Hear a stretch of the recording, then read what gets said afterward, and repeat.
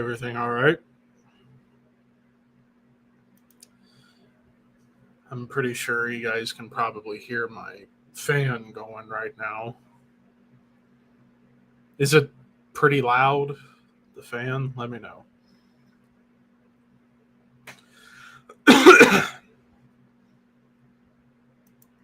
Hey, what's up, boss?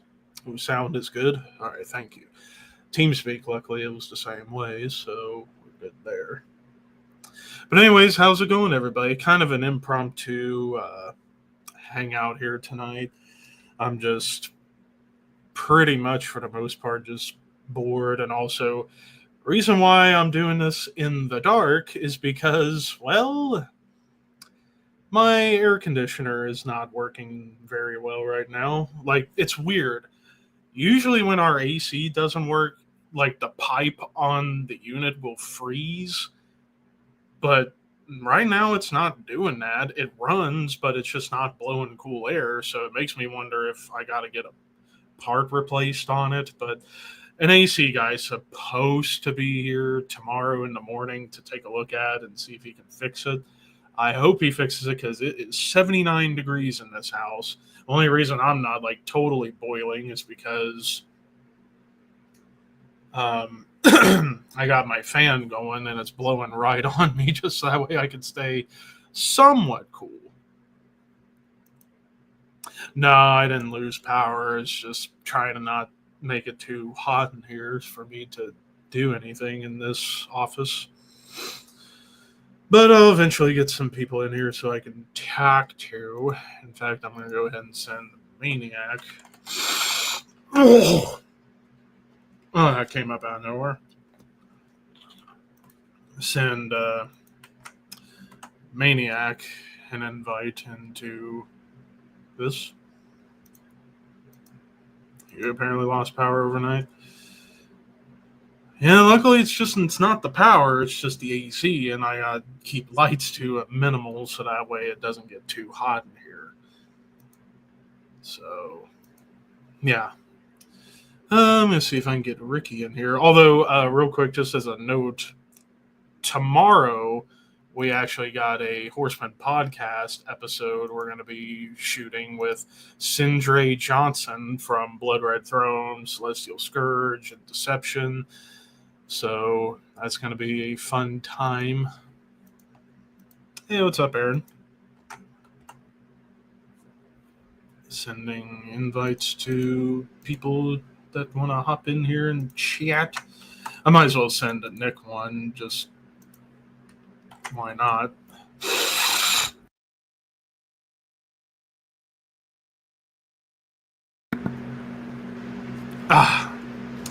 So for those of you who are just now tuning in, yeah, I'm doing this stream in the dark because I got no AC, proper AC working right now, so I just got a fan going and trying to keep lights to a minimal so that way it doesn't get too hot.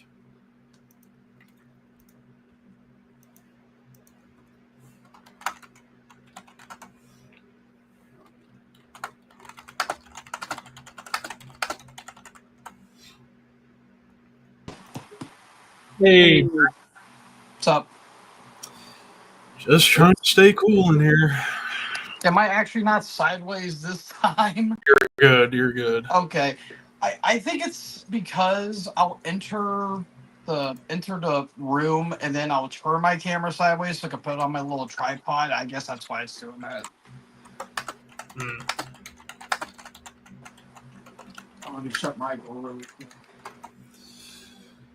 Humana.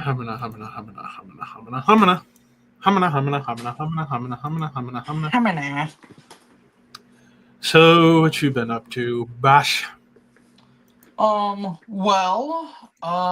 just actually today released my review of the new Alice Cooper Band album. That was some great stuff. I actually really dig that album. It's their first one in over 50 years. It's been a hot minute. It actually features all the original members of, I believe, the Muscle of Love albums. Hey, Richard. Hello there. But it was actually a really good album. There's like some Rolling Stone vibes on that album in particular. So, Yeah, it was pretty good. It was a great listen. The only complaint, it's almost an hour long and it's like 14 tracks. It's like you could have cut that down, but Well, anyways, so yeah, Ricky. Reason why I'm in the dark right now is because Yes, I heard. yeah. I was looking at your chat. I'm like, damn. So basically, I'm experiencing your situation where you hardly have AC and it's hot. hmm. I mean, uh, you are in Texas uh, after all, so I can deal with that. How much is it? It's 76 degrees. 79 in the house right now. It That's might a piece of it cake. might go That's a down. piece of cake. It might go down here in a little bit because it is now nighttime and it's getting cooler out. So it might go down a couple degrees. Yeah, yeah. But Try at least like I said, if it was like, because lately our weather's been crazy. Like it just rained a couple of hours ago, then it's it rained sunny, earlier today too for me. and then it got cloudy again, and then supposedly we're supposed to have another rainstorm tonight. So it's like all over the place. yeah, That's what happened to me about like a week or two ago. Like it's been blazing hot and the humidity's been bad in my town. And later on today, it will just start pouring down rain, and it will do that for like a whole week. But it seems it's somewhat controlled. It's like, look, it's not like it's hot. It's just this fucking humidity has been the terrible. humidity is the freaking Yeah, worst. Like I can handle 90 if it's dry, but if it's Yeah, muggy, good lord, that's the worst. I was down at my work. We had to dismantle a bunch of broken lockers down in the girls' locker room, and dude, within like 15 minutes, we were literally dying in there. Like it smelled. It was a combination of swamp ass and famunda cheese. That's how bad it was. Swamp ass and Fremunda cheese. That's a new one. Hmm. that's a new But one. Yeah. I got this bad boy in the mail yesterday. Oh yeah. Baba. Which So version that's is that actually? it's I believe the 2024 Erie Oh, that's remaster the new. Oh, reissue. the reissue. I got an OG copy. Yeah.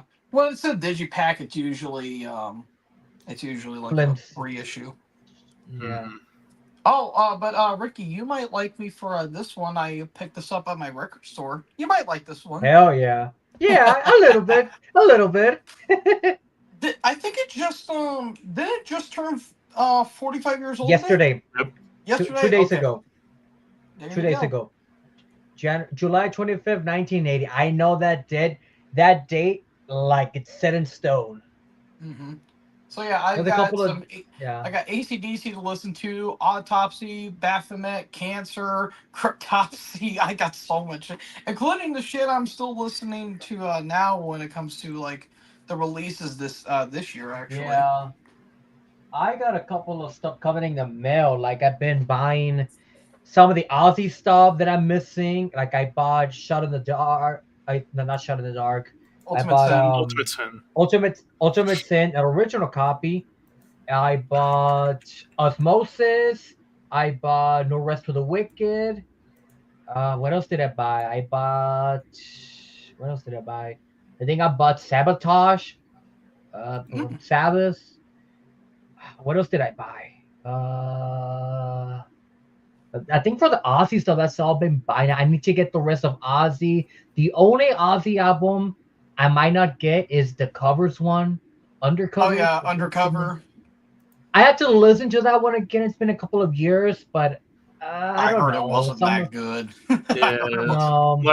I mean, they covered King Crimson 21st Century Schizoid Man, but not any of the crazy yeah, parts, just the verse and the chorus. Yeah. yeah. That was So it. that I that mean might be the that. only one I might not get because I do want to get everything else. I want to get Black Rain. I want to get Patient Number Nine. They've been kind of growing on me. Those two albums. Patient number Scream. nine's good. Scream, no.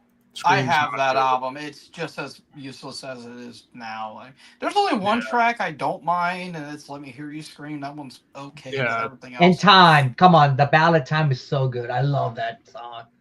I'll need to re-listen to it. The only ones I am missing is Patient Number 9 and Ultimate Sin. Those are the only two. I have literally everything else. And for I mean, Sabbath, I have all the good stuff of Ozzy solo from Blizzard to No More Tears. yes. So yeah, I think the only Sabbath era Ozzy albums I need, I think, are just the last. No, the I last need or last Technical 3. Ecstasy and Never Say Die No, I need are the 13 as two well, but weakest. Well, 13, if you can find a copy that has the bonus tracks, get it. yeah, I Yeah. plan If you on get doing Pariah, because which is an awesome song. Yeah, I wish and they then you would. have I to wish that's they check. a would great do. track. I wish they would do. I wish they would do reissues of the End EP with the other tracks from. Eventually they will. They Eventually they will. will. I don't know if they will because that was only exclusive for that tour. Yeah. Well, but Like you there was only a know, few thousand copies of that album pressed. I know, but then of course people speak. They want more in demand now that Ozzy's no longer with us. They want to have more of that Sabbath, stuff. Yeah. I really want them to. I mean, what other albums have Sabbath not remastered? I think Or the Ian Gill Born Again, they haven't remastered it, or have they? I don't remember. it's No. tough to get. It would be tough to get that one to sound I feel like better. that one's gonna be fucking rare. Yeah. I like Born Again. I mean, don't get me wrong, it's not Born the Again's best good. Sabbath album, but Born Again is good, but the production's horrible. yeah, I mean, And Hero the Ian's Hero's a great vocals at that track. time. Ian's vocals I liked because they were just unhinged. Granted, he blew his voice out on that album. He sounded like a poor man's Rob Halford. I know they did the ratio a couple of years ago about the Eternal For the, Idol. and The then they Eternal did Idol. the rest of the Tony Yeah. Martin stuff last year. I am thinking of getting. I want to get the one with the bonus tracks with Ray Gillen on vocals. I want to get that. The demos. Yeah, I think demos. I might have that one actually. I do have. I think you do. Let me take a look. I do have. I do have the On a box Monday. set. This is fucking beautiful, man. It actually has a Headless Cross poster on it, which I need to put up on my wall at some point. Yeah, I do have the 2-disc version of Eternal Idol with Ray Gillen's vocals. Yeah. Yeah, because that was a BMG Sanctuary reissue in like 2010. 2010, yeah. Dude, what could have been with Ray Gillen too? Like that was at the time. That was a pretty big deal. But then again, Ray Gillen was already with 8, so and he took everyone down with this ship. And there's a reason why they probably ain't gonna get reissued for a while. No, they said that those Ray Gillen albums, even with Badlands, it would never get reissued because of the Victims or Ray Gillen, which they're not hard albums to find. You can still find those albums up in the wild. Yeah, they're just not going to reissue them. Yeah, I'm not too worried in like waiting for go to a record shop and like, oh, Badlands, I'll pick them up. But like in terms of like me trying to get them as soon as I can, like no, I have no worries about it unless it's something like really, really big, like with Ozzy. A lot of people have been buying a lot of the Ozzy stuff lately. I mean, even to the point that Mama I'm Coming Home, Dreamer, Mr. Crowley, and Crazy Train are in the top Billboard charts after like 20 years of not Ozzy being in the Billboard charts. And See You on the Other Side, I think that was in the top 5 too, I believe. I think so too. And Changes. Yeah, I mean, dude, when Ozzy passed, that day I was jamming No More Tears because that's my personal favorite Ozzy album. I fucking love that one, dude. As soon as Mama I'm Coming Home in, I'm like, oh god damn it, because I knew it was early on the album, but I'm like, ah, crap, and I powered through it, but I choked up at the end. I'm like, damn. That's one of my favorite Ozzy ballads of all time too. Like, top. It's that's up arguably there. his best too. Like, no question about it. Goodbye to Romance. Goodbye to Romance would be in the conversation too. Yeah, that one too. Dreamer, you cannot forget Dreamer. Also, Dreamer, yeah. Revelation, Mother Earth, So Tired. Oh God, So Tired would be another one. You're No Different from Bark of the Moon. Underrated track. Trying to remember other ballads that he did. Of course, he and Lita Ford doing "Close My Eyes Forever." Mm-hmm. Yeah, Yep. Which that's I was See listening you to that the See You other on the day. Other Side. That might honestly be his saddest ballad because that was written by Lemmy. That was written by Yeah. Lemmy of Motorhead, and it. yeah. Ah, dude. Once that opening chord hit, I'm like, oh god, here we go. Yeah, And and to this day, when that's when Ozzy was starting to get auto tuned at that point. So it was Or studio trickery, at least. yeah. yeah, And that's kind of why I'm not a huge fan of his like later albums because it's like, well, I don't know. I just like the vocals, like the audio, like the auto tune. It just doesn't do a whole lot for me. But All right. but, Anyways, so but we live he sounds great. But yeah, mhm. 13 or Redeemer of Souls. Redeemer 13. of Souls, Redeemer of Souls, Redeemer of Redeemer of Souls for me. 13. I know you'll go 13. I hate the production of Redeemer of Souls so much. I don't mind the production personally. It It's doesn't bother me. fine. I mean, yes. The mix on it's not good at all. I mean, yes, it is the worst like produced pre-sound, but dude, the riffs are so fucking the songs good. are good, but the production's not. Yeah. Whereas with Yeah. 13, 13 was a little compressed, but sounded better, and I liked the songs. And I don't know how true. I still don't get why that album gets shit. I really don't get it, but that's beside the point. I mean, just 13. I mean, personally, 13's fine. it's okay to me. There's some tracks I like fuck, what was it? Loner. That's a good one. He's just a loner. Live God is dead. Forever. Live Forever is a good track. God Zeitgeist. God is Dead. That's a great song. But dude, Methodemic is probably Age my of Reason. favorite. Age of Reason. I mean, Yeah. Dear Father was good, but then the halfway point it took a dip for me. It's like, Yeah. and I just did not like Brad Wilk's drumming. I'm sorry, it was just too. It was too generic. Like it was just meat and potatoes for me. Which that was really all that was needed, anyways. Yeah, but still, Bill was fine. Bill Ward was okay. Would he? Well, that's the thing. Would he have played better than Brad at that point? Because remember, Probably. Bill was getting up there in age at that point. He was already in his what was he? Everyone was fucking up there in age, dude. But guitar and bass isn't as physically demanding as drums. It's just about. No, it's not. It's really not. What are you It's talking really. about? It's not that physically demanding. With drums, you're moving your arms and legs. With guitars, you're just messing around with fingers and hands. Look at Nico. He retired. Well, Nico, he is what he is. I always prefer Kleiper personally, but that's just me. I mean, to be honest, in terms of like Maiden drummers, Kleiper's like up there, and It's still Nico for me, just because he was able to do more. I loved Kleiber, but Burr was I loved Clive Burr. I think Nico had more chops, though. That was the thing. No, I legit cried when Archer sent in the group chat that Ozzy died. I was like, no, it's not true. I didn't want to. I thought it was fake. I thought it was fake. I was like, oh, because a couple of months ago they did another like, oh, Ozzy's dead, and then Ozzy was like, I'm still fucking alive. I'm still alive, you fucking wankers. And then I checked on TMZ, and I'm like, oh, shit. Yeah, I remember when you posted in our group chat. I'm like, no. I cried.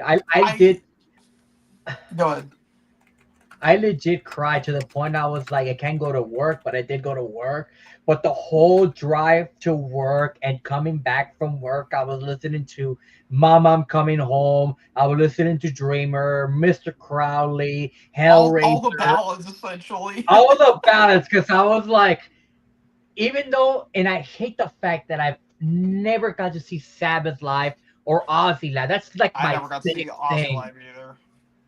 and I had the opportunity back in 2016, but at the time I was still barely working. I had no car, and my parents weren't going to drive me to San Antonio to see Black Sabbath. And I was like, please take me, take me. They didn't take me, and You wouldn't budge. 3 days after my birthday, that show, and it was their last American tour, which would have been their last US show in general. Mm-hmm. Because after that, I went to Birmingham and did the final, quote unquote, final shows at the time Yeah. for the retirement. Mhm. I mean, I've said this to many people. I think I said it to you guys too. We all knew. We all knew Ozzy was going. Like he said it in an interview, I think months before his final show. He's like, "Look, I'm dying. Like, the Yeah, but Parkinson's was really starting to take over him. He couldn't walk. Like, he literally looked like he was about to fall almost every time he walked because of his surgery. The surgery ultimately fucked him up even more because he said he thought that was going to fix him, but it actually made him Made it worse. worse. Yeah. And he but was legit like strapped into that chair he was in. Like he could not move at all. And you could tell he wanted to because and he's like it, he was it, on his yeah, deathbed. it's not the fact that he died. I mean, we all knew he was gonna die eventually, It but was But a not matter of this when. soon. It was a not matter this Not of soon. this Like, soon. was it 3 weeks after the final Over a show? little over 17 2 days. weeks. 17 So a little days. over 2 weeks. You want to know who else passed 17 days after their unimpromptu final show? Lemmy. Yeah, Lemmy passed I, 17 I days remember. after his show. Yeah, I remember the video of his last show. He did like 3 songs and he couldn't, he legit came out. He said, I can't do it anymore. I'm sorry. The crowd was like, let me, let me. Like, they understood that he couldn't physically, keep going. And he's like, I'll be back. I promise you. And Hmm. yeah, I mean that guy was willing to die on stage. He was like Lemmy. yeah. Lemmy And, was the embodiment of the rock and roll and lifestyle. the fact that Lemmy died 4 days after his birthday, After he four turned days. 70. Yeah. He was 70. Yeah. I thought he was like 74 or something like that. No, he was Oh, 70. and Damn. the fact that Ozzy lived as long as he did, 76 years old, he should have been dead years ago. He should have been dead 30 years ago. This is a guy who snorted ants in front of Motley Crue, and they were like, "I'm out, I'm out." He snorted cat piss off a sidewalk. That guy did Pissed, everything. pissed on the Everything. Alamo. And the crazy thing, too, the only way he almost died was in a four-wheeler accident. Mhm. Yeah, on the Osbournes, I remember. I was like rewatching some of those episodes too. Like, I finished most of season 1. I started rewatching it. I will never forget the episode when they were focusing on their pets. Who's pissed? Who pissed all over my fucking carpet? That bastard fucking dog man. Where's that fuck? Get the fuck out of here. He's a terrorist. He's part of Bin Laden's gang. And there was this one clip I saw on Twitter where Ozzy had this thing of raw chicken and he was gonna prep it, and the cat jumped onto the counter. He's like, "You get the fuck away from that chicken! I'll fucking I'll kick the shit out of you, Tom, Larry, whoever the fuck your name is. Get the fuck off my counter! Don't eat my chicken." Yeah. And actually, really quick, another sad thing too. I just remembered. He is not going to be going to his daughter's wedding because his daughter Kelly is going to be marrying Sid Wilson of Slipknot, and I believe they have yeah, a kid already, and they're they going to already get have. married. I think. Kelly and Sid? Yep, Yeah, Kelly and Sid Wilson. Yeah, Sid. they've Yeah, been I Sid never together knew they were Campbell. since together. they've been together Yeah, for Sid. like oh god, Well, they've been depends together how for old. years. Yeah, how old is their daughter? Like 3 years old? Around there? Wait a minute, is it Kelly? Hold on. Yeah, it's Kelly. Yeah, Kelly and Sid. Yeah. I mean, there was only 2 daughters, Amy and Kelly. No, it's Kelly. Yeah. They've been together for a while too. I think they do have Yeah. a kid. Sid proposed after the final show to Oh Kelly. yeah, he did. Yeah, and they were planning to get married too, but Yep, I Ozzy's not going to be there. I don't know if they're gonna do the same thing they did with Lemmy's funeral. Is it gonna be like a Televise it. thing? They might, honestly. I They mean, probably will. I don't remember the date with Dio. I don't think they did that with, or maybe they did. I don't I even think they remember. did it with Dio. They did. But with Ozzy, they're gonna have him like cremated, or they're gonna like have like a legit like televised ceremony, or Might be televised.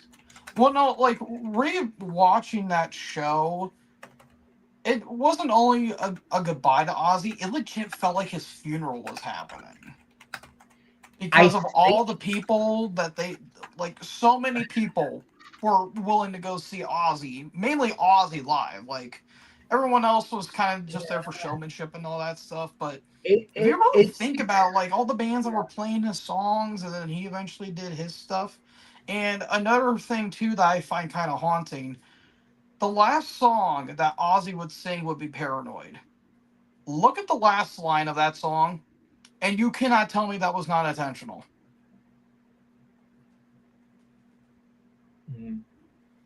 I realize that too. Lemmy or Dio. Ace, you're fired. no. You're fired. God or God. We can't Okay, choose if between we're God. looking at from a pure vocal standpoint, Then it's Dio. It's Dio. But In terms of icon, you can't. You can't choose between the two. it's You can't. it's literally the world's largest apple or the world's largest orange.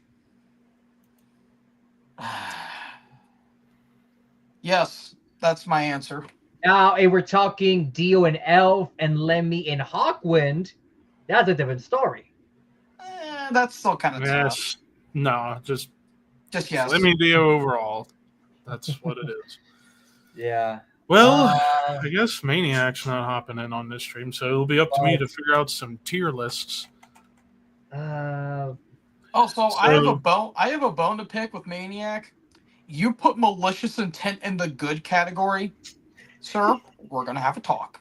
And also, by the way, Levi, I agree with Wait, you. hang on a second. Malicious intent. What do you mean? The band? No, the Razor album. The Razor album. Oh, I was like, wait a second. No, in the good Same part. category, yeah, I know the production's a little thin, but dude, the riffs are so good on that. But I agree with you on Terrible Certainty. That is a good album, but I'm not a huge fan of the production. Because I know Nick and Maniac were kind of busting your balls about that. Lee About Dorian. Lee About Dorian. you having Terrible Certainty, I think it just like the good Number category. 7 on my number 7 on my creator ranking. Mm-hmm. I think I had that number 7 too. Yeah, because again, the production's not that great. I still say the production on Pleasure to Kill is better because it's more raw and more vicious. But the songs on Terrible Certainty are amazing.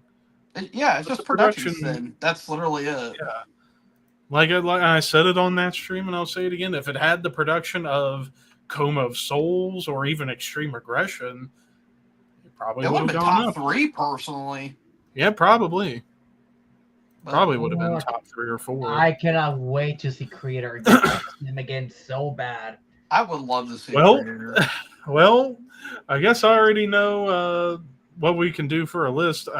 Even though we started on this list during the last stream, but the biggest douchebags in metal. Yes. Oh, God. There's a couple people we didn't mention. There are a few people we did not mention. So this was the list the last time we left off. So the only one that didn't go into douchebag was Max Cavalera. Okay, I have a quick thing I want to get off my chest.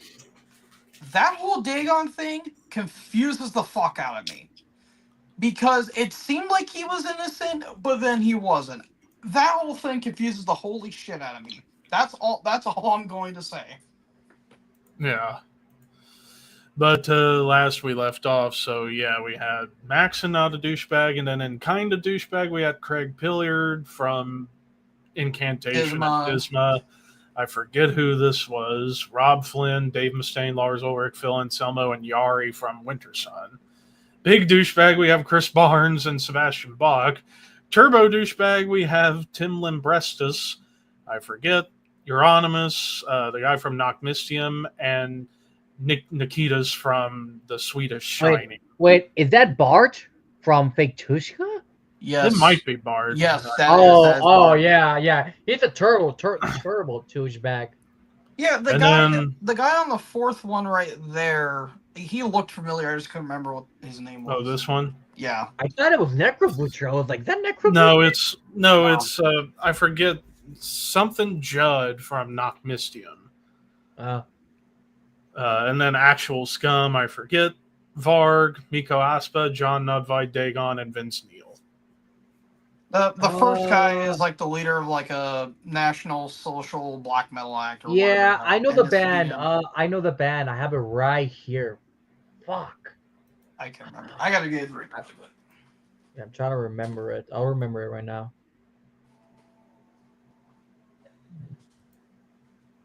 Shit, I have it right here. Not a clue. But anyways, so getting back to hang on. Oh man. All right, so now for the updated people we have. So we have Phil Labonte from All That Remains. He goes in the big big douchebag. because Yeah. for the simple fact he claims that All That Remains have transcended metal, with like he's that was the guy. some sort of Jesus figure or whatever. It's Does like he even know if how to you meant spell to say, transcended? or he might have meant to say transitioned away from metal, but to use transcended means you're a freaking arrogant prick. Yeah. But anyways, Glenn Danzig. Danzig. He is a diva. I do like me some Danzig. Me too. I mean, Yeah, me too. he is a diva. He does have his issues. He's not the best, but he's not the worst. So he's a little in between for me. I go And Yeah. kind of douchebag. That whole thing with him getting knocked out is completely blown out of proportion. Mm-hmm. Yeah, I remembered seeing the video. Yeah, that whole thing was fucking dumb. Can't tell who this is. Let me open. Who's that? Guy from Destroyer 666, I think. I don't know. So I'm just gonna leave him out. I have no idea. David Draymond. Big douchebag. Yeah. That Big guy is so douchebag. fucking pretend. And the worst thing is too, I do like Disturbed's music. I think they're not a bad Some rock of it. band. Some of it, it's yeah. good. I do enjoy some of it, but fucking David Draymond's like very monotonous. Hey, live. I mean, live. Since I'm the only person seeing Disturbed live in this little chat, live, not bad. I did enjoy him seeing live. Not gonna lie. Like, I enjoy a few of their songs because I did grow up listening to them and I was a fan of them, but that guy, he is such a fucking poser. He is. Hang on. All right, so next up we have Faust from Emperor. Actual scum, yeah. you killed a guy. Actual You legit scum. killed a guy. Yeah. Yeah, so no need to go further. Don't know who this is, but he looks like a douchebag anyway, so I'll just put him in Turbo Douche for all the tattoos. It looks like probably some fucking metalcore dude or. Is that from Scum. Pierce the? No, it's not from Pierce the Veil. It might be. I don't know. It might be. I don't know. This can't be Messiah Marcolin, is it? No, Or like that's a young. not. If it is Messiah, then he's not. Let Well, me see. he kind of is. No, that is. That is Messiah. Looks like a young Messiah. Well, I honestly don't know much stories about him. He kind of is because he would create issues with the band. Like when they came back in 05 and released their self-titled album, which was killer. They were going to have like this big comeback run, but Messiah and the rest of the guys were really button heads. Like he was a pain in the ass to work with. Fantastic vocalist. I will not take away the dude's talent, but he is kind of a head case. So he's not terrible, but he can be a bit of a headache. Gall from Gorgoroth. Turbo douchebag. Turbo Yeah. douchebag leaning on actual scum because he did torture a guy for several hours. Yeah. And plus, he tried to steal the band from Infernus, so yeah, fuck you, buddy. Oh man, here we go. John Schaefer. Okay. My whole thing about what happened. I mean, if people would actually see the footage, he was actually trying to help people keep from going too far. Like in the footage, he was trying to hold people back. And he wasn't even there for that long. He was there for like 30 seconds. No, and then when yeah, shit maybe got at out of that, hand, and he was left. actually, and all he was trying to do was just bring people back to keep from going further. All he did was just point at somebody and then bring people back. But guilt by association, I guess. So he's kind of in between. I guess I'll go big douchebag. Even though outside of that, before that, he didn't really seem to have many problems at all. He seemed like an even kiltered guy. Just the whole doing thing his with own John, thing. it was a matter of wrong place, wrong time for him. It was just a mishap on his part, in all honesty. I mean, I won't condone for what he did, but it's not like he committed like an actual like murder or something like that. Like, or he stole anything or actually vandalized anything. He didn't do anything insane.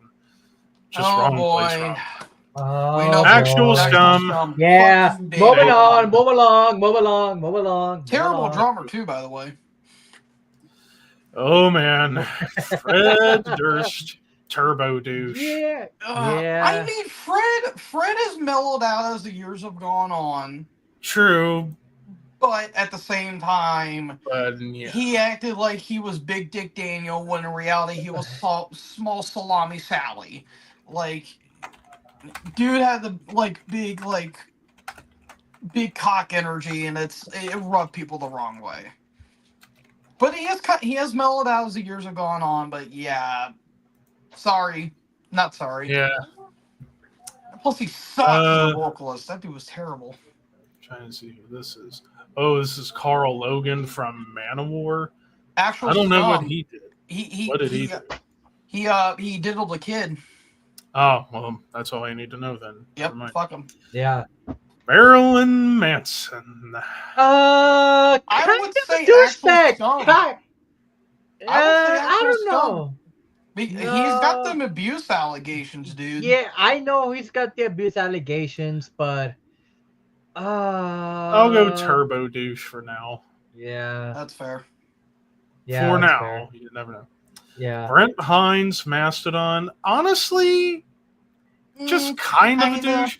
Mainly because, like, some of the stuff he has said is stupid, but at the same time, especially with the split earlier this year with Mastodon leaving the band, and like he's saying, like, I don't want to play metal. I don't like metal, but yet he stuck around because, like, well, everybody else in the band loved him. But they were like, well, if you're not comfortable playing in a metal band, you don't need to be here. After all, Bill, Braun, and Troy write most of the material anyways. Brent had some contributions, obviously, especially with solos and a couple vocals, but it was mostly Troy, Braun, and Bill that took care of most of the ship. So I do hope whoever they get permanently to take the lead spot and maybe even do some vocals will do just as good of a job as Brent did. So hopefully. I think it was just bitterness on Brent's half. Tommy Lee, turbo douche. Yeah. He's not as bad as Vince Neil because it's like, yeah, he abused Pam Anderson, but other than that, not really much else other than just some dipshit behavior. I mean, it sucks too. He was a solid musician, but yeah, I'm sorry, no, you can't do that. Solid drummer. He's solid drummer for in the pocket, but other than that, yeah. Scott Kelly Neurosis. I forgot what he did. Something, I guess, like abuse of his wife, so turbo douche for that. Yeah. Which sucks considering, Neurosis is great and his contributions in Mastodon were huge. But, yeah. Oh boy, Stefan Kummerer. Oh, kind of a douche because like we still don't Oh know yeah, yeah, that's the guy from Obscura. Yeah. the front man of Obscura yeah. because That was we still don't know the full story of what happened as far as the new album with like he did take ideas from Christian and Max and Alex and all those guys. We don't know the whole story because it's like so convoluted and confusing, but just based on the principle of him kind of dodging the question during an interview, kind of have to kind go of a kind douche. of a douche for that. I mean, I hope it gets resolved and Stefan can get back on track because after all the new Obscura, I mean, I have it. I don't think it's bad. It's just decent. It's the weakest of It's obscure, easily the weakest Obscura album but ever. still good. It's still It's pretty still good. decent. There's still good songs, but yeah, just kind of a confusing situation. Hmm. Otep Shamalia, whatever, Shamala. big douche. She's a cunt. Yeah. Yeah, she's so And freaking. I use that word sparingly, but yeah, I'm sorry. No, go fuck yourself. Yeah, You suck as a vocalist too. there's only one song of hers I like, just for the simple fact that it's fitting for sex, and I'll just leave it at that. I did like Ghost Flowers. That wasn't that bad, but It's anyways. fine. I think it's like the only album that I actually do enjoy from OTEP. All right, next up, Bobby Liebling. I forget what he did. I think didn't he abuse his grandmother or some His shit. mom or something. Yeah, He has to go into turbo douche for that. I mean the dude's a legend for the fucking Yeah. memes lately, and the fact that he's I still mean, the with face us right after there. all the drugs he did. I know. That's another guy who should have been dead a long time ago. Yeah. Oh, Patrick Mamely Pestilence, yeah, turbo douche immediately. Fucking poser. His fucking stance on AI art and his ego. He just has a very douchey vibe. Like he thinks And- he's hot and shit when he's not. Nah. And people wonder why Martin left Pestilence in 90, 91. Oh, And you God. wonder why Aspects. Pestilence hasn't been relevant in almost 14 years. Or, well, longer than that, but. I don't think I they've really don't- been relevant since the 90s. That, yeah, I don't know. Yeah. 14. Like, Yeah. Testimony of the Ancients is amazing, but After that, it doesn't far. compare. It doesn't compare to the first two, in my opinion. Yeah. And also, like vocally, he's even trying to ape Chuck and Martin Van Drunen, and he's not as good at doing it. I'm not saying he's a bad vocalist, but he's competent. But he just sounds like a worse version of Martin and Chuck. Jeff Becerra again. Oh. The details of this is so murky. I don't know what to believe. I mean, I've seen the screenshots. Jeff does look bad in that scenario, but the woman on the other side doesn't look that friendly either. Like, it's a very And who even knows? muddy And who even knows situation. if those screenshots were true or photoshopped? I'm being People got to keep biased that in 'cause mind. I'm being biased because when I met the guy, it was totally cool with me. Like there was nothing out of the ordinary with Jeff. I mean, he's a great guy, but I don't know, man. I don't know. And besides, unless you're like really digging deep, like there's no other like rock or metal news outlets reporting about it. So it kind of makes you think. Like, Makes you think if the whole thing was made up anyways. yeah, like once it happened, it was the talk of the town for like 10 minutes before. And then it just someone went away else. because. Yeah. And then it just went away There was because no- I think maybe people realized maybe this is all BS. It could. Again, it's a he said, she said scenario. We don't really know. So I'm So just going I to would- leave him off for I now. would say Yeah. kind of a douchebag just Uh, for right now. No, because we don't even know the No, whole fire. story. So for No. now, we'll And- just keep him no. off for the time being. Jeff Tate, on the other hand, big Ooh, I would have said Turbo personally. I mean, Turbo dude- after what Fake Strike. I mean, now he's cool, but during Fake Strike, oh god. Well, And that even That before whole that run happened, from what, like 94 to like 2012. or some 2011. shit? Dude, that was fucking bad. And you Like wonder, that. and it's like you could clearly see once the split happened, and once the real Queensryche got Jeff out of Yeah. there and Todd LaTorre in, you could clearly see Jeff was the reason Queensryche wasn't very good for a long time because Hell, he his had wife total and kids were getting autonomy. involved. They had total autonomy over everything, and then once Jeff was gone and they got Todd in, they collaborated, and the self-titled album came out, and they've been on a roll ever since. Dude, Todd was fantastic live when I saw them opening for Priest. But yeah, you basically said your whole piece when you guys did on your Horseman podcast, the top 10 worst metal albums. You basically said your piece on Oh that. yeah. Yeah. And didn't Cover Killer Nation get personal at one point? Oh or some yes, he shit? did. Oh yes, he Yeah. did. I'm trying to see who Who's- this is. Who's that? Ooh. He's a drummer, but I don't know. Wait, is that No. John Allen? Oh, it might be John Allen from Oh, Sadus. Actual Scum. Well, then- Fuck that guy. No, Actual Scum. He beat. I think he beat his girlfriend who was hooked up to a dialysis machine. Oh, fuck. yeah, I forgot Yeah, about that Fuck story. him. No, I'm sorry. And they got dropped from their tour with Obituary, and that was the same week that the Jeff Becerra shit happened. So yeah, fuck him. Alex Terrible from Slaughter to Prevail. Whatever. I have not- I would say Yeah. Turbo personally. I first of all, he fucking sucks as a vocalist and as a human, and I haven't listened to much Slaughter to Prevail, and I prefer not. And I don't to plan because- on bothering, yeah. No. Neither am I. Yeah, I'm sorry, dude. That SS tattoo isn't as cool as you think it is. All right, we have Kerry Kerry. King. Okay, That's really the big. only okay, Oh. okay, really the only reason he's brought up in this is because of some things he says in interviews. Mostly, it's kind of the same as Corey Taylor to a degree, where he's probably just sick and tired of having microphones shoved constantly in his face. So he just gives somebody a sound bite to think, "Ooh."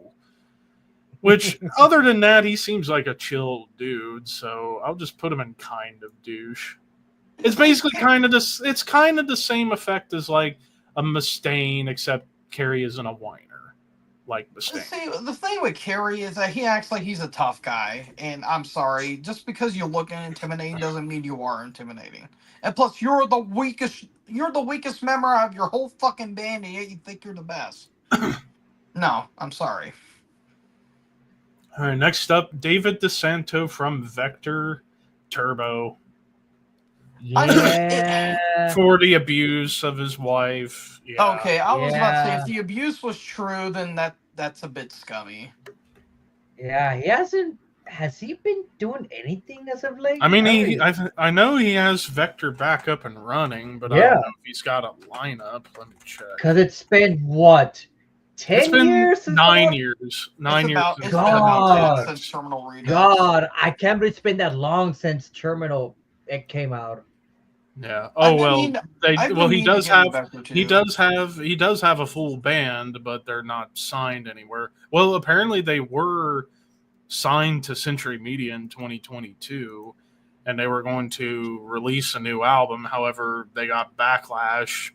The label got backlash due to the allegations on Mhm. David, so they end up getting dropped. So I guess they're sitting on an album right now. They just need to get a label to hop on. Yeah, board. to release it, yeah. Yeah. If they I can mean, I'm look pretty past, if it could be a situation of separating the artist from the art, maybe we'll get a new Vector in the future. there might be some label out there. I mean, I That wouldn't would be take a surprised. shot and giving them a shot. And Yeah. I'm surprised. Maybe Nuclear Blast could give him a shot. Well, they'd South- probably end up facing the same backlash as Century Media. It's probably going to be an independent label, most likely. Yeah, probably. like Redefining Darkness or $20 spin. Yeah, or 20 something bucks like spend that. or all 20 that bucks shit. spin. Blackie Lawless Wasp. He's a big douche. I I think kind don't know it's- if he's big. I mean, it's just again kind of the same as Kerry King. He'll say some stuff that might be a bit weird, but other than that, he seems. I like a mean, pretty yeah, cool it is guy. pretty contradictory of the shit that he has done, like on stage, and then how his religion is.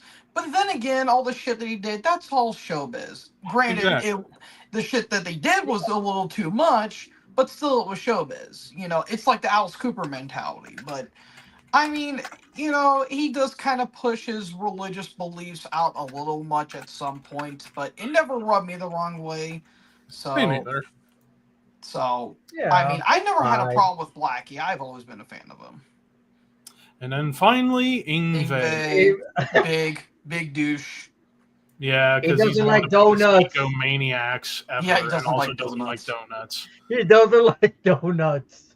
Dude's a hell of a guitar player. He is. He is a very good guitar player, but fuck, he's got an ego. But I think he's the most overrated guitarist of all time. Because because there are so many players, I think, who can do solos like him better. John Petrucci would play circles around Ingve. Yeah. And dude had Eddie great, Van Halen basically invented the template for Ingve, and he Steve Vai is more virtuosic. Michelangelo yeah. Badio has Stevie- better speed, better cleanliness, and more versatility. Even Stevie Ray Vaughan. Devin Townsend could get a crack at him. Heavy Debbie. But yeah, like Ingve Right. had great talent on his like solo albums. It's just the problem is he wanted to be out front with them. And again, like the dude's a solid guitar player, but fuck, he's got an ego. It's a fucking elephant sized. Yeah. All right, is there anyone we missed in particular? Anyone Glenn that's Benton? missing? Glenn, Yeah, Glenn Benton could have been here. Yeah, it could have been. I He probably mean, would have gone in between kind of or I mean, Glenn, I feel like is just trolling people at this point. Yeah, I feel like he's just trolling people. it's just a troll, so it's kind of harmless. Ivan Moody, yes. Yeah. Ivan Moody. I mean, he's not the most offensive thing in the world, but at the same time, But he's a big whiner. He's a Yeah. massive whiner. I'm trying to think of some like obscure ones. Oh, King of Hell, since you have Gall in there. Yes, thank you. Yes. Yeah. Kid Rock. But is he not really metal though? He's not metal though. Metal. No. But yeah, Nah, I would say Kid Rock's Turbo. Fuck him.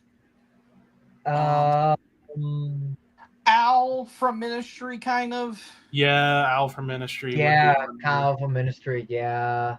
Oh, and honestly, man. Ted Nugent. That would be a he's not metal though. Yeah, but he's I not know, metal. but still, like. Honestly, as far as metal, this is really all we got. You know what? I hate saying this. I really do, but there was a period where he was petty and he was a bit of a whiner. Ozzy. Think about Well, it. hold on. Hold on. Okay, maybe the thing with Jakey Lee, maybe, but Dio, I feel like that's been so false narrative stuff over the years. I mean, who even knows what was true about that situation? And besides, apparently I've heard recently that Ozzy would speak highly of Dio many times. Yeah, but during that period when Ozzy got canned, he was pretty whiny about it, and I mean, again, it's a he said she said kind of thing. It's more so Sharon than actually Ozzy himself. Yeah, it's more Sharon. But at the same time, Ozzy did screw some guys over out of money. He did. I think he even would admit that himself. But like the whole thing with Dio, he would still take shots at him and all that stuff. But then again, I feel like that was just Ozzy not thinking clearly because he was so fucked up. Yeah. Oh yeah, there is more Cam Lee from Massacre. God. Yeah. He Are would you talking about this upset. massacre? Yes. Well, yeah. Is there a list of like the nicest guys in metal? There needs to be. We'll have to get Maniac to work on that list because there's a multitude of people you could have. For that one, Chuck will be at the top. Which Chuck? Which Chuck? I mean Chuck from Death. Oh, I thought you were. Well, hang on. Hold on, my boss. Hang on. Chuck is kind of a complicated one because, like in general, he was a sweetheart, but at the same time, he was seemingly kind of difficult to work with. But then again, it's his right to be a perfectionist. It was Yeah. his band, and he wanted to It make was his sure band. everything was as great as he possibly can make it. I mean, But at the same time, he could have told people that they were gone. Like in the case of Sean Reinert, when he got Gene Hoglan to take over on drums, he didn't tell Sean until after getting Gene in the band. And at least Sean wasn't upset. He was just like, well, I'm just a bit disappointed. You could have just called me. Of course, George Corpse Grinder at the top, and one of the nicest the guys. neck. But no, with Chuck, Big really neck. quick, Chuck did burn a lot of bridges before he died. So I wouldn't say burn bridges, just I don't know what you would call it. It was difficult. yeah, like he could. Oh, he wait, could be hang a on a pain in the second. ass, but- Hang on a second. Trolling in Paradise. No, John Nodvite's right here. Oh, yeah. Yeah, he was trying to bring up names, and now we covered John Nodvite already. Halford's one of the great. Halford, Dio. fucking Saint. Yeah. Dio, Lemmy. Alice. That Alice. Yeah. But is Alice really metal though? He's I okay. know. Alice. It's tricky territory, I know, but still. Alice had some metal albums, like especially in the '80s and a little bit in the '90s and the 2000s. So it's kind of yes and no. I would say he did help heavy metal in some capacity. Hetfield. James. I mean, the only thing against Hetfield would be the situation with Newstead when Newstead left. But other than that, there's no anything with Hetfield. And hell, I hear he's like, hell, Kirk Hammett could be in the running too, because he's always hanging out with fans and underground musicians. So Kirk, Trujillo, actually, basically the rest of Metallica could be in the list for nice guys. Except for Lars in some capacity. And even Lars, even at his worst, it wasn't bad. And ever since then, he's mellowed out. Like again, like that whole Napster thing, that was just he was right. He was right. He was just trying to help out the fans, and he was trying to help out everyone else in his band that was getting fucked over by Napster, essentially. Yeah. People still want to give him shit for it. Paul Mazurkiewicz from Cannibal Corpse. I heard he's a really good guy.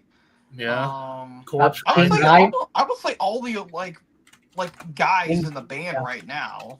King Diamond. King Diamond. Yes, the King, obviously. Iommi. Yeah.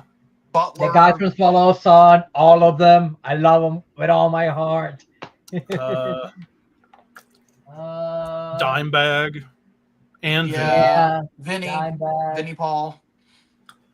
Other people are considered just for us, Ricky, Jeremy Wagner. Yeah. Dan Swano, for us. You know what? Even though they're not metal, and for this list right here, Gene Simmons and Paul Stanley. Oh yeah, for the douchebags, yeah. Oh, yeah, douchebags, yeah. Gene more so, like Paul, he had his moments, but it's more so Gene. Same thing. Same thing with Axl. I mean, not metal in this list. Axl, if Axl was on here, even though he's not really metal, he'd go in turbo douche easily. Yeah, he just fucking sucks. But anyways, other nice guys in metal. The guys in AC/DC. Brian Angus. Again, our AC/DC really metal? I know. We gotta keep it whole total metal, Ricky. I'm sorry. Trevor from Black Dahlia Murder. Yes, Trevor. James from Matt Pike. James from Hell Ripper. Yes. Oh God, yes. Super yes. cool, dude. Yeah. Barney Greenway. Dude, that guy was so fucking cool when I saw him live. He literally said whatever the fuck he wanted. Yeah. Thank you. Even though most of the bands he's done aren't really metal except for one, Dave Grohl. Yep, Dave Grohl. Yeah. Well, Probot. That Crowbar was his metal he band, did have so he would one. He did qualify. kind of have one hiccup. He would last technically year. qualify. He would technically qualify. And that few years ago, that solo album he did for that movie soundtrack. Oh yeah, Dream That was- Widow, dude. That was was so Dream Widow. fucking That good. was nasty. That was him like embracing his love of metal. But no, Mhm. Dave does have a bit of a bugaboo because he did what the hell did he do last year? I think He cheated on his wife and now he's having a bastard yeah, child. he had Oh yeah, there's that. somewhat of a I think he parented another woman's child or some shit like that.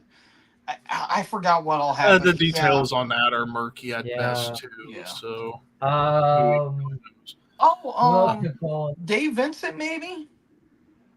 well, I think- perhaps he could. Maybe. I mean, yeah, he did have his issues with Trey Yeah. during the first split between the two from Morbid Angel, but it's like other than that, it's like people want to give Dave shit for Aluminum Anus, but people need to understand that was like 85-90% Trey Yeah. writing that album. So This one might be a stretch in terms of nice guys.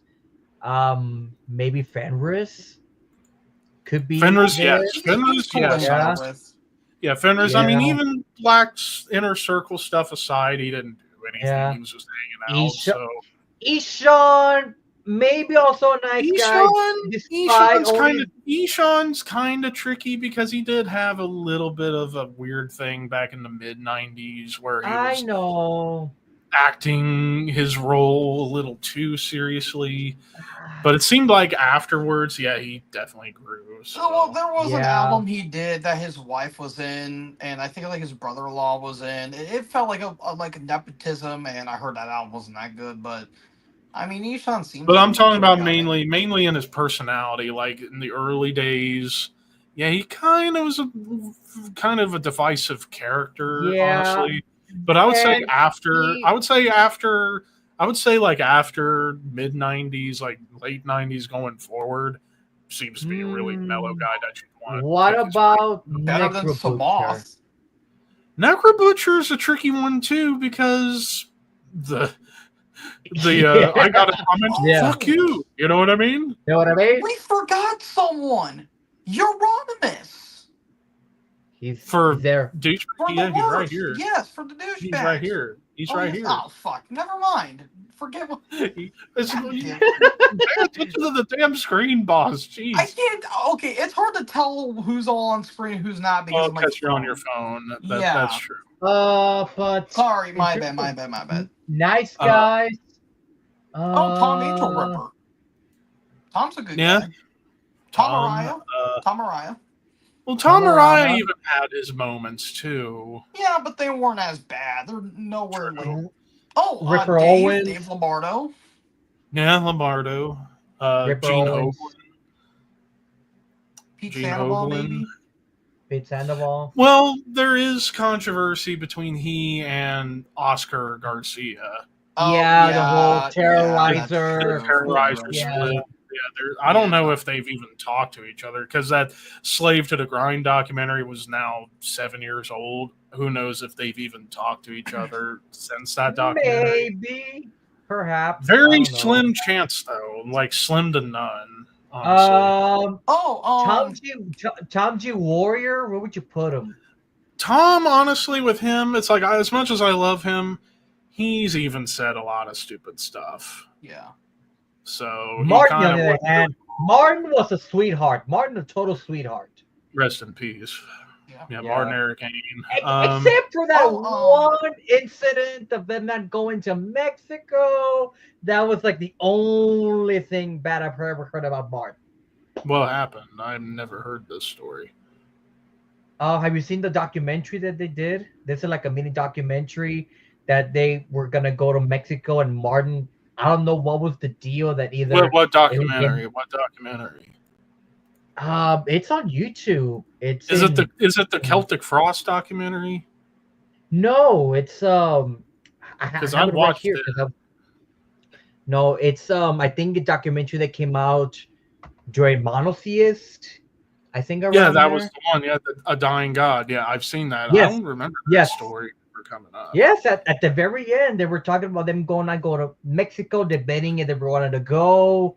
And Martin was like, I don't remember either they were getting paid or the video was shit or something that Martin was not happy of them not going to Mexico, that they canceled that part of the tour. That was like the Uh, only. That was like the yeah, only but even that's not incident. even But douchey at no, all. but It was just I, probably even that, yeah. whatever. Real quick, trolling in paradise. Thank you for reminding me. So this guy we were talking about, Blake Judd from Knock Mystium. Ah. So there Ah. it goes. And one more Thank guy you for- we forgot to include on this list, George Lynch. He's a character. No, George He's a, Lynch. hold on. he's a bit of a My diva. He's reason- better. hold He's on, hold better. on, He's hold on, better. hold on, He's hold better. on. Hold on. No. Hold on. No. with your Hold on. fucking horses. Let me explain really quick. Well, You can told me I? to I was shut just my gonna hole. say. I was just gonna say one quick thing. He ain't as much of a diva as Don Dawkin. No. Don is fucking saint compared to George, okay? George tried to sabotage Don in the late 90s and tried fucking him over at every possible moment with that fucking Shadow Life album. And he has claimed many times, George, that, oh, well, Don wanted all the money. Don wanted all the money. Don wanted this. Don wanted that.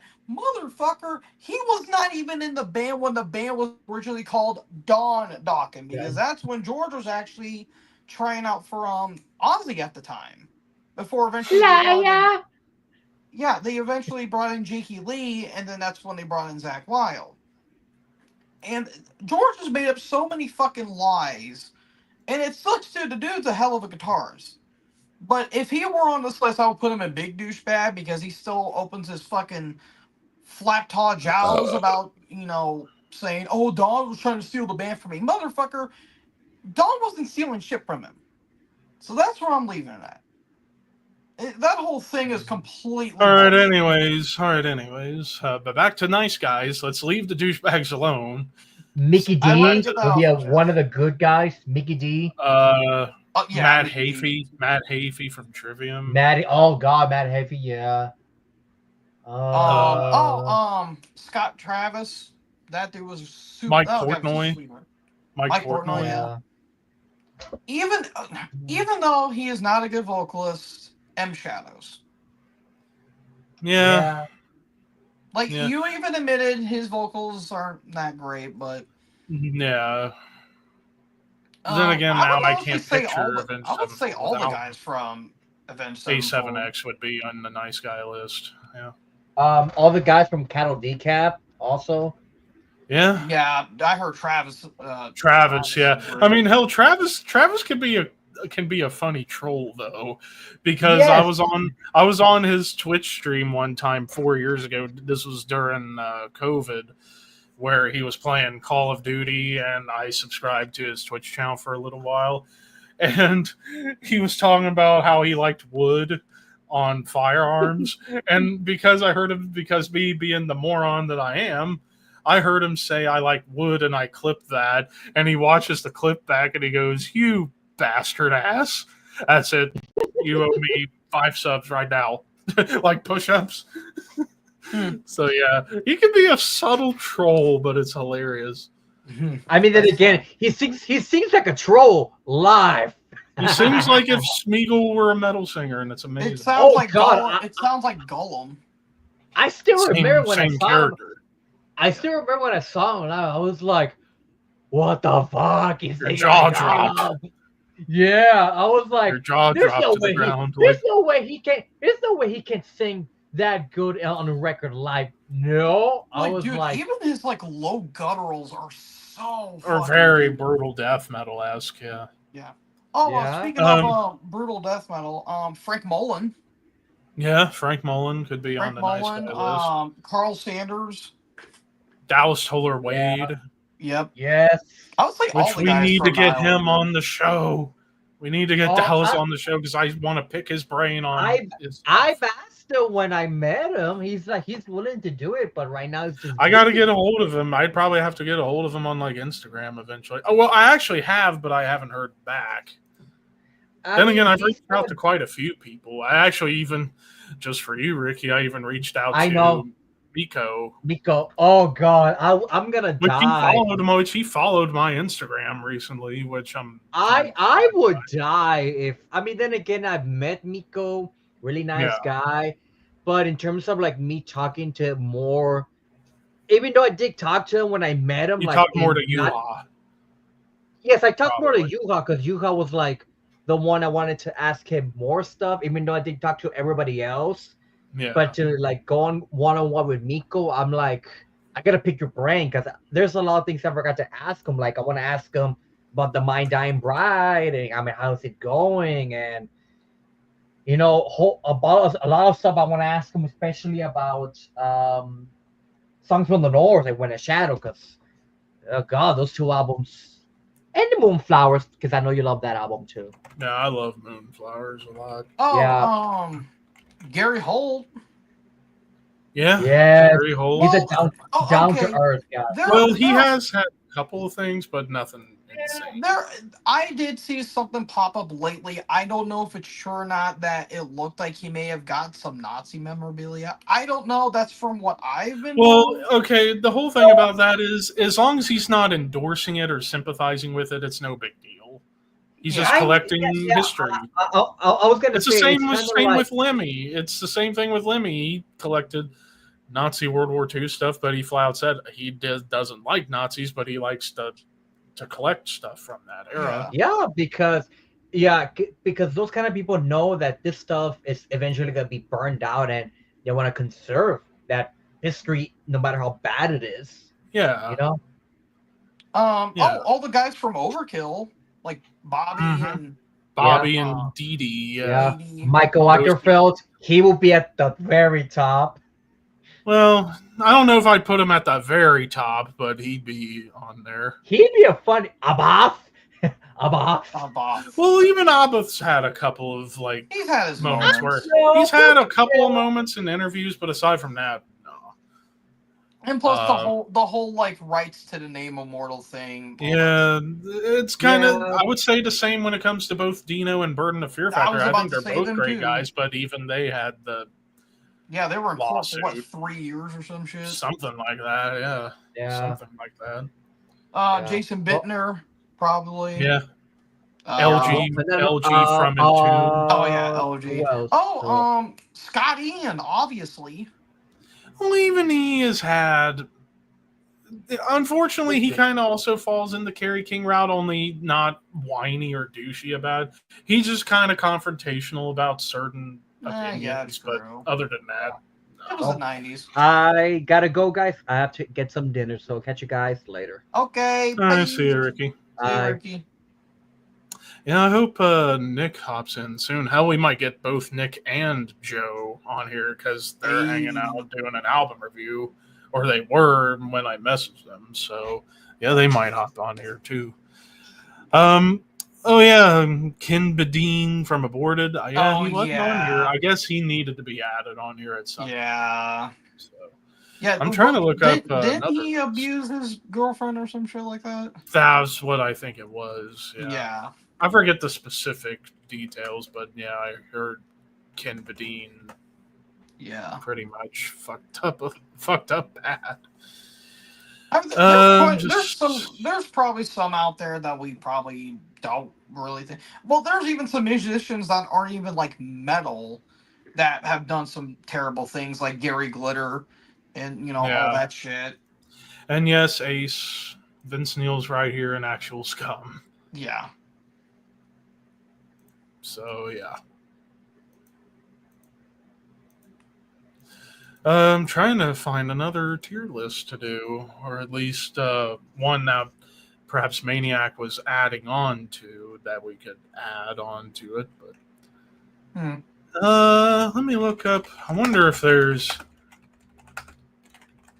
a list of death metal fourth albums. Yeah, because y'all did the third one. Yeah. Well, actually, I wonder if there's a sophomore album list he was working on, because I don't know if we ever got to that. Death metal sophomore album. I could have swore y'all did one like a couple months I ago. figured we might have, but I just don't remember. These streams tend to blend together. Yeah. Oh yeah, we did do death metal sophomore albums, but we do got some more to talk about on it. So we'll just Yay! bring it on over here. So this was so yeah, it wasn't a Oh, big list. shit. So obviously, there's still a lot needing to be Yeah. added. Wait, But this is what's where the we last left off on it. which one is in the good category? I can't tell. Is that Unleashed? That's Unleashed. Okay. All right. Honestly, I feel like kind of updating this a little bit and put Bullthrower in top tier. Yeah, I love that album. So I think everything dude, else is Malevolent pretty good. Creation, ooh, Retribution, that might be top tier for me too. That fucking rips. I don't know. It's a top. I don't know. I'm torn between which I like more, it or Ten Commandments. Yeah, Ten Commandments is up there too. But yeah, nothing went okay or worse. So Mm-hmm. all right. So we don't got a whole lot, but we got some more. So we got Cancer, Death Shall Rise. That's a top tier right there. I don't have that album right now. I only have To the Gory End, but I still need to get to the gory end.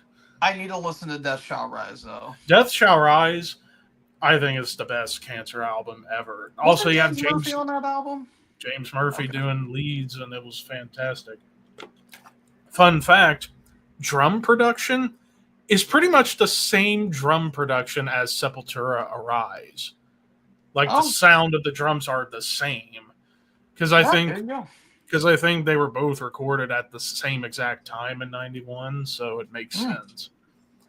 All right. Atheist Unquestionable Presence, that's another top tier. Arguably the greatest tech death album of all time.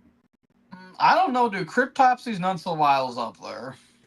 Yeah, but in terms of like traditional tech death and not like traditional. brutal tech death, it's probably the top pick.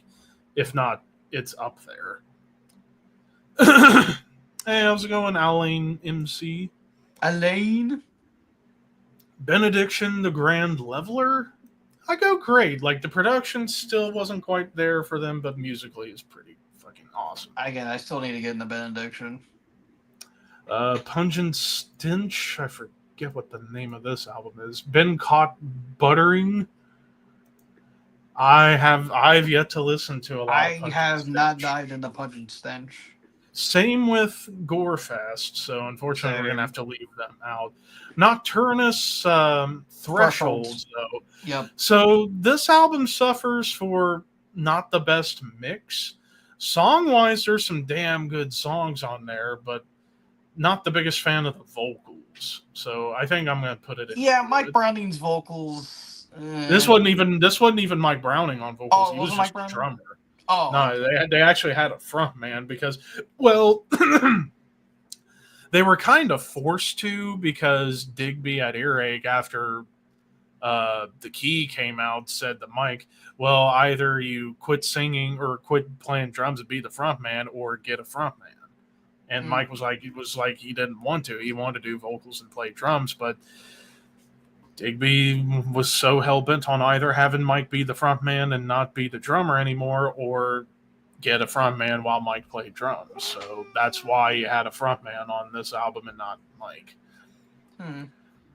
Morgoth Odium. I still not listened to this one, but from what I heard, it is a bit of a big drop-off from the debut Cursed. So At the Gates with Fear. With Fear, I Kissed the Burning Darkness. I was trying to remember the whole thing.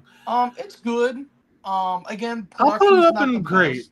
Well, production-wise, I think this was Thomas Skogsberg. Yeah, Skogsberg was producing it. It has a bit of a black metal feel to it. Well, it's kind of pushing into eventually going the Melodeath route. Yeah, and there's some good tracks. I think it's better than The Red in the Sky Is Ours, but again, they would get better as the years go on. Sinister, Diabolical Summoning. Just for the song Leviathan alone, fantastic. I still need to dive into Sinister. Early, like the first three Sinister, even though I've not listened to all of Diabolical Summoning, or the third album I think was called Hate, but Cross the Sticks, the debut, that is vicious. It's Dutch death metal, but it sounds like it could have been Florida death metal. Take it away with the next one. Amorphous, Tales from the Thousand Lakes, top tier. Yep, That's I like figured. a killer mellow death progressive metal album right there. So there you have it. Vital Remains, Into Cold Darkness. I've only listened to I bits don't and have that pieces of one. this. I've only listened to bits and pieces of this album, but from what I heard, so far it is great. I've only got two. I've got Let's Pray and Dechristianize. Those are the only two I have so far. I still need to get Dechristianize. I just have Oh, Let Us dude. Pray. God damn, that I've album's listened great. to the song Dechristianize, and that's killer. I mean, Just the don't only have the complaint I album. have with the album is that they do have a It tendency to does go run long. long, but dude, the riffs, oh, so evil. Dark Tranquility, The Gallery. I have yet to listen to this one. Same here. I don't know what it is with me and Dark Tranquility. It's like apart from the recent stuff I've listened to, I just for whatever reason just have not gone back. I mean, the last one was all right. It didn't do a whole lot Yeah. for me, but it wasn't bad. It just, I don't know. I feel like I still need to get into more like the big mellow death bands. Yeah, like this and also even the next one, In Flames Jester Race. I mean, I'll go ahead and say fantastic out of principle, but I still need to listen to the whole thing. I'd argue top tier because I don't Well, know. I think Dude. judging from what most people say, Horacle is better. Yeah, true. I also heard Colony is great too. And Clayman. Yeah. But yeah, like that album is fucking amazing. I keep forgetting that is not the debut. I keep forgetting Lunar Strain is the debut. Mm-hmm. But With Michael Stan on vocals. But that sounds more like a demo to me. But what do I know? All right, next up we have Monstrosity in Millennial. what the hell? Millennium. Ah, man, I'm torn between top tier and fantastic. I need to listen to Monstrosity, damn it. I heard that's their best album, though. I don't know. I mean, I would say aside from Rise to Power, which even that one's still awesome, you could almost pick any Monstrosity album and you wouldn't be wrong. I'm personally a big fan of Spiritual Apocalypse. Yeah. That's an awesome album, especially for the song Remnants of Divination. That is such a good, like, groovy, almost doomy song. And was this when George was still in the band? Yeah, Millennium. This was the last. Yeah, this was the last one he did. Okay. I mean, I love this album for the songs I have heard. I'll go fantastic for now. Honestly, it could go. I might rank them at some point. I see myself doing a Monstrosity ranking in the future too. Yeah, I've heard nothing but great stuff from them. 6 Feet Under, Warpath. I'll It's just say okay. This is when they started getting a little dumb with their music. A little dumb. I mean, a song about 420, for God's sakes. Well, it's Barnes, so yeah. Yeah. All right, we have Crisian, Apocalyptic Revelation. I've still not dove into early Crisian. Man. Same here. I need to get Conquerors of Armageddon. Like, that's the big one everybody talks about. Exhumed, Slaughter Cult, top tier. I need to get into that is such a gross, violent, vile, grindy death metal album. I don't know if I would necessarily call it death grind. I would say it's like somewhat grindier death metal. Like, it sounds like Symphonies of Sickness era Carcass. Yeah, I've always heard like that band's like full on Carcass worship. Yeah, it just depends on the era. Like the first album, Gore Metal, it's kind of like Rika Putrefaction worship, but with longer songwriting. Slaughter Cult, I would say that's like more towards the Symphonies of Sickness era. And then you get to the period between Anatomy is Destiny through, I would say, Death Revenge, like the album after Death Revenge. Yeah. That was when they were going for like necroticism and hard work, and then you get to Horror, which kind of went back to Rika Putrefaction, and then the last one to the Dead, kind of like mixing everything Carcass. Yeah. Skinless, I forget the name of this one. Oh no, is that Progression Towards Evil? I'm thinking that's what it is, but I'm just going to double check. Again, I can't. No, it's foreshadowing. It's foreshadowing our demise. I still need to listen to more Skinless. I need to get Skinless too. And also, I guess according to Archives reviews, it's their worst album. Oh, okay. Like, it's got a pretty low rating on there. Well, So- archives can be full of shit sometimes, so. True. And there's only been 3 reviews for it. Actually, let me see what the ratings were. 86, Yeah, I need to get 60, into and Stimulus, 30. dude. I've heard some great stuff from them. Yeah, they're basically like almost like a continuation of early Suffocation, kind of, from what I've heard, but I just not dove into too much. I've heard songs, but not everything. I've heard bits and pieces from them, like especially The Optimist, that album in particular. That's what kind of helped me get into brutal death metal a little bit. Aborted Engineering the Dead. I do have this, but I've not listened to it yet. But judging from people's opinions, probably fantastic. And then finally, Necrophagist with Epitaph. I plan on doing it. I'm gonna go top tier on that, because for tech death, that's pretty remarkable. Pretty remarkable album. I'm probably gonna do a retro review on Necrophagist at some point. Both of the Necrophagist albums. Yeah, since it's only 2. Yeah. But yeah, so that's kind of the updated version of that ranking that Maniac made, but it's not quite finished. Okay, y'all, you do have Mortal Throw Nazarene. I couldn't tell if y'all had it or not.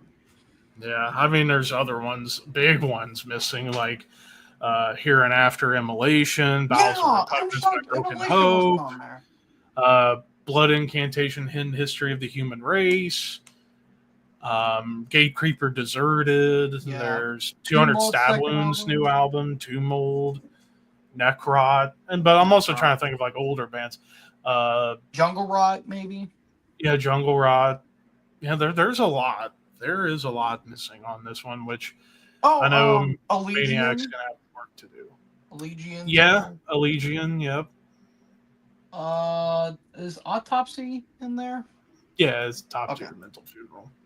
Yeah, we got. Oh no, Here and After is up here. Okay, I didn't see it for a moment. It was just so far up in the corner.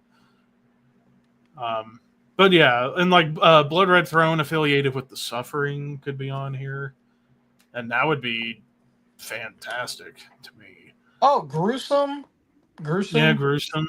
You could have Gruesome on here. You could have had Insomnium. You could have had. I mean, there's a lot we can go into. We won't mention further. Trying to find some more lists, or at least ones that we can add on to. Is there any like thrash metal, black metal, traditional heavy metal? I'm gonna look them up. Thrash metal.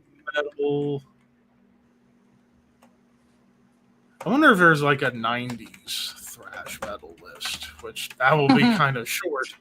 Yeah, because some bands struggled. There's some struggling. Oh yeah, Arch Enemy Stigmata. That was another one that could have been. Oh yeah. What are some other?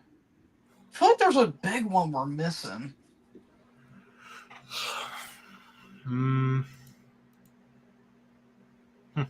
Is Bloodbath on this list? Yeah, right here. Oh, okay, yeah, Nightmares Made Flesh. Nightmares Made Flesh, yeah.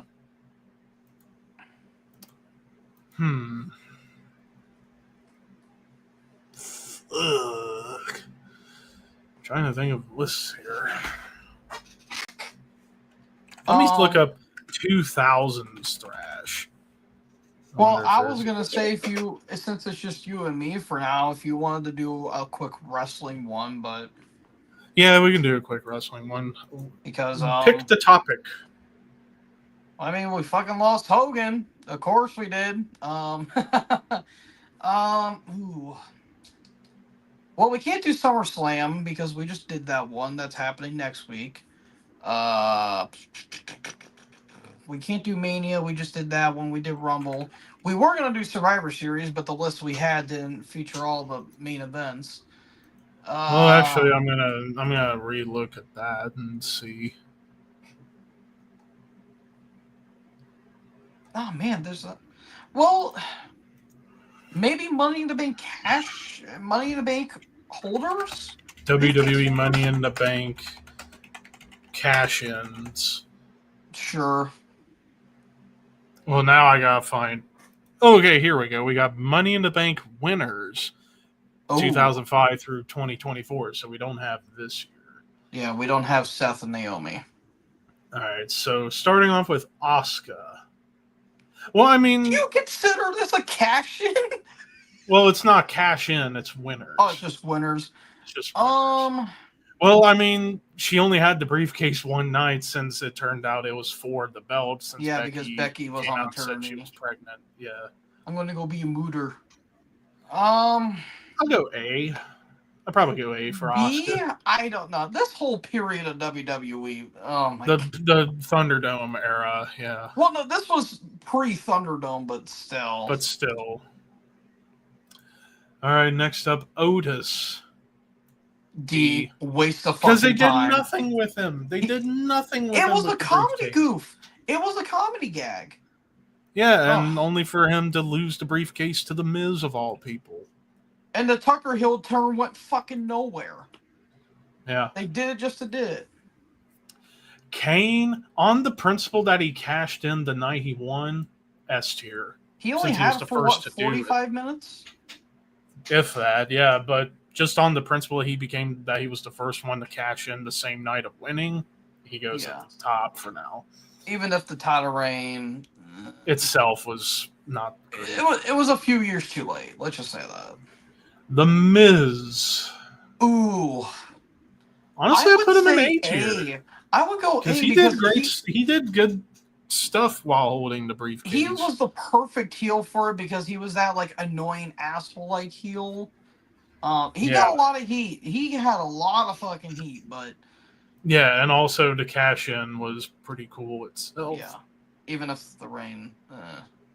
Braun Strowman sadly goes into D because he didn't cash in.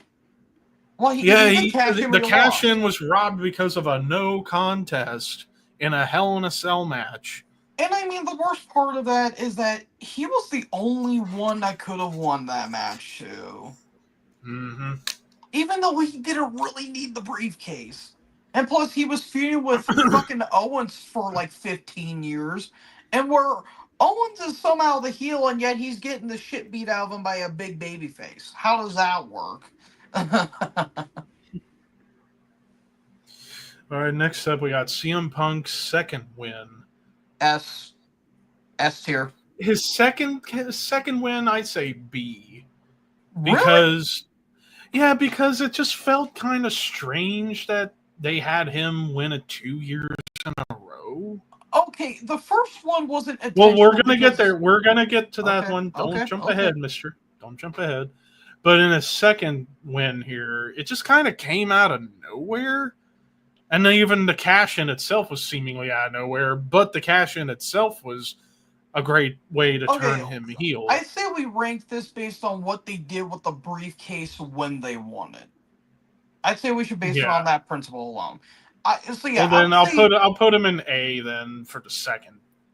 Well, because like he had the briefcase and he was somewhat a mid-card guy because he had a match with Kane that he was feuding with Umaga, and then he finally cashed in on Jeff the same night in that Extreme Rules. But that Pumpkin Hardy feud was fucking excellent, though. Mm-hmm. One of the best feuds of the 2000s. Mm-hmm. Bayley. D? Because she won it and then cashed in later on. But on principle of successfully cashing in, I'd say C. I mean, it was forgettable when she won it. Though. Yeah, it was. Well, that was the whole thing with the women. They win it and then like cash in almost immediately. So most of them, yeah. Dolph Ziggler, I'd say S. Ooh, S or A. I mean, it's close. Well, because when he had the briefcase during that run, he was getting red hot. Oh, he was. I mean, granted, the only thing that was a knock on that period was the AJ Lee John Cena storyline, but that got a bit. You did have a very good ladder match between the two at TLC, and then the cash in itself, arguably the best cash in of all time, people would say. I think Scott was there for that too, was he? I think so, yeah. Yeah, he was there. Yeah, because that was the same show where fucking, it was a Sheamus and Orton. The whole crowd did the wave, and they were chanting Michael Cole and shit. Yeah. Anyways, Baron Corbin D because he only had it briefly and failed to cash in out of punishment. Which was stupid. Yeah. They did do him wrong, and then he lost clean to Cena. Yeah. Like that, they fucked him over with that whole thing. Even if you're not a Baron Corbin fan, he got fucked over there. All because he stood to a doctor about concussions. Yeah. Damian Sandow, prior to the cash in, he was doing great things while holding the briefcase. I mean, hell, look at the briefcase itself. Made it look all fancy and it's all leathery. I mean, I would say despite him being the first one to properly fail a cash in. I mean, yeah, you had Cena the year before, but we'll get to that. Yeah. I'll go B because he did do great comedy while holding the briefcase, but he didn't get the cash in. And him and Cody had a pretty solid one-off feud. They did have a good one-off feud, even though Sandow should have won the feud. Yeah. Alexa Bliss. She cashed in the same night she won it, so I'd say at least A. Really? She cashed in on the same night, though. We're talking about what they did with the briefcase. There's two different criteria. You have to take into account the moment of cashing in the night they won it. That has to be accounted for in some cases. Sheamus, D. C. Let's see. I go D. We'll see because he at least successfully did nothing during that title reign, though. Yeah, he didn't. He did nothing while holding the briefcase. But the only way somebody goes into D is if they both did nothing and failed to cash in. Sheamus may have done nothing with the briefcase, but he cashed in successfully. Man, Sheamus did not mean shit for a few years in WWE, and that sucks. He was a great athlete, but man, they just did not book him well. During 2015, yeah. Yeah, God, that was so bad. Anyways, now we're to this first CM Punk win, which will be an S tier. Yeah. Even though he wasn't originally planned to win it, it was supposed to have been Jeff, but wellness policy. So Jeff Punk was next in line. But he was next in line, and then the cash in itself, the first time we had a babyface cash in that wasn't announced ahead of time. Because prior to this, the only other babyface to cash in was RVD, but he announced that ahead of time for a match. And plus, with Punk, like again during the cash or during the contract holding, he didn't do a whole lot because he was mainly ECW. He was mainly an ECW guy, but I think he got drafted to Raw. He got drafted to Raw after he cashed in. Because he was still like kind of on ECW around that time too, because I think he was still going after the ECW title at that point. Del Rio. Oh God. It's like he only had the briefcase for a month and didn't do much with it, but successfully cashed in, even if it's an unpopular cash in. Why? Just why? The worst part is he was the only guy to win that match. If you think about it, there was literally no one else that could have won that match. Brock Lesnar. Okay. Boombox Brock was great. Yeah. Everything else sucked. Yeah. Carmella, who held the women's briefcase longer than anybody, and she was the first one to do it. Well, at least B. I know technically she won twice, but still, at least B because she held on to it for a while and did successfully cash in. I mean, to quote Wrestle Talk when they did their 3 count for every women's champion, good cash in. Shrug. I mean, here's the funny thing too. When the Iconics made their debut on the main roster, they didn't know that Carmella was cashing in. So, like, their reactions was legit genuine. So, I guess that was a cool moment. But, yeah, whatever. Seth Rollins? S tier. S. That's the best cash in of all time. in my opinion. Arguably, it's definitely between Ziggler and Someone else. Edge. Well, the And reason Edge why I say Seth is because he cashed in the main event of a at WrestleMania. WrestleMania, yeah. Even though Edge's cash in was great and Ziggler's And cash in was Ziggler's great, was an all-time pop. yeah, and But Edge's was well deserved too. Like he earned that. yeah. And my And then, of course, he God, did great things while holding the briefcase. I too. would say he's the best. He's the best guy to hold the briefcase. No question Yeah. about it. That motherfucker was red hot with heat. Oh my God. All right, next up, Liv Morgan, B. See, I don't know. Well, she cashed in the same night she won Yeah. and beat Ronda. So again, Dude, you got that to take title that into reign account. was so bad. That was such a bad title reign. We're not taking into account the reign. I know, but golly. All right, next up, Daniel Bryan, Ooh. B. I mean, again, He didn't do a whole lot with the didn't do a whole briefcase. lot, but had a successful cash in. Mm-hmm. Yeah, Did successfully cash that's in. what kind of started the elevation of Bryan in WWE too. Somewhat. It didn't really go that way until Mania 28 when that 18 seconds happens. Io Sky, I mean, she only held it for a month, so B, I but guess. successfully cashed in, so B. I mean, the cash in was cool, but then again, like honestly, I forgot she held the briefcase. Yeah, because she had it for such a short time. Mm-hmm. Jack Swagger, C. D. No, he successfully cashed in. Well, yeah, true, but If you successfully cash in, that automatically disqualifies you from being D. Dude, So, like, of all people, him? Yeah. He won one fucking match prior In the build, yeah. Golly. And then we have Nikki Cross, or Nikki ASH, again, C. I mean, she did successfully cash in, but it was very forgettable. Mm-hmm. And then Dean Ambrose, at least A, because, again, cashed in the same night, but it was a huge moment.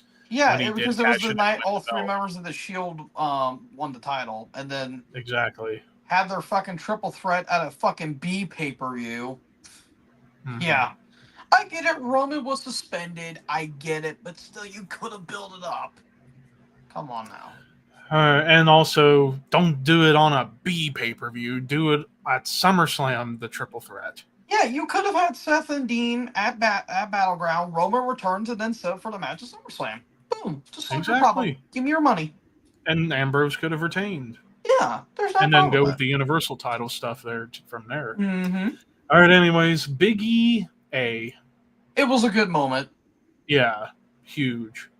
And hey, he promised he was going to win the title, and he did. So there's that. This one's painful. Mr. Kennedy. I mean, injuries.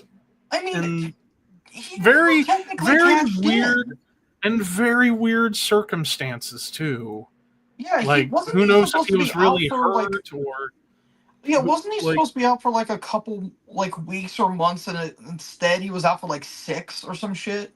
Because of also wellness policy crap. Yeah, and then the Benoit thing happened, and then the steroid thing happened.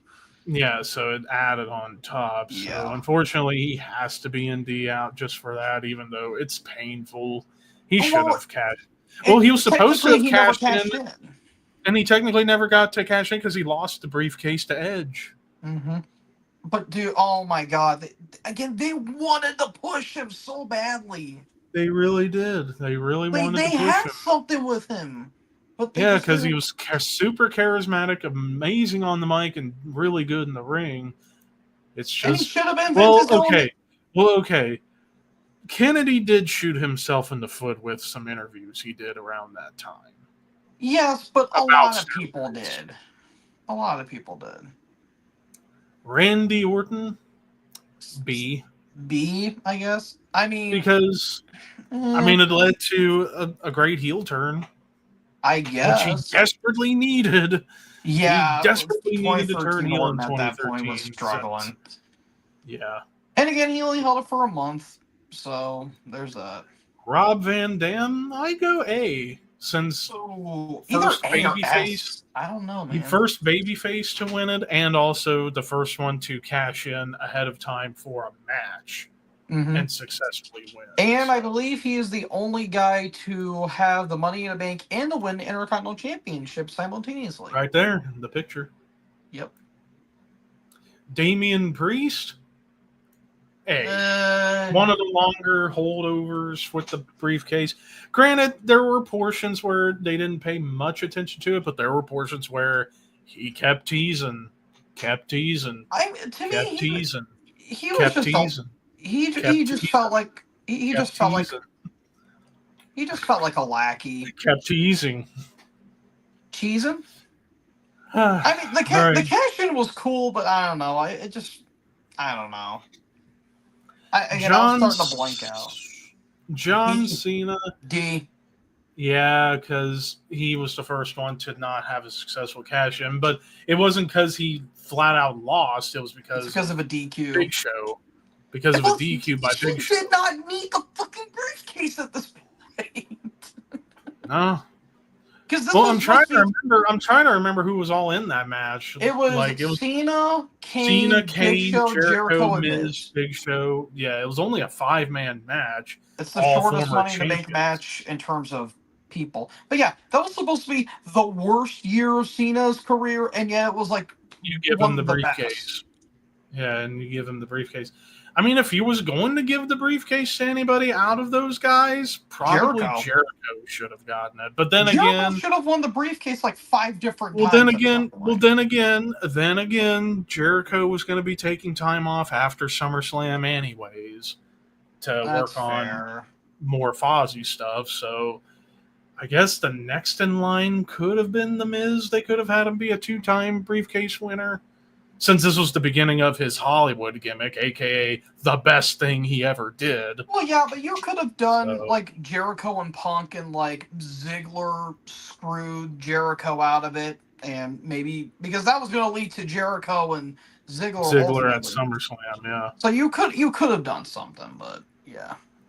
Anyways, and then we have Edge when he took the briefcase from Kennedy. At least B, because the cash-in on Taker was a shock. Mm-hmm. Not this way! And plus, Taker was hurt at that time.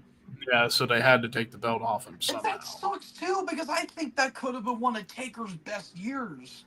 Because he was fucking great in 07. And that would have probably been Taker's best world title reign, period. Yeah, if you kept with the feud on Batista for the rest into SummerSlam, then yeah. Even though that would be the only thing you would remember of this reign would be the feud with Batista, but still. Yeah. And then Austin Theory, no further discussion needed. That's the fucking worst, and it was hilarious. Yeah. Again, what was the fucking point if you were going to take the briefcase off the guy to cash in on a mid-card title if he was going to win the fucking mid-card world title at the fucking pay-per-view? Mm-hmm. God, Jesus. Oh, real quick. We got a troll one. Catharsis or Promise? Probably Promise because it's shorter and I can turn it off quicker. It's got some riffs. Yeah. I guess. But not much else, if anything at all. Massacre was a good band at that point. Before that album came out? Yeah, I mean, it was the 90s, so... Shit. Alright, let's see. I'm going to think of a wrestling one now. Hang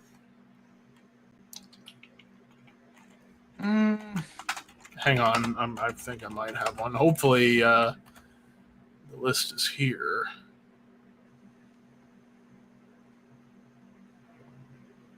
No, I don't have it. Damn it. I was going to do Randy Orton's Survivor Series matches since he's Mr. Survivor Series. Yeah. Universal title reigns? Yeah, let's take a look. That was one I was thinking about like a month or two ago. Spoiler alert, not a lot of great reigns. Just going to say it right here, right now. Not really a lot of great reigns. All right, here we go. I'm going to start chronologically. I'm not going to go in order of the pictures. So we got Finn Balor. Unfortunate D by circumstance. default because he had to Unfortunate. relinquish it. Yeah, that which sucks. If he And then- didn't get hurt, he would probably go an A. Yeah, if he didn't get injured, I mean, who knows when he was going to drop the belt, though? That's the only thing. Like, what plans they would have had in place had he not gotten hurt. He probably may have dropped it either at the Rumble or possibly at Mania. Or hell, maybe even maybe even before the Rumble.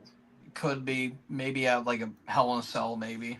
Or Survivor Series if they did like a title match then. But none, then we had to do brand versus brand again because yay. Hey, that match was good. That was a good match. True. Anyways, Kevin KO Owens is next.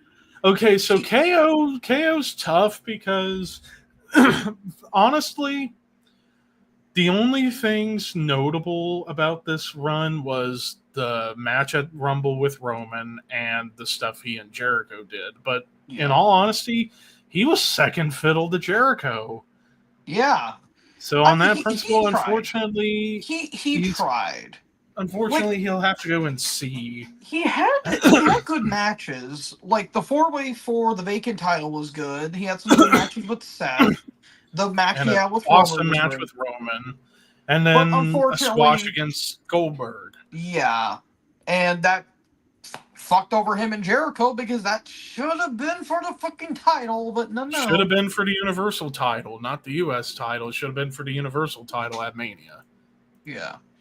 Speaking of Bill, We have Bill.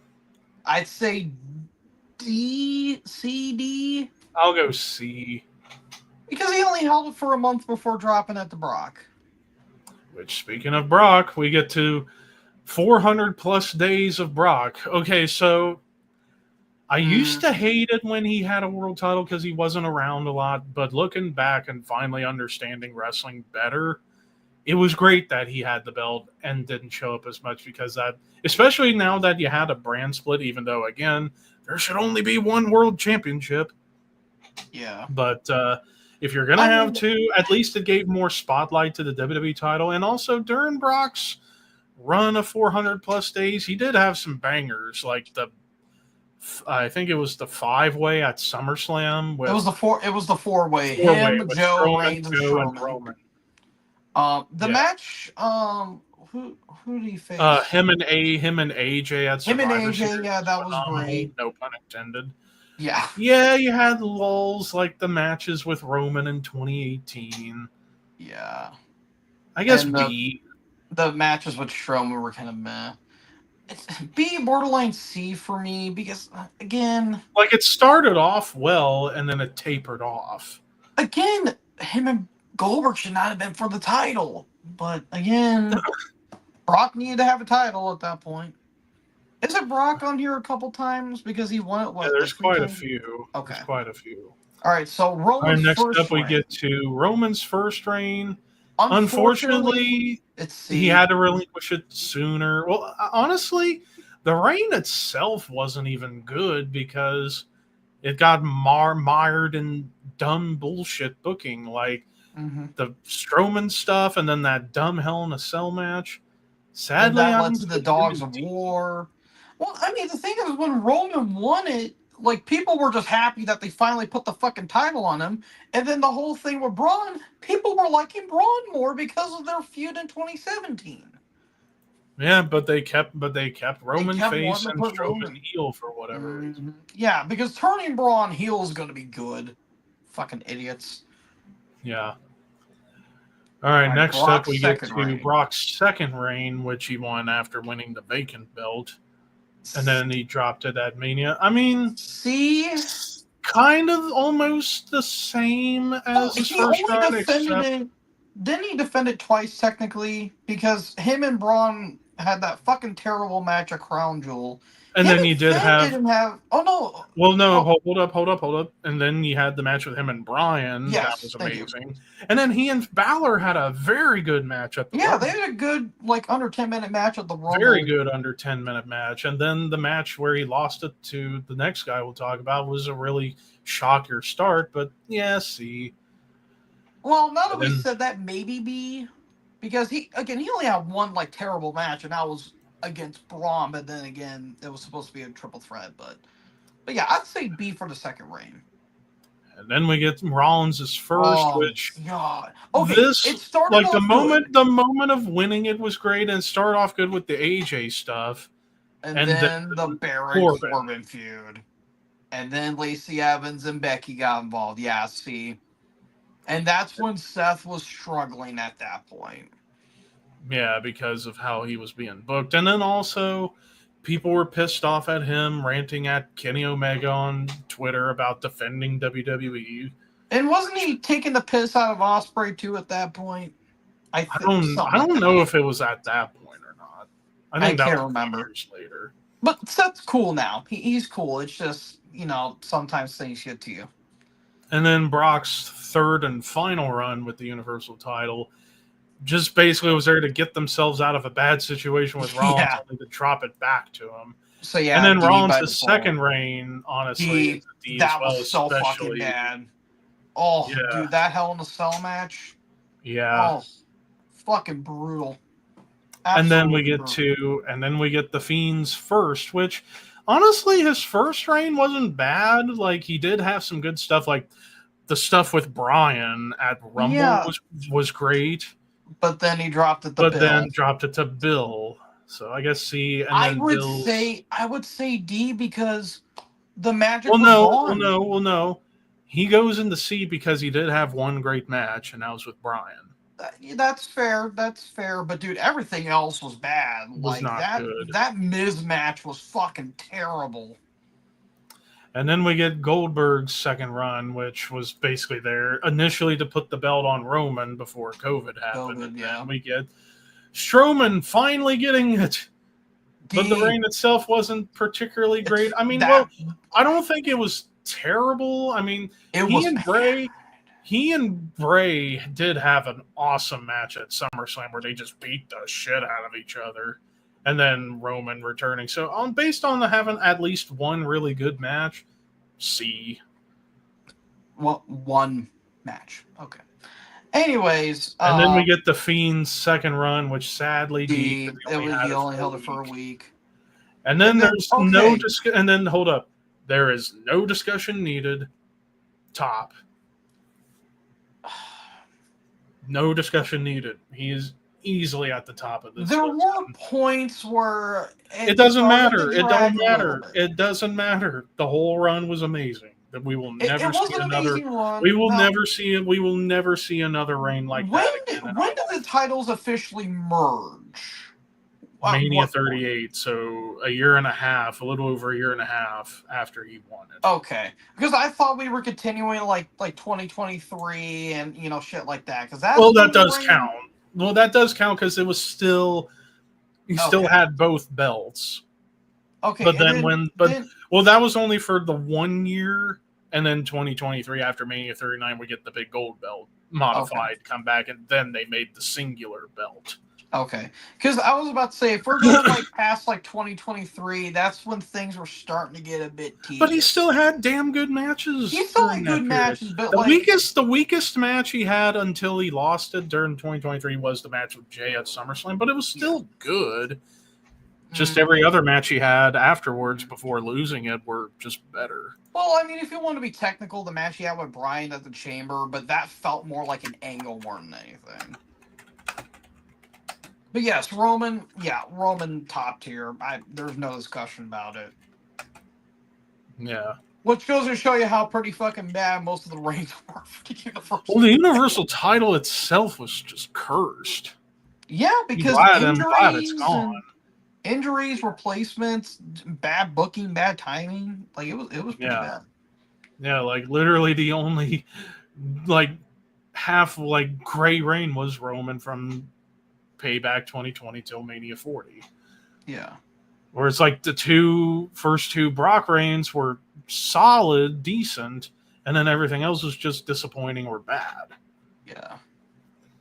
So, I'm trying to think of what else. well, actually, I'm curious, even though this might take a while, I'm actually curious to see if they got this. Let's go.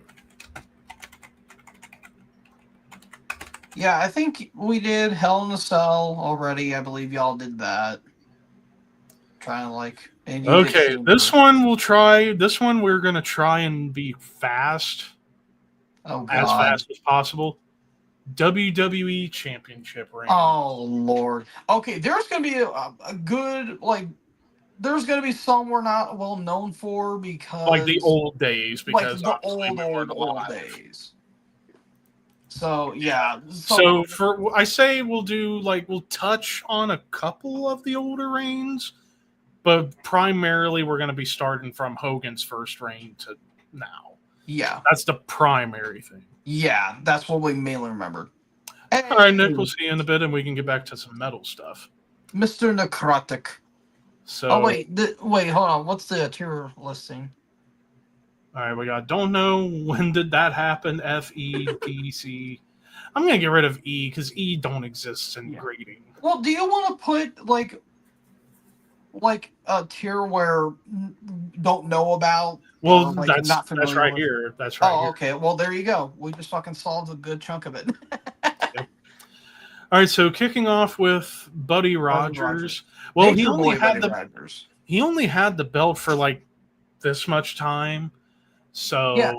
Didn't he hold it for like 3 weeks or some shit? yeah, 3 weeks, and then he dropped it to Bruno. arguably the greatest run of all time, which that was reign Bruno's is never going to be broken. No, you're never going to see that replicated. The closest we got since then was somebody else we'll talk about here in just a few moments. All right, so I'm just scouring through trying to find some other ones. Hold up. I'm trying to see if I can find this picture. Because, yeah, it's all small. Where is he? Oh, wait, I think I see him. Hold up. Nope. Wait, stop. No, I know what he looks like. I just can't find the picture. Well, since it's chronological, go with like the row Well, that I'm trying to go chronological. I'm trying to find his picture. Or alphabetical, I meant. That's what I meant. Well, I don't want to go alphabetical. Where in the hell is he? I think I might know.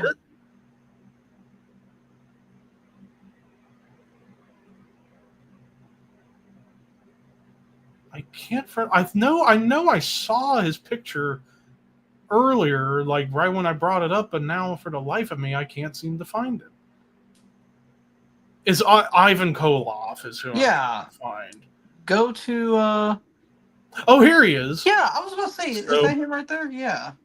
So Ivan Koloff, at least from what I know, he only had the belt for a month. See?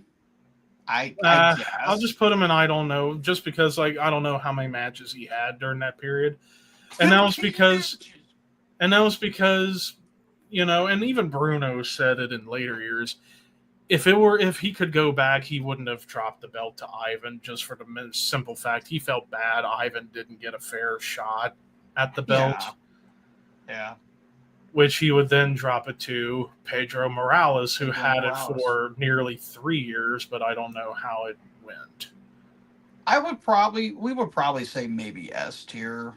Or at least A. Or A tier, yeah. And then we get to Stan Stasiak, which I don't remember how long his run was. He had it for like 9 days or some shit. Like, he had it briefly. And then dropped it to Bruno for his second run, which was 3.5. So at least A with that. Well, I mean, if we're going to put Bruno up there, I guess you could put Pedro up there too for A, because he had it for 3.5 years. So there you go. Yeah. So I guess for these like short runs, We'll go F. Yeah, I mean, it's no How disrespect short they again. were. It's It's no again, it's a short disrespect, reign. but we just gotta place them somewhere.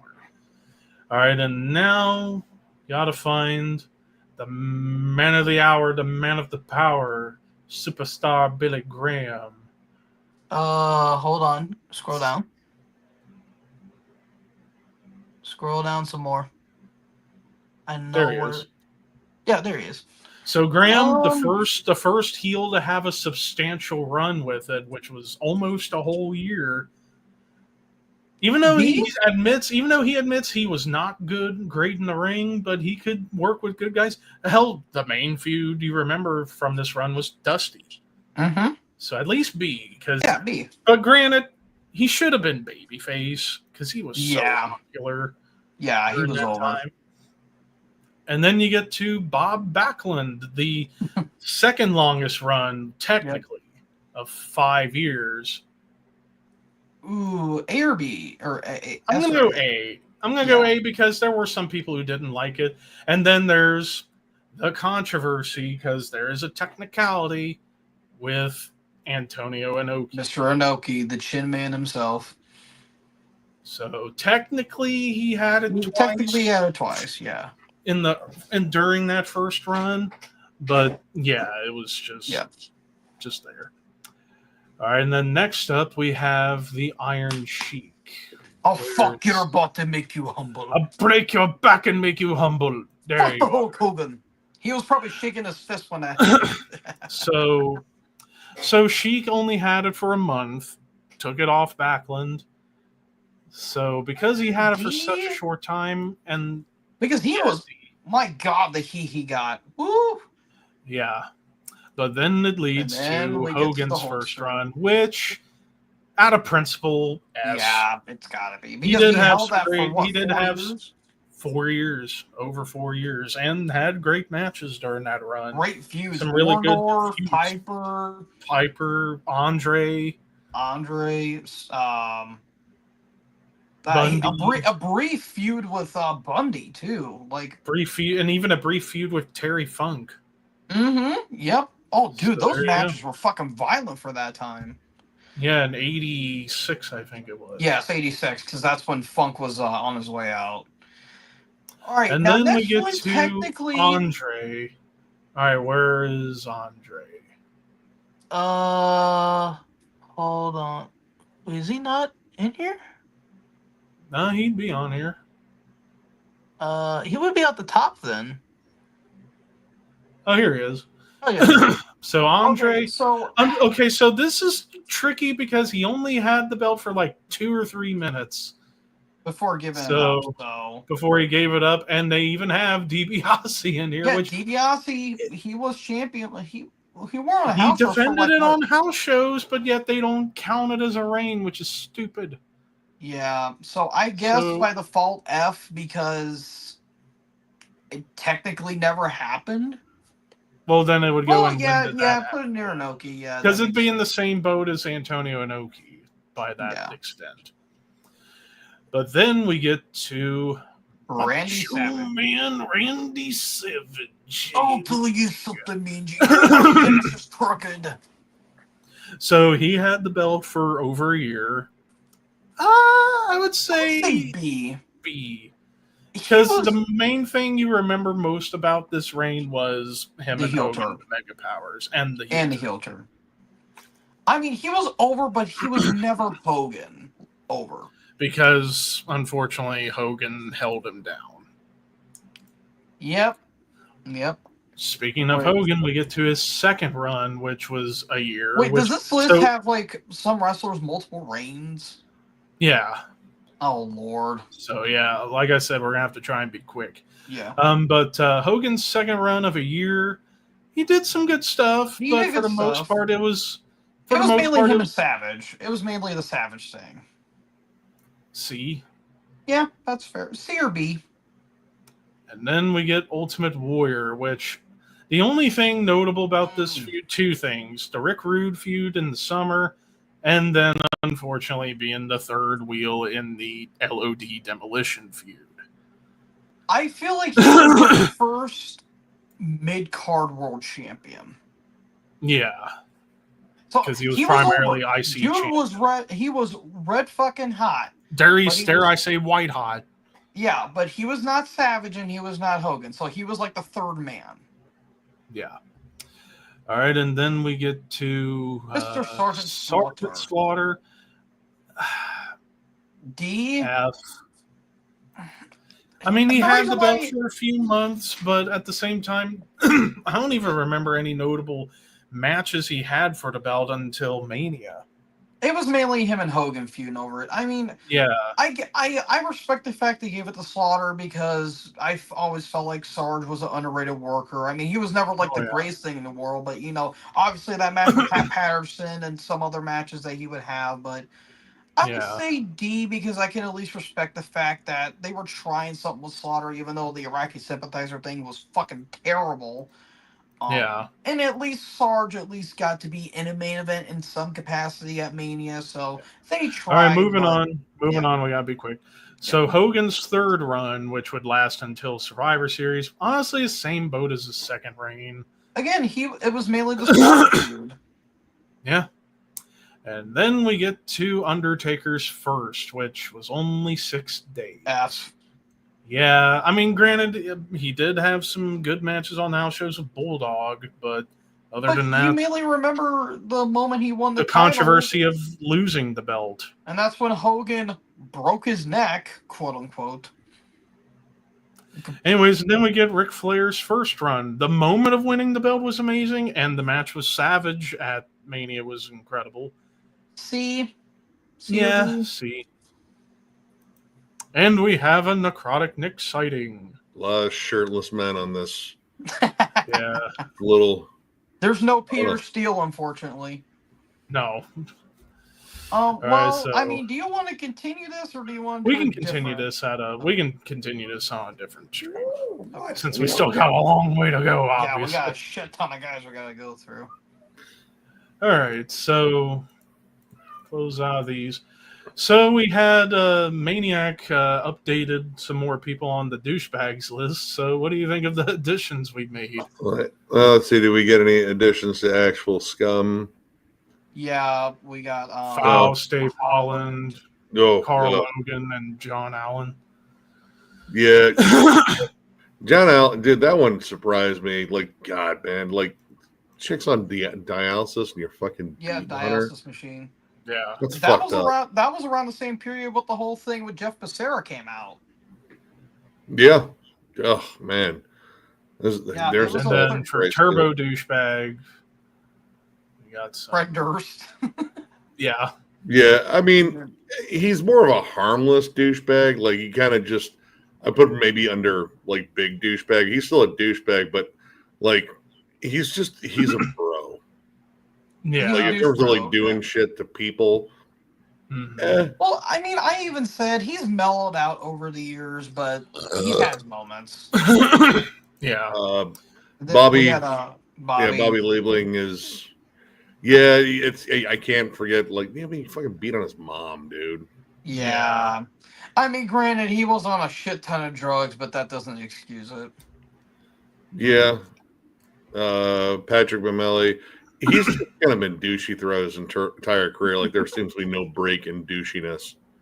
Yeah. There was one guy that's in between the the dude guy from in the Vector? purple.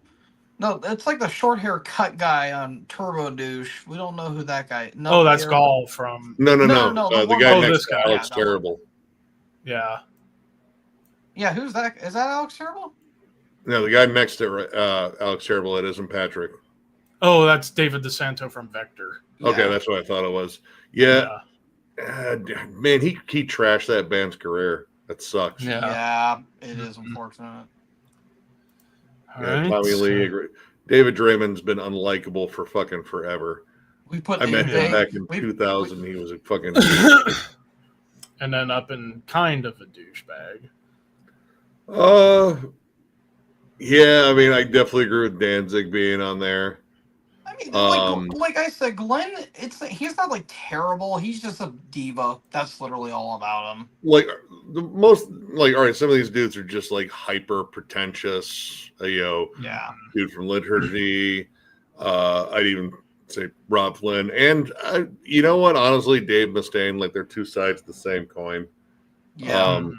Brent Hines, part of me wants to give him like a little bit of slack because he did suffer a traumatic brain injury. Yeah. But at the same time, like, dude didn't want to be in a metal band, and then And complained about being in a metal band. yeah, and then they fire him, and all of a sudden they're the worst fucking people on the planet. Yeah, I don't know. It's weird. Yeah, it's weird. Is that what's his name from Unleashed? Where? Next to Brent, is that Johnny Headland? No, I'm thinking that's Messiah Marcolin. I don't know. That looks like Johnny Headland. Looks like Messiah. Like though. young Messiah. That looks like. Hold on, I want to look it up just to see. If only Maniac were here, he can clarify because he put this. And like I said, Messiah. I mean, again, he's not like the worst guy in the world, but he was a massive fucking head case. Let me get a younger picture of him. I think that's Johnny Headland. Hold on here. Oh, I don't think Johnny Headland has curly hair, does he? He does. I think that might be Johnny Headland. Oh, okay. Hang on, let me. Yeah, the reason why we said Messiah because Messiah is more bulky. Yeah, Johnny Headland's a big dude. I don't know. That kind of looks like him. That looks like Messiah. Well, Messiah did have a little more facial hair. He's a little too big for Messiah. Like, yeah, that may be true. Yeah, that's not Johnny. I'm looking at like old pictures of him. Yeah, that's not Johnny. You might have to talk to Maniac about that one. Yeah, if only I sent Maniac an invite and he never got back to me. Well, I think he's doing some things because he just did a collection update video yesterday, and it seems like he's moving or some shit. I'm not 100% sure. So. Yeah. But anyways, Blackie Lawless, I agree with. I kind of agree with Kerry King too. Yeah. What about Stefan? Stefan, I mean, we'll see what comes out of that, but he didn't seem like he backed up his case very well. He's on the precipice of moving to big douchebag if he did plagiarize all that shit. Yeah. We put Mr. Ingve and Big Douchebag. I would argue that Ronnie Radke should be on actual scum because he was implicated in the death of someone. Oh, is this Ronnie Radke? Wait, that's Ronnie Radke. Oh my God! How do we not think about him? I thought that was some other dude. Well, he looks different. I thought it was somebody from Pierce the Veil or something. Yeah. He's blacked out most of his tattoos now, but yeah, that's Ronnie Radke for fucking sure. And plus, he's got abuse allegations. Apparently, he has said racist shit. He's got a fucking like bro man cult around him. Like, dude, I mean, props to fucking Melty for fucking taking on those douchebags because, like, they came after him, I guess. Oh, Rob ain't gonna give 10 fucks. So yeah, no. I would even argue that fucking John Schaefer should be in the turbo douchebag because, dude, all right, fucking the fucking January 6th shit. Well, we were arguing wrong place, wrong time scenario. He was there. he wasn't just happenstance. He planned it. Also, at the same time, he didn't hurt anyone. But he brought bear mace. He was intending on doing some shit. He also fucking turned on according to the Oathbreakers, he was never a member of the Oathbreakers, but he said he was, and he fucking testified against them.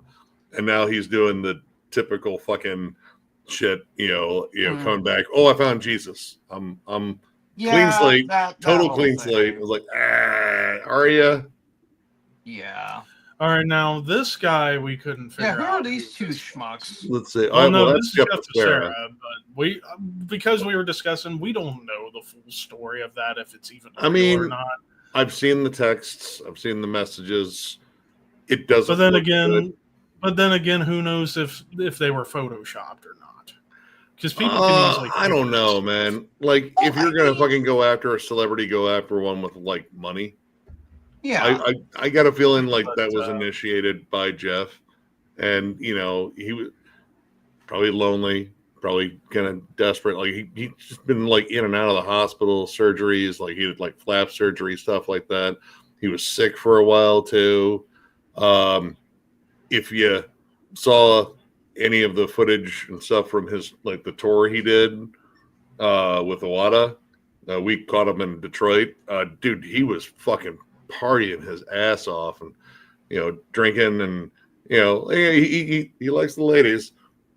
I don't know.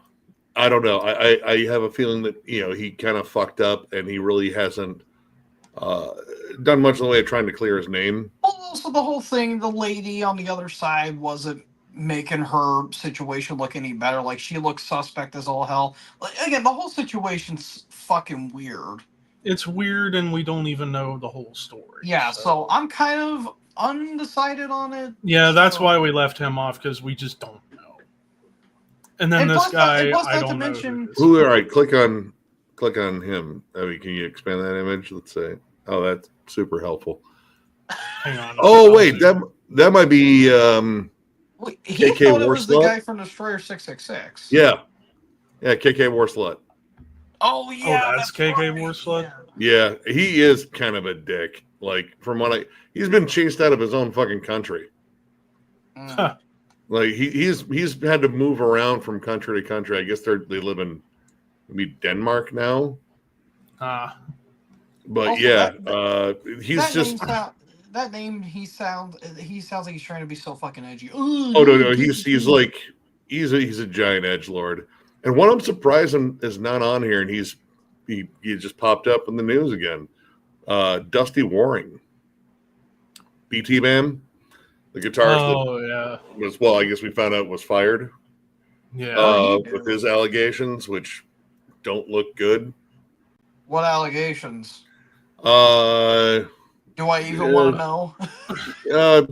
He had sex with a drunk chick, and it was coerced, and he may have got her pregnant, and she had to have an abortion, or she had a miscarriage. I don't know. It's it was enough for the band to just say, like, listen, man, you're too much of a drama magnet, and they got someone to replace him live, and all the guitarists in the new BT band, it's all gonna be Paul Wagner, which not a bad thing because Paul's a fucking beast of a guitarist. Yeah, I mean, he is. Yeah. Dusty's a hell of a guitarist too. My brother-in-law actually got his model guitar, which is probably not worth as much now. Yeah. But yeah, I kind of what's going to come from that, because I don't know if he said he was going to try to sue the band or whatnot, or they settled. That is just amazing. I hadn't, honestly, it was the first time I'd heard anything about him in a while, and 2 singles have dropped for BT Bam already. I need to check those out. I got to check out the second single. First single was fucking awesome. Like a lot more like classic prog rock and fucking cool jazz fusion shit in that first single. I mean, all those dudes are stupid talented. Yeah, they're great. They're great talented. So, I mean, I always have high expectations with that band, and honestly, they really haven't disappointed me. I mean, unless you count, like, those first 2 albums aren't the best, but Alaska all the way on, just honestly, I think one of the best prog bands out there. Colors 2 was a great jam. Oh, dude, it was. This new one is giving me vibes of Coma Ecliptic, which I fucking love that album. Any medalists off the top of your head, Nick, we tackle? Is there any other douchebags that we missed? I think we got of course, Ken Badine. That still needs to be up here, but we've already touched on all that. What about a worst metal albums list? Let's see if you can the best of the worst. Maniac did do one, but I think he said he did do one. Yeah, he said he needed to update. Yeah, I forgot we did something like that. Oh, real quick, Nick. So, in case you didn't know, the reason I'm in the dark right now is because my AC ain't working very well. So it is roasting in here. Oh, gross. So I got the fan going right now to try and keep somewhat cool. Yeah. I'm supposed to have a guy come over in the morning to take a look at and see what the problem is. Because it's weird. Before, it was always with the Freon. Like, the pipe would freeze and we'd have to turn it off. pipe ain't freezing, it still runs, but it's just not blowing air. So we're thinking maybe it's the compressor inside. I had to replace the air compressor in my car recently. This heat wave I've had, been driving around with no AC for fucking entirely too long. Well, I mean, again, like we were talking about when Ricky was here earlier, it's not even the fact that it's like very warm out; it's the fucking humidity that's been terrible. Oh, it's gross. It's gross right now. Like outside, it's fucking swampy. Like the air is thick and musty. I was literally telling them earlier, at my work, we were taking care of some damaged lockers. Dude, we were fucking dying down there. And I said it felt like a combination of swamp ass and Famunda cheese. I mean, that's that's accurate. Let's see, what do we get? Ooh, this is a good one. Swedish metal bands. I mean, we've already done this one. Oh, well, I mean, sad. Good picks. Yeah, there was some good picks. Motherfucker. Death metal bands. I think we've done pretty this broad. One. Oh, and Jesus we've Christ. we've touched on this one before, Yeah. but from me. That's a lot of fucking tiers. S plus, S8. That's too much. That's too much. A little too elaborate. SP. What metal album for the 2010s? Q, another Q, and a Batman. We've done this one too. Fuck. Oh yeah, we did do that one. Levi was saying like maybe 90s thrash albums, 2000s thrash couldn't albums. find any. Well, 90s thrash is a little bit spotty. It's pretty spotty. What's wait, hold on. Alt metal, post grunge, alt rock. I don't know. That one might be interesting. There it is. I'm not a. Let's see what we got. Huh? Oh Jesus Christ! Let's see familiar ones. Wow, that's a fuck ton of albums. That's a lot. That might be a bit much for me. Yeah, maybe a bit. We did fourth death metal albums, I think. Well, I was trying to look that up, but we would have to get Maniac on the case to make that one. Oh no, it was sophomore albums, I think. Which we've already done. Yeah. Wait, what does that say? Great metal albums? I don't know. Alt metal is only 13 though. Alt metal. Oh, metal album debuts. Maybe we can do that one. Wait, what? Metal debut albums? Debuts. I feel like we've done that. Where at? Yeah, that one. Oh, Jesus. Oh, fuck, never. Oh, wait. Okay, this one's... Why is Trapped in here? Because it is. All right, well, fuck it, let's do it. All right, fine. All right. All right, so... Man, I need to, remove some of these tiers. Let's just get rid of... ass, double ass, triple cheeseburger. What the fuck am I doing? Don't you ask yourself that question all the time? Okay. I feel like you should keep the actual ass. Actual ass? You should keep actual ass.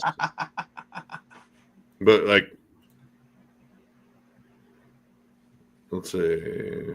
Yeah, I think this fine. That's all right. All right, so we got Megadeth, Killing Is My Business. One of their best albums, or Gift from God. I love that album. Yeah. Again, you guys know how I feel about Megadeth. Ghost, Opus Eponymous. Honestly, I think it's one of their best or really good. It's just that's their spookiest, creepiest album right there, I think. Their last one was great. Yeah, I listen to the shit out of it. Again, I like 80s pop. God damn, it's so catchy. Yep. I was just making sure I got the screen up. All right, Iron Maiden. I'd say great. Great or good. Phantom of the Opera is one of my favorite songs. You can tell they're going somewhere. Yeah, but I mean, you compare that to Killers, and Killers just kind of smokes. Oh yeah, dude. Yeah. Merciful Fate, Melissa.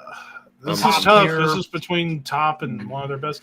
I'm gonna go top tier because it's my number 2. It is my number 2 as well. But my God, is it great album cover? Yeah. Oh, come on, Nick. Give the man some leeway now. I Nah. can't with the high I know, vocals. I know. I get it. Slipknot. One of their Top best tier. albums are different. I'd I say top love the tier. first Slipknot. I jammed the fuck out of that. Dude, that's one of my favorite debuts of all time. I think they made a couple albums better than that one, in my personal opinion. Iowa would probably be in the running. I mean, still Iowa's love the next Volume closest, 3, but personally. Suicidal Tendencies debut. I have not listened to that one. I mean, great or good. Like, because I liked when they got more metal. Like, that's a straight up punk album. Yeah, straight up hardcore skate punk. I got Yeah, the it's a few fun albums album, where they though. went more thrash. Black Sabbath. Gift from the Gods. Yep. Yep. Yep. The I mean, that start of started it the all. ball rolling. Black Sabbath, the song. I mean, that album still holds up to this very day after all these years. Dio Holy Diver. Gift from the Gods. Yep. Yep. Yeah. Judas Priest Rock and Roll. Rock and Roll. It's solid. I mean, all right. I guess think it's solid's tough. okay. It's I don't know, a humble start. It's a blatant product Yeah. of 1974. It really is. The title track's got a fun fucking groove to it. I love it. Yeah. I don't know. It just And I feels like Run of the Mill for like the I like prog rock thing. It That's feels like the pretty much one of the best albums Deep Purple never wrote. That's actually kind of fair. Yeah. Like especially mid 70s Deep Purple. Yes. Death Scream Bloody Gore. Gift from God. Gift Yes. from the devil. Yes. They would make better albums, but that's still a great debut. That's a fucking. There are no bad albums in that discography, No. in my opinion. All of them are classics. Yes. Diamond Head Lightning to the Nations.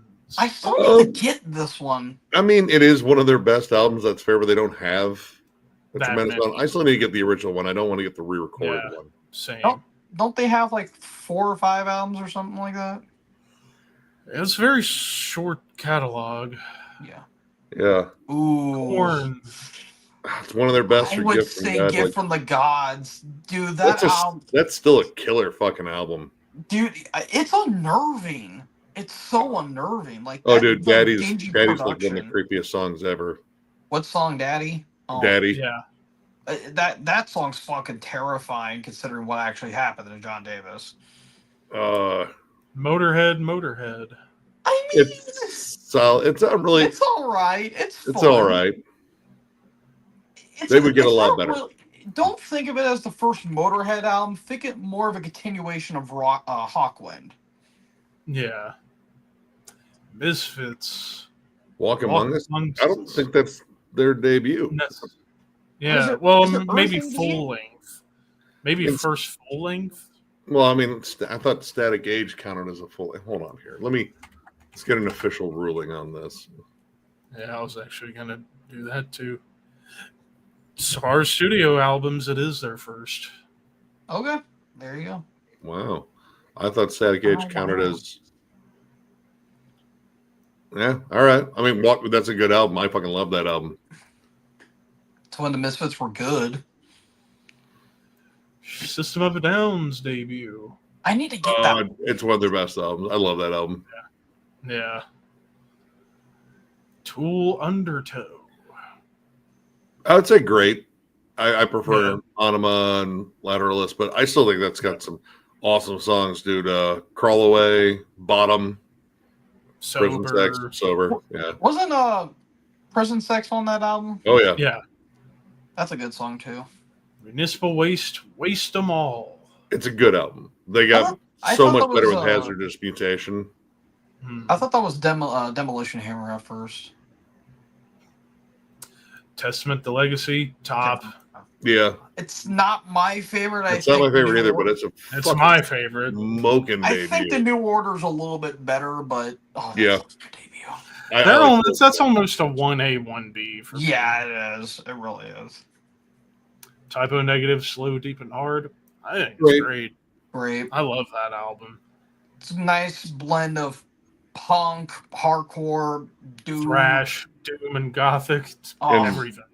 You know, nice concealed package. terrible coping mechanisms too. It's also a good mix of those. And nice. Metallica, Kill 'Em All. Yep. Yeah, you know what? I won't argue with you there. That's a fucking awesome album. Ride Same the thing with Lightning's the best, but that's just me. Ride the Lightning is the best. Master of Puppets. You're wrong, but it's. I'm glad we Show agreed on No Ride the Lightning there. Show No Mercy. It's a good album. I like love it. the Show No Mercy. Great. Again, like a lot of Venom worship. Like that was kind of the big thing there. But Venom, Motorhead, Maiden, Priest, dude, Maiden. it's a good album, Merciful dude. Fate. Yeah.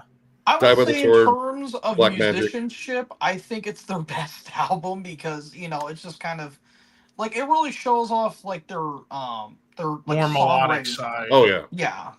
Especially in the leads. Oh Yeah, yeah. it actually shows that Kerry King was actually not a bad guitarist. All right, next up we have Dragon Force. I don't- actually haven't heard listened to I that. haven't jammed that. I'm Is good. that the wait, the only no, that's in Human Rampage you're thinking Okay. about with Through Yeah. Fire and Flames. That was later.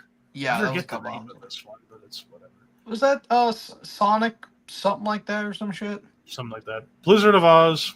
I'd say Gift from God. I think It's- Diary of a Madman's a better album though. It's not my favorite. No More Tears is my personal favorite, but that's still a great album. I'm still a proprietor of Blizzard for me. Mainly for Although- Mr. Crowley. Although I love that will song. argue it is just a tad overrated, it's still a great album. It's just some songs are a bit overplayed for my liking. SOD, top. Yeah, God tier. Not even a question on that. One of the best crossover thrash albums ever. Yep. I still need to listen to it. Oh, dude. It's so brutal. Dude, Well, It's so crossover brutal. thrash, it is took me- one of the most cynical albums ever fucking made. it The took- Ballad And of also- Jimi Hendrix. Damn, And also damn, one of the damn, funniest, you dead. and even one of the funniest for the song Milk. Yep, That's just hilarious, but also one of the first times you hear blast beats. Mhm. dude. I mean, Charlie went mad on that one. I'd say Charlie's a beast. Speaking of Charlie, Fistful of Metal, I mean, think it's good still. It's a good album. I don't like Neil Turbin's vocals. Me neither. I mean, I don't mind them. They're there's fine. good I mean, I don't songs on mind there. them, but yeah. Dude, Death Rider, and Metal Thrash and Mad. Metal Thrash and Mad, yeah. Dude, but you hear Metal Thrash and Mad with Joey Belladonna on the vocals, infinitely better. Yeah, I felt like Neil Turbin was like Joey Light. Yeah. Well, I mean, his range, like, all right, Joey, he sounded like a more seasoned vocalist. Like he worked on, his range, He's more his of a delivery. power metal vocalist. A little bit, but Neil just kind of had like the screechy sort of delivery, and the wails felt like they would come out of fucking nowhere. Yeah, he kind of sounded like a dog at like dog whistle like shrieks. Like, Cannibal Corpse eaten back to life. Great. Great album. I I'm still gonna be love that ranking album. them. The Undead Will Feast. Oh, I love that song. Skull full of maggots. Edible Autopsy, that triplet chug is one of my favorite triplet Order chugs. up, Order's Guard. Metal Church's debut. Oh, that's I'd say a one of their good best one. albums. That's a It's really definitely good between album. it and The Dark, but Yeah. I'm always a bigger fan of That album is pure Motorhead worship, though. Oh, that's so I good. mean, a lot of David Wayne's fucking wild ass vocals on there too. Yeah, that's Yeah. before Mike came into the band. Oh boy. I still $3 kind of like that album. I'm gonna go with Good. I'll go with Good. That's my favorite one album. of I the more love. tolerable albums. Yeah. There's some solid songs on it. But I mean, it's silly. It's kind of stupid. It's actually no, it's a lot stupid. I still like, Wes Borland. I still think is a solid guitarist. Mm-hmm. He was just stuck with a shitty band. Yeah. But he went back to him, which is whatever. He needed money. Mayhem. De Mysterious. I'd say I'm gonna be ranking them. Yeah. Yep. DRI again. It's compilation. Not yeah. Really a I mean, fully- I started with Dealing with it with that band. That feels like the Yeah. first True Blue, full length. But that those are kind of the demos, comps. It's kind of rough around the edges. The better Yeah. versions of those songs end up on Dealing with it. Yep. All right. Next up. Nostalgia. Evanescence. I don't- Fallen. Give a shit. I mean, I guess this will be fielded to me. Well, okay. People it's gotta mainly remember, remembered I was for Bring Me to a Life. few songs, and also My Immortal. But That's I mean, people gotta remember, I was 8, going on 9 when this came out, so it was everywhere, and I loved it back then. I still have a little nostalgia for it. In terms of their catalog, though, I think songwriting-wise, they got better on The Open Door when they got away from the slightly new metal sound and more towards straight-up gothic metal. Well, you know, they There's were recording that album in the same studio that Linkin Park was recording, I think, Meteora. Yeah. Hybrid. And, yeah, Meteora. Yeah. Linkin Park said, yeah, they were listening. They were legit listening. We caught them listening, and we think they did kind of borrow some ideas. Well, I mean, Linkin Park was a big band at that time. So. Oh, they were huge. Mhm. Yeah. I'd say for Fallen, I'll go good. I still have some nostalgia for it, but I think in terms of songwriting and vocals, the next one's better. I've never listened to that full album, so. Because they moved away from like the slightly new metal sound and more towards straight up gothic metal with some touches of classical. Because I mean, Amy Lee's an awesome singer, and she's a great singer. She's legit, and a great She's hot. composer too. Yeah, I guess too. If we go down to like business management, I've heard some things that she's very rigid. Yeah, I've heard some things too. A lot of people have been kicked the fuck out. Yeah, there's some things about her. Deftones, Adrenaline. I would say, honestly, I mean, because they've gotten better. So I'll go great. Around I like the Fur that debut. and all that shit. Around the Fur is a better album. I like Around the Fur more. Nothing beats White Pony though. Yeah. They're going to be making a Diamond new Eyes album, is- I believe, too. No, yeah, new album comes out soon. Mhm. I'm fucking stoked. When does it come out? Maybe August, maybe the end of August or September. Yeah, somewhere around that time. Yeah, We they were actually dropping I'll hints need of to it look on- that up so I can add it to my list. Yeah, hold They on. were I actually dropping am hints gonna on it on, give me a second. I'm gonna look it up. Well, while that's going on, Danzig. I still love that album. I love that album. That I album's love so fucking good.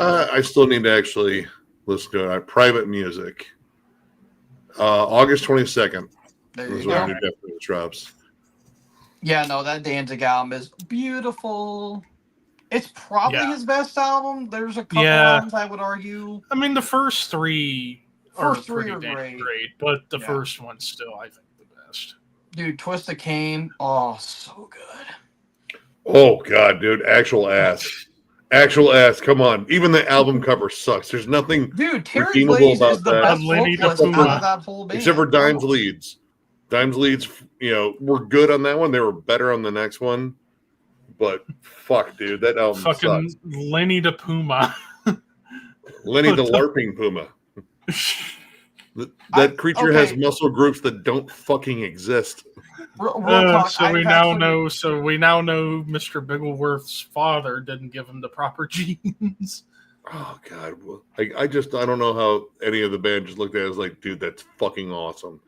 They were probably I've like, actually fuck, never that'd take listened forever to that for another album. I've cover. only heard snippets of it because I'm not a Pantera guy. But It's- yeah, I can even if you're not a fan of it, it's not that good. Terry Glaze sucks. Anyways, Rob Zombie Hellbilly Deluxe. I would I say would- it's good or great. I don't know. I still like it. I think it's one of It's the his best album. albums. Yeah. Personally. Yeah. It's probably his best album. Period. Oh, yeah. But dude, there's still some fucking jams on that song. Like it's more than Yeah. just the singles. Static X Wisconsin Death. Dude, I still love it. I'm gonna go ahead and say "Gift from God." I love every track on that album. I actually jammed the have not shit jammed out it. of it. I've still Yeah. yet to listen to it actually. I need to get it on CD. Same with Machine. I've had my same copy forever. I bought that the day it came out because the first time I heard him was on the Bride of Chucky soundtrack. Bled for Days was on that. I was like, dude, what is this band? That song. I haven't heard that song in years. Was Push It on that album too? No, Yep, Push It's the opening it track was. on that. Okay. Yeah. And you also By the have way- I'm with Stupid. Yep. Nick, really Sweat of quick. Blood. If you guys ever do It's Real Metal series again on your YouTube channel, will you ever do Bride of Chucky? Because dude, that soundtrack I would say is one of the best soundtracks. I mean, some of it you can definitely tell were B-sides and cast-offs. Some of them were already singles that were out. I mean, maybe. I have that soundtrack. I've had it for years. Dude, fucking Priest is on there, Motorhead's on there. Dude, Yeah, but great. it's fucking it's not the right Priest, but it's still Priest. Hey, It's one of the better hey, songs, hey, though. I still love Anyways. that album. All right. All right. Bonded Got by your Blood, Gift from the extended- Gods. To the Yep. top. No question. And then another Dog actual shit. ass. Oh my god, there should be like an even worse category for how bad that fucking album is. Oh, is that Rob Zombie? Is that the White That's Zombie? White White Zombie. Zombie Soul Crusher. Oh. Dude, it is fucking awful. I have yet to listen to it, actually. Don't even bother. Don't. Even bother. Dude, like I'll they do were it trying out to of be curiosity. like butthole surfers, but none of them could write anything, and it's just a lot of like yelping, and it's so stupid. All right. Hey, Obsessed by Sodom Cruelty. Obsessed by Cruelty. It's a good. Great. It's good. Even if It it was is great. a bit of a rough start, Terrible production production. wise. But well, there's two different. It has that mixes, too. charm to it that I actually like. I mean, Yeah, the songs are still absolutely kick ass, but you know, the title track's probably my favorite off of it, especially if you watched a live version from the Mortal Way of Live video album they did in '88. So much better. Oh, And yeah, even there's a the lot more drum, energy. and even during the song, they take a break while Chris Witchhunter just kills it on the drums, yeah, and then they drum come solo. back and finish it off, and it was awesome. I watched that live from a balcony in Baltimore.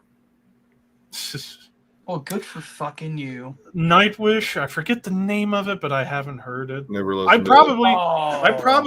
probably would dig it since I like the Tarja era of Nightwish, because that's when they kind of had a little bit more of like a raw power metal, symphonic metal style before Tarja left.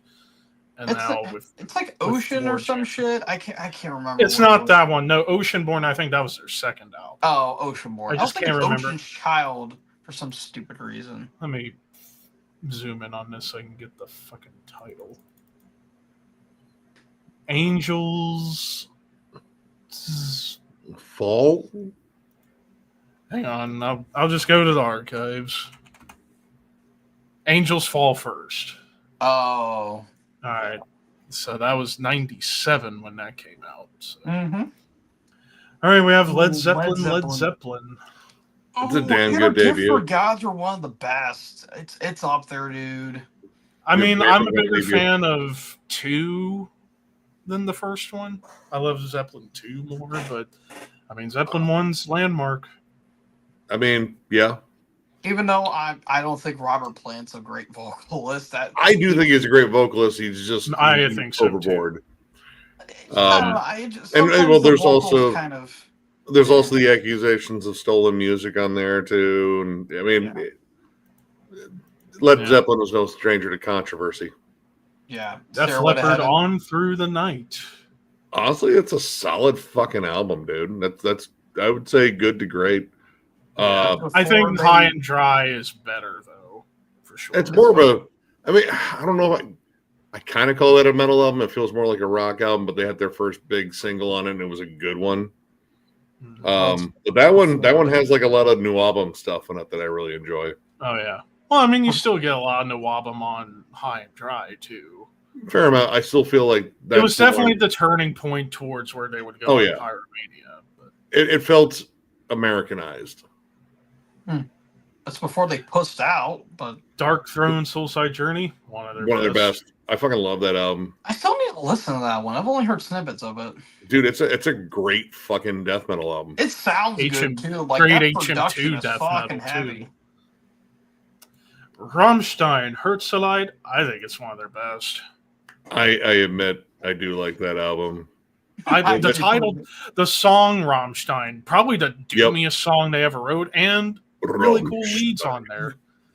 Oh. Especially watching Till with like that pyro Yeah. suit doing the song, like that is so badass. The And opening plus the track. title track. Yeah, honestly- well, it's simple. It's riff rock with like a German industrial thing. touch, Yeah. yeah.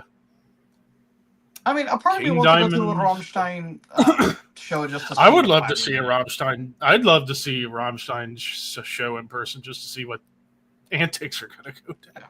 All right, Fatal King Portrait. Diamond Fatal Portrait. I think it's a good album. I don't think it's one of their best. It feels more like a continuation of Merciful Fate. Of more Don't than Break a the proper, Oath. Yeah.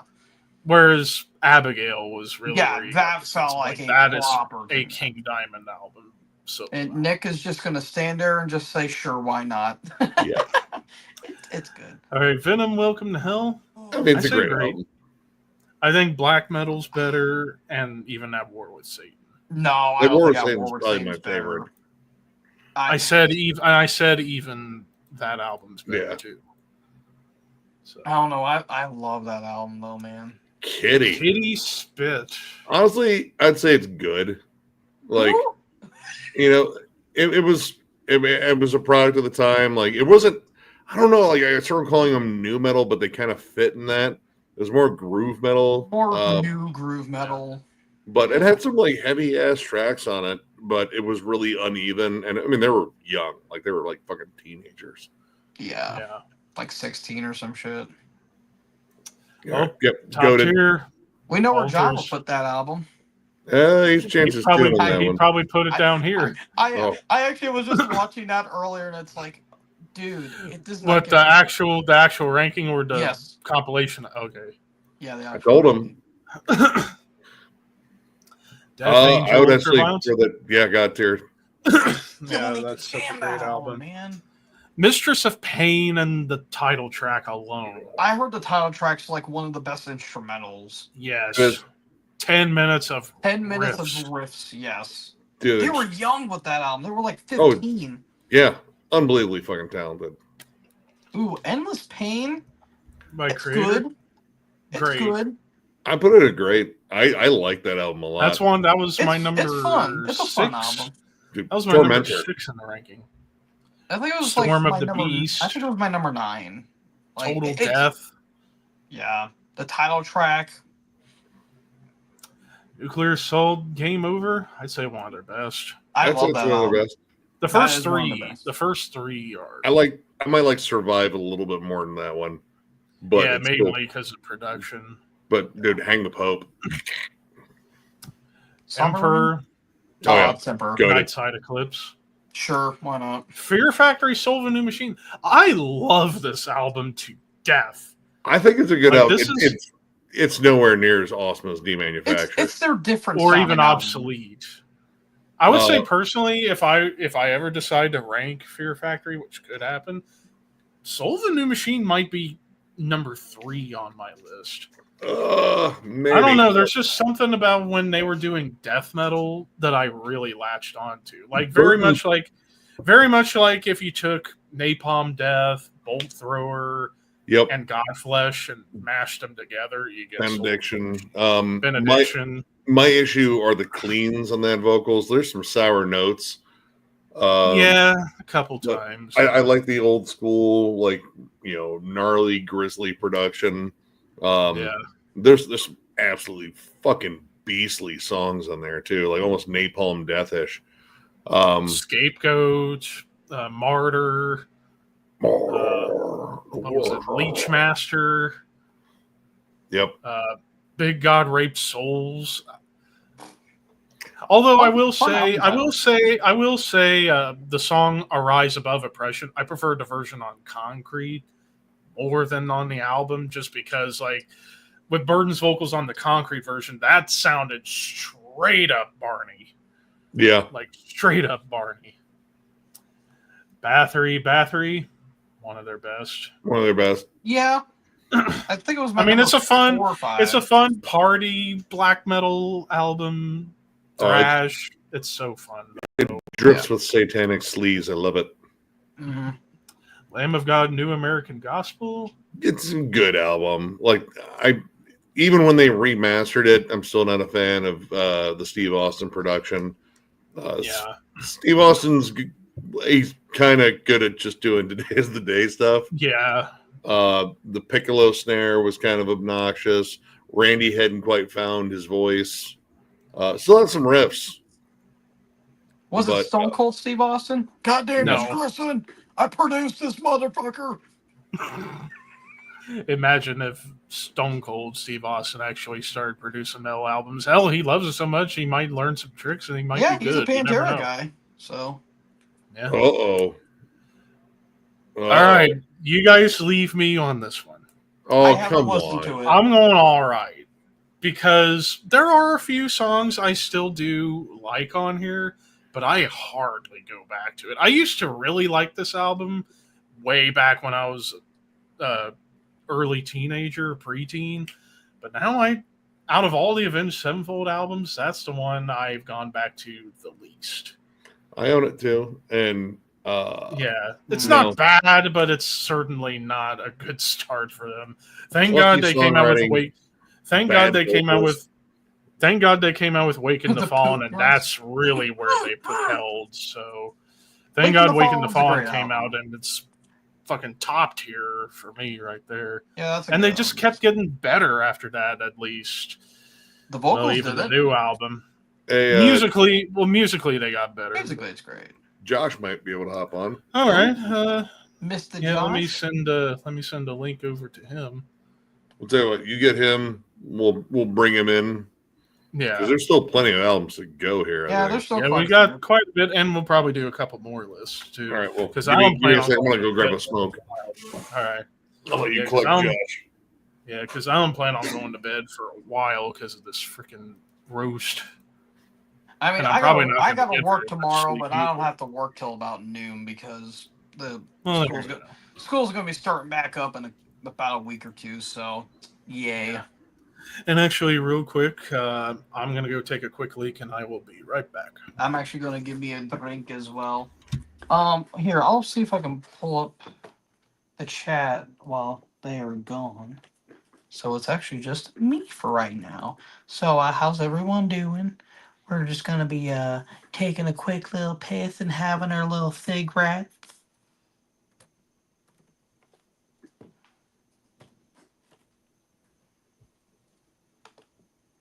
All right.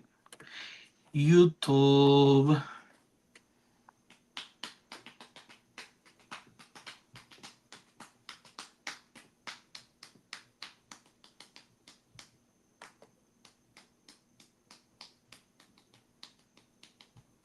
All right, while that loads up, I gotta get it.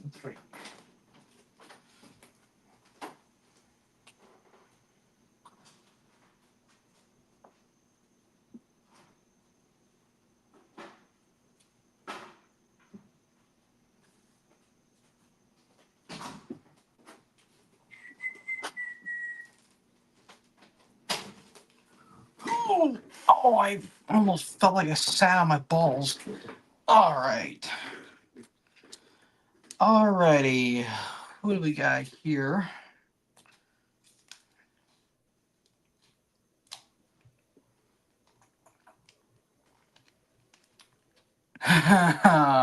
Aaron Boardman. Hey, Aaron, how you doing, bud? Black Sabbath 7-star or Judas Priest Turbo? Honestly, I know these two guys will highly disagree with me. I'm gonna go 7-star. I know people don't like that album. I personally do. Turbo, it's not bad. It was just the band going through a bad phase, but ultimately it kind of led the Painkiller because it was supposed to be a concept album with twin turbos and all that stuff. So I'll go in Or a 7-star. double album. Do what? Or a double album initially Yeah. with Ram It Down. Yeah. Honestly, I'd probably only pick Turbo because of the songs I liked on it, like the title track, Out in the Cold, and Reckless. Yeah. Like, Whereas I don't like much about 7-star. I know you guys rag on it. I personally like it because it harkens back to their blues era, and plus Glenn Hughes is a great fucking vocalist for that. Because Yeah. you want to know who else was a blues metal vocalist? Ozzy. He was. He had a blues metal veneer to his vocals. I looked at the thermostat. It is now officially 80 degrees in this house. Oh, you're fine. You'll be. I know, but baby. I will be. I know we'll be fine, but my God, I don't know how I'm going to be able to get very good sleep without. Who needs sleep? It's for the week. Basically, I'm going to probably end up sleeping naked with no covers on Okay, and have I'll the need to. and you'll have the need to- fan on full blast just to get some air going in there. Just Hell, put the I might fan have up to your to. balls. That's it. Hell, I might have to like raise the stand up that I have the fan on in the bedroom and raise it up just so I can get full coverage. There you go. That's gonna be fun. F is for friends who do stuff together. U is for you and me. N is for anywhere and anytime. We're all down here in the deep blue sea.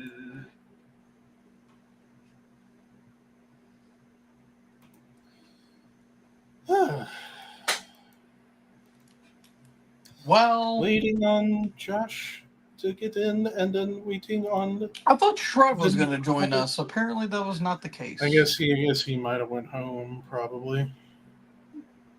Speaking of the Joshy, there he is. Mr. Josh. It's been too long, bud. He's been here. He's been here and there. Yeah, but on here, Oh, it's my been a microphone while. was muted. Shit. What's up?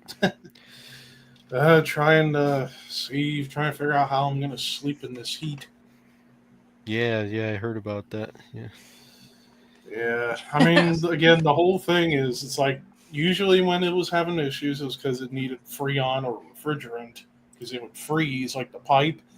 But it's not freezing and it still runs, but it's just not blowing cool air. So probably a compressor needs replaced, which that might be anywhere between $80 to $300. Hmm. I mean, we're supposed to have a repair guy come in the morning to take a look at it and fix it. But Nick should be back here in a moment after his smoke and a pancake. You know, flapjack and a cigarette. No, cigar and a waffle. No, pipe and a crepe. Bong and a Bong blunt. and a blitz. Then there's no pleasing you. What's up, Nick? What's going on, man? I'm not blacked out this time. Oh, well, this is gonna be boring, Dude, on that Aussie stream, I was fucking destroyed. So I mean, actually, Josh, I need you to confirm something for me Yes. because I only heard this by word of mouth. Were you at the Pantera show last Tuesday? No. Okay, I kept hearing rumors that apparently you were there, and I'm like, what? No, I saw them in April with Metallica. Ah, okay. Yeah, because I went this past Tuesday with Monomarth and Snafu, which was awesome. That must have been a heavy show because, that was the day Ozzy died. Yeah, it really was. Heavy for different reasons. Right, yeah. All right, anyway, so back to the list at hand. We got Godsmack self-titled. I still love this album. I still love the first three Godsmack albums. And then after that, it's fucking ebb and flow. But that one, it's just I wouldn't put it at great, but Godsmack to me. I mean, it's fun riff rock. Like I still really like the song "Stress." I think that's a really solid fucking song. But yeah, it's pretty basic, but it was fun. Yeah, I think they got better. There's still some songs I'll jam like after. I'm Alive. That's still a fun song. I still love on this album. On this album, I still love Serenity. No, that was on later album. I think that was on Faceless. Oh yeah, it is. Which that's their heaviest album too. So was it straight out? Oh dear. Oh lord. Dude, seriously, it's their best album and it still sucks. It's okay. It's not okay. It's okay. It's their most listenable album. It's their most listenable album. Yeah. Like, man, this band immediately aspired to be middle of the fucking road right out of the fucking gate. It's less douchey. And then got worse. It's Dollar Store douchey. Pantera. Dollar Yeah. Store. Dude, it's Dollar Store Devil Driver. Yeah. Dollar Store Machine Head, who is a dollar store version of Pantera.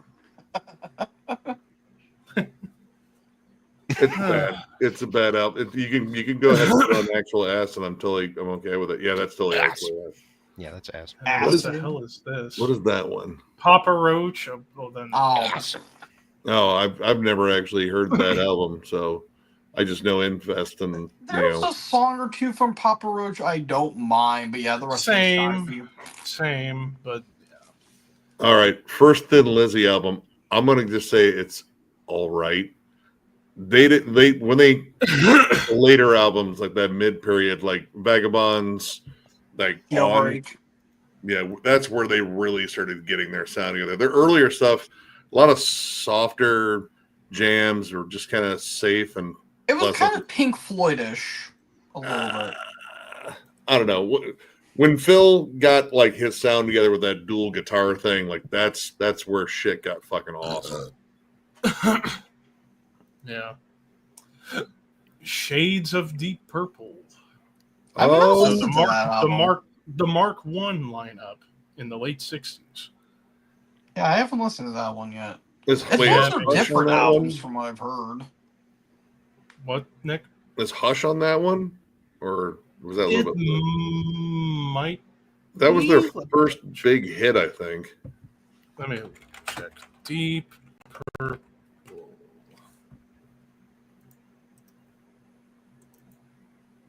Yes, it was. Hush is a good song. I'd say it's all right. Like it's no Machine Head. It's no or even Rock or Fireball. I think that's their album. They went kind of proggy, I think. So. Child in Time came later. Yeah. Child in Time was that's almost a prog song. God, man, the fucking wails that fucking he can hit. Yeah. All right, what we got next? Motley Crue, Too Fast for Love. I still think it's great. I still like that album. All right. I think it's a good album. It's got some solid songs. Vince Neil sucks. He's always sucked. He's never been a good singer. That's the unfortunate part. It's got Vince Neil on it. I would say good album. I wouldn't go great, but it's a good album. I'll give it that. Atheist Piece of Time.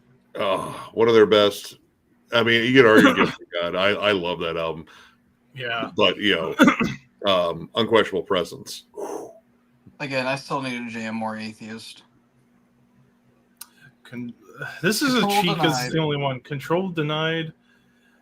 I mean, by default, it's a great album. A pretty great album. It's almost like what could have been. Like, I'm kind of curious what that second album would have sounded like, but it just wasn't completed. Well, it's kind of an interesting album too because half the songs that were on Sound of Perseverance were supposed to be on that album. Yeah. Just contractual stuff, Mm-hmm. What is this? What is that? I thought that was Dow for a hot second. Power Mad. Power Mad's Abstract Power? I don't know that one. I know it's a thrash band, but I've not listened to it. Fucking clue. Oh, Excel. Excel? I still need to jam Excel.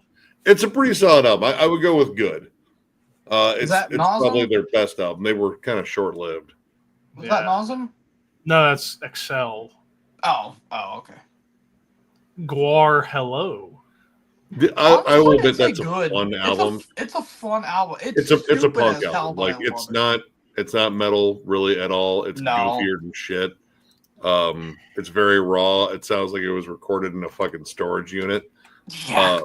But it's Guar. It's got a fun novelty to it. Dude, the song Americanized, it's stupid as hell, but it's so fun. They call people from New Zealand. They call people from New Zealand sheep fuckers. It's Guar humor. Yeah, man. Uncle Slam. It's almost like a spin-off of Suicidal. Yeah. That one's all right. I like it. it's fun. Again, it just feels like you're listening to Suicidal Tendencies. Like a heavier suicidal, perhaps. Yeah, I mean, they started off more metal. Mm-hmm. Okay, MOD. controversial take here. I don't think that's that good of an album. I would go all right as high. The second album for MOD is fucking awesome, and then everything after that just gets worse and worse and worse. I blame Billy Milano. He might be a little difficult to work with. He wakes up fucking hating Scott Ian and fucking Charlie. Who's that? How does he feel about Whiplash? Danny? How does he feel about Danny? I don't know. I think he's still cool with Danny. Like everyone seems to like Danny Lilker. Like he's just a fun dude to work with. Like even all the Anthrax dudes are still cool with him. Mm-hmm. Whiplash, Power and Pain. That's a good fucking debut. I dig that shit. I still need to get Whiplash. I gotta see Deceased do a cover of a Whiplash song from that album. They crushed it. Havoc. There's some borrowed Metallica riffs on that album, but it's good. Yeah. What is that? Let's take a look. Quiet Riot. Oh, so we're in the Randy Rhoads era. I've never heard it, so I've not listened to the Randy Rhoads era. I thought Quiet Riot was Mental Health. Nope. No, they had 2 albums that came out in the 70s, but they were mainly released in Japan. And they were the 2 albums Randy Rhoads did. Well, I knew that. I knew that Randy Rhoads was in there because they eventually went to Ozzy, but I did not know that. That's actually kind of interesting. Yeah, I don't know when they were released in the States, but yeah, and they were released in the 70s in Japan. So, Overkill, Field the Fire. Good. I would say almost Gift from God. Like I love that album. That's one of my favorite Overkill albums. I think I have. Gonna be ranking them Halloween. I think I have it. I haven't listened to it in a while though. It's a damn good album. Who is? Yeah. Racer X. Racer X, Street Lethal. I've never jammed that album. I need to jam to it in a hot minute. I've listened to it. It's been a hot minute. I think it's a really good album though, but it's been a while since I've listened to it. Because I remember I actually did a bit of a retrospective on them, and I completely forgot what they all released. All right. What do we got next? Ooh, Doyle. I've never heard that one. Who? Doyle's not like, a super ingenious player. I don't know. Maybe it's fun. I don't know. Yeah. I mean, you can't deny some of the riffs he's played in Misfits were pretty groundbreaking. No, but they were catchy. Now I know. Yeah. Groundbreaking and catchy. Yeah. Like, I mean, hell, it was like he and the Ramones pioneered the down-picking style of guitar playing that every thrash band would pick up on. So there you go. Seven Churches, top tier. Yeah, I'd argue that. I still think some of the playing's a little bit sloppy, but the songs are good. Yeah, the drums are kind of sloppy. Oh, I've got Guns N' Roses' Appetite for Destruction. I have a fucking hot take. It's their best album. I don't fucking like it. I still like it. I mean, and there's also songs on Use Your Illusion 1 and 2 I don't mind, but in terms of an overall album, overrated fucking trash. I hate that album. Dude, that album is so fucking overrated. I don't want to hear. Axl's like one of the worst fucking singers. Like, God, his voice is awful. I can't fucking stand him. I want to literally punch him almost every time I hear his fucking voice. I can't stand him. I mean, I think those most recent clips of him are fucking just god awful. He sounds like Mickey Mouse on a crack bender. Yeah, he does, because he can't do the rasp anymore, because I guess he was not doing it right. He could never sing. I'm fully convinced. There's like one song I like on that whole album. At least he's better than Vince Neil. That's not saying much. Dude, a fucking newborn infant can sound better than Vince. Where's my last meal? Like, Jesus Christ. All right, anyways, moving on. I had to get that off my chest. Moving on. My balls Within are sweating. Temptation. Oh, I'm trying to remember the name. I've never actually listened to any of their albums, so I really can't say on that one. I have no idea what what that the is. hell is it called? Hang on. I feel like I should know. Enter. So 97 when this came out. I haven't listened to it. The only Within Temptation album I've listened to in full was the last one, and I didn't care for it. But I need to listen to their early stuff, like when they were actually groundbreaking, like Mother Earth and the Silent Force and the Heart of Everything. I need to, well, actually, more particularly, Mother Earth and Silent Force I need to listen to because I hear those are like quintessential symphonic / gothic metal albums. Ooh, Paradise Lost Paradise. Yeah, great. If not one of their best. I mean, it's flat out death metal. Like I wouldn't even call it like flat out death doom. It's death metal. It's autopsy worship, but doomier. It's gross, dude. I am stoked for a new Paradise Lost. Those fucking singles they've released have been fucking good. I still haven't checked out the singles. I didn't even know they were making a new album. I'll be on the lookout for it. Cradle of Filth, Principle of Evil Made Flesh. All right, I've listened to stuff off of this. There aren't any baby squeals. This is the only one that doesn't have baby squeals, and his vocals on here are actually pretty good. They're pretty menacing. Yeah, it's a good album. I actually think it's great. Personally, musically, it's straight up black metal with even some touches of death metal in there. I mean, their early demos and shit were very death metal centric. Yeah, there was still a little carryover. Vocals and good in the same sentence very hard to believe. Dude, this album he actually sounds pretty good. Like he's not vampire lesbians on it. Yeah. Well, there's also like I said, there aren't any baby squeals to my remembrance. It's mostly just straight up black metal vocals. Again, like, what's good so ones too. Appealing of that shit. That's just fucking like of the talk against I the don't get fucking... it either. Then they got a loyal fan base. Oh God, Manowar. I forget the name of Battle it. Hymns. Battle Hymns. I thought so. Musically, Battle Hymns of latent homosexuality. Musically though, oil me up, boy. Musically though, 80s Manowar is pretty damn awesome. I mean, I haven't listened to that album, but the Manowar I've listened to in terms of like 80s stuff, I feel like I could just listen to Judas Priest. Yeah. And kind of get the same thing. Sabaton. Fuck that band. The name of this one. Why am I blanking on some of these? Hold on. I can't remember the name of it. Primo Victorious. Primo Victoria. That's what it was. I mean, if judging by like the reviews, it sounds like this is actually one of their best ones. So I need to check it out then. I'm not a Sabaton guy personally, but I saw them live when they opened up for Priest a couple of years ago. They were entertaining, so I'll give them credit. I'd love to see them live because I know Joaquin, he's a pretty solid singer. Like, yeah, he's pretty good.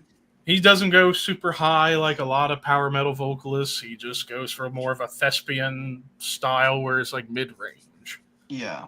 And I respect that about him. And plus, I've seen behind the scenes when they were recording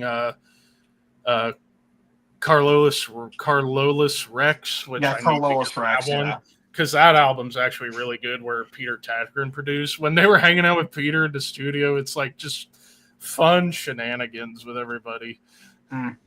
So, yeah, like old Sabaton, I would say from from Heroes on back is really good. It's just from Last Stand to now, it's been there's songs, but not there's riffs, there's vocals, there's bass, there's cheese, Rainbow. Okay. Oh, I'll be honest, Rising. I don't think that album's that good. Like, it's got some good songs. Yeah. But it's really uneven. You know, you can hear the band was searching for a sound. It just sounds like a Deep Purple album with Dio on vocals. Yeah. Well, and like stuff on there that feels like covers too. Like I don't know. Like it's okay, I guess, dude. I mean, Rainbow Rising fucking crushes that, leaves it in the fucking dust like it almost Long doesn't live exist. rock and roll. Long live rock and roll. Yeah. Yeah. Long live rock and roll. Nail bomb. Goated. Oh Send yeah, it. Point Blank. I still need to listen to it. I still need to listen to it too. I heard Dude, it's great it though. is one of the most aggressively fucking 90s albums. Like industrial, there's hardcore, there's thrash metal, everything on there is snarling and fucking Honestly, it can kind of be a predecessor to Go Ahead and Die in A little some bit. capacity. I mean, Go Ahead and Die doesn't have the industrial element. Industrial. Yeah, but in terms of like similar styles, from what I've heard, Sepultura, Morbid Visions. I still think it's great, even if the production's good. ass. I like a lot it. of the guitars are out of tune. Sometimes the drums are off time. But I mean, they were kids and they were It's kind got of some pioneering. charm I would to go it. good I'll give album. them that. The I don't know if I would go re-recording Yeah. is great. awesome. The re-recording's incredible. Oh, dude, yeah. Those Dude, fucking Troops crush. of Doom, I still jam. Mm-hmm. I still jam the album, but now I've been listening to more of the re-recording than the original nowadays. Same. All right, Arch Arch Enemy with Black Earth. I like that one. I would say like great or good. Like I think the next one was better, even with Yeah. Johan Lieb on vocals. Yeah, his vocals aren't that great. No. What is this? What is that? Necrogoblicon. I've been needing to check this band out. I know their videos are goofy. That's all I know. Yeah, but because my friend Stella loves these guys, and she's like asking me, "Hey, do you think you can get me on their podcast?" And I'm thinking, I don't know how I'm going to be able to do that, but because she loves them, and also Ailstorm on their new album covered a Necrogoblicon song, and I fucking loved it. So I need to jam some Necrogoblicon. So Lunar Strain. In Flames, Lunar Strain. Flames, That Lunar one's Strain? up there. I would say that's a great album. I keep forgetting that that's their debut. I always thought that Yep. Gesture Gesture Race Race was their bet. Was their I mean, Gesture Race is goated. Like that's Yeah. like one of the best Melodeath albums ever. Yep. Power Trip Manifest Decimation. Damn good album. Not as good as Nightmare Logic. Really fucking echoey production on that one, but dude, fucking Crossbreaker, dude, that is just pure musical violence. You mean this Nightmare Logic? Oh yeah. This was actually a Japanese export, which I thought was pretty nice. I still got my OG one from Southern Lord. Same. Alice Cooper, Pretty's for You. Oh yeah, Praise for You. Never listened to that It's one. all right. It honestly just feels like background noise. It's not the sound that would come to encompass the Cooper band. Yeah. Yeah. Drowning Pool Sinner. This is kind of a similar to Evanescence. I do have nostalgia for it because, again, I was a kid when this came out and I jammed the living hell out of it. My older brothers had a CD copy of this and I jammed to death. So I still have like my OG songs on CD. it. Yeah, I actually got an OG at a flea market for like $5 and it was in damn good shape. I still like this album for some of the songs. I mean, yeah, and granted, this is the only Drowning Pool album I will ever listen to because everything after Dave Williams died is crap. Yeah. There's a couple songs. Because Dave Williams I actually liked. I thought he was a solid vocalist. And I mean, the main problem with Drowning short. Pool is that the lyrics were very repetitive. Oh yeah, yeah. well, I mean, dude. it was the thing of the times. I know. This was at the tail end of Bodies metal. is overrated, but I still like it. I still think the that title song track's still. great. I love the title track. And plus, they were affiliated with WWE in the early 2000s, too. So kind of nostalgia for that. more nostalgia. Yeah. I mean, Evanescence was with WWE for a hot minute there. And I mean, like I said, Dave Williams I thought was a solid vocalist. We just he was didn't get good. to hear him do more because he was cut short, unfortunately. Yeah, didn't he die in like a car accident or something? No, he had like a heart condition. He ended up dying essentially in his sleep on Ozfest. Oh, Yeah. fuck, that sucks. I caught him about a couple of dates before he died, and they put on a good show at Ozfest. They were really good. They even did a Creeping Death cover. He was rocking a Neurosis shirt. It was like, yeah, good fucking. Which is funny because it's like, despite them doing a new metal album, like you look at some of their influences of bands they love, they were into like Opeth and Bathory and Creator, a bunch of like the underground stuff because they all love that stuff. Curious to see if they would have gone that direction if Dave was still alive, because obviously when they got the frontman of Soil, just went downhill. He just quick. It was just a generic groove metal. Yep. Post grunge hybrid. Yeah. Apparently, no more. Apparently, Rob Flynn was going to be there, or could have been their new vocalist, like before they did Through the Ashes. Honestly, I think Dave Williams is better at vocals than Rob Flynn, personally. Well, yeah, Rob's cleans were never really his big selling point, but the guy they went with the second album was kind of a unknown. Ryan and McCombs. Yeah, it didn't.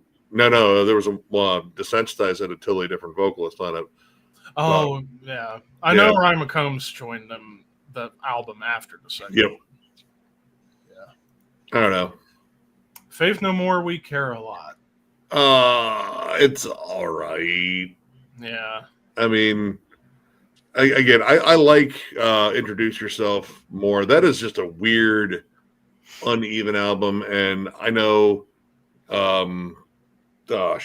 what's his name? The original vocalist, Chuck Mosley. Chuck has his fans, and he seemed like a really cool guy, but he had a lot of trouble staying in key. Like his voice was really pitchy. Is that Huntress? Huntress. I think it's Huntress. That's a good album. Like kind of. I need to check out more. I only remembered a few songs from Huntress back like 10 years ago. I see an album I think Nick's gonna like. Oh, what? We'll get to it. Infectious Grooves. Have not listened to that one. I still need to listen to Infectious Grooves fully. I think that album is at the record store that I usually go to. I think they have that album. Yeah. I mean, like, like Jill Janis had some pipes. Oh, dude, she was killer live. She commanded the stage. And she was really fucking nice. I got to meet her and talk to her for a bit. Fucking damn shame. Yeah. Lacuna Coil with a Reverie. I still need to listen to this album. Yeah. I hear this is one of their best. I started with Comelese, and I started with Karma Code. That was my first time with them. And I've heard a couple songs off of Comelese. I still need to listen to this one because I hear this one's pretty damn remarkable album for them. Scorpions' Lonesome Crow. I dig this album. Like, it's weird. It's one of the oddest fits in their entire discography because a lot of it is just like jazzy Black Sabbath. The songs are almost improvisational, I feel at times, but there's some really good playing. I played that for fucking Noonan, and he was like, dude, this is like legit really good. I need to actually listen to it. It's weird. Yeah. Powerwolf's first album, not checked out. The only Powerwolf I've checked out was the last one, and I thought it was pretty solid. Was Powerwolf the one with fucking Johnny Vex in it? No. Okay. That's Bad Wolves. Bad Wolves. Okay, I got my wolves mixed up. Werewolves. What is this? Scars on Broadway. Oh. I've not checked out Scars on Broadway. That album's all right. I'll go with all right. Isn't this Darren from System of a Down's band? He just put out a new album, apparently. I haven't checked that out, but some people said it was pretty good. Yep. And he did some interview about the possible new System of a Down album for the 10 millionth time. It's not happening. No. Necrophagus might drop another fucking album before. Hell, King Diamond's Institute will finally come out before a new System album. A new album out last year. GTA 6 will come out before. There you go. new System of a Down. Disturb the Sickness. Okay. You love this album, right, Nick? It's all right. I used to like it. Like, all right, if I would have compared to most of their discography, it would be on the upper side of it. It's like going back to it. It's so fucking bland. It's so fucking formulaic. It was a blatant Yeah. product of 2000. Oh my Yeah. god. And my thing with Disturbed is I don't love albums. I love certain songs. well, They in the get as show, far you as know, whole he's a albums, album. I- They've written the same album how many fucking times now? 8, 9, something like that. Basic syncopated riff, and then. I mean, Yeah, my thing with does. Disturbed is I even said it to Levi and Ricky. I think if Damon Drayman, if he was a better vocalist or they got another vocalist, I don't think Disturbed. Uh-oh. Uh-oh. Oh shit. He looks like he's about to drop a deuce. We've seen his vinegar strokes. Yeah, David Draymond just has one range, and he always sings in that one range. And did the covers have been fucking bad?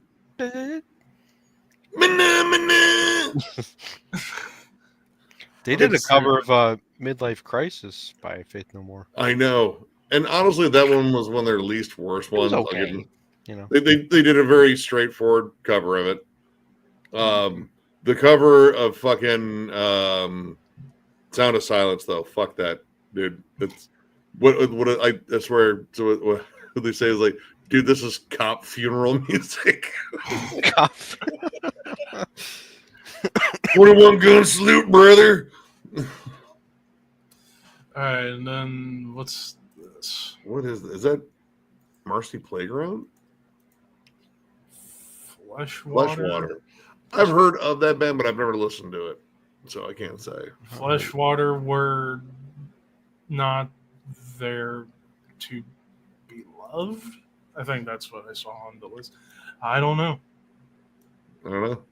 So, yeah, a lot of different random albums put together for this shit.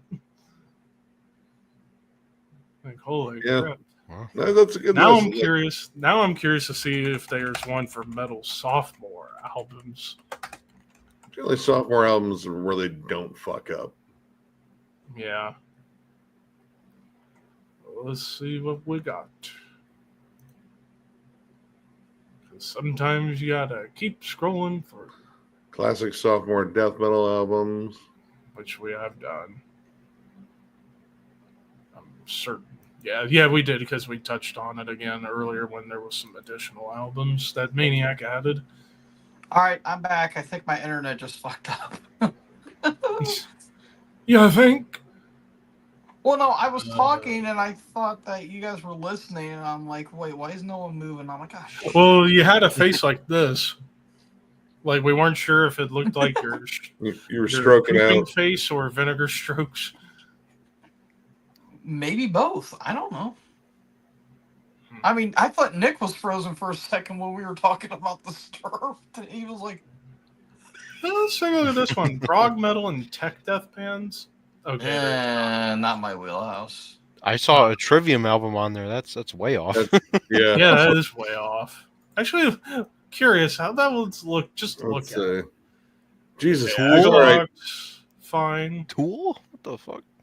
Well, Tool's Tools, prog. Prog. Well, I mean, not Agalock technical really death isn't metal. necessarily prog, but Is Prog-ish. Is Meshuggah prog? I don't Yes. know. I'd say Meshuggah's Prog. why Rhythm- that blood incantation album? Why Time Time Wave Wave Zero? Oh my god. That's an EP. That's It's the not most an album. technical and progressive thing ever. All right, we got Oh, Sona, Rivers of Nile. Mastodon, No, not that Snake. Soen album either. Fuck that Soen album. Hey, Dude, hey, it's boring. no, it's not. It's boring. catchy. It's practically butt rock.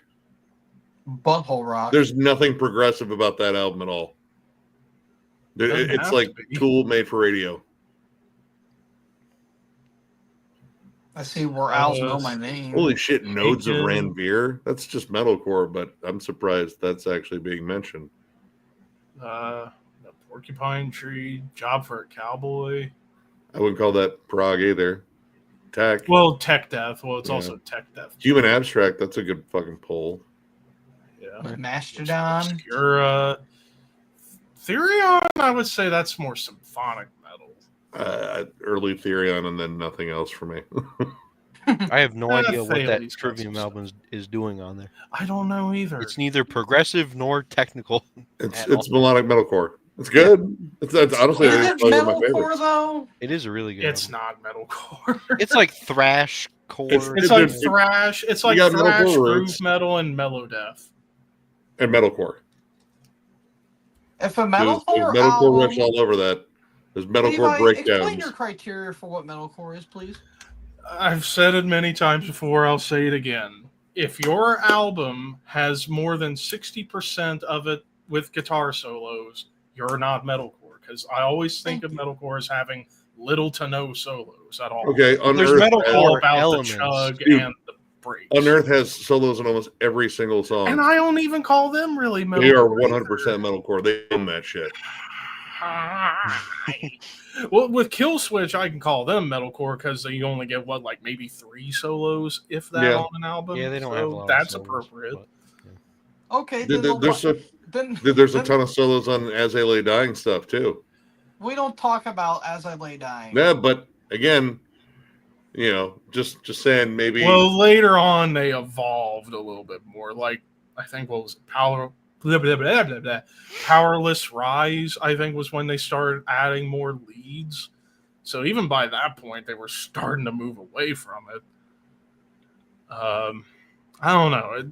I'm just weird, okay? Like, it was just always from what I was told by a bunch of people older than me that, yeah, if you have too many guitar solos, you're not a metalcore band. I don't know. If you got metallic hardcore breakdowns, you can argue you have Well, elements.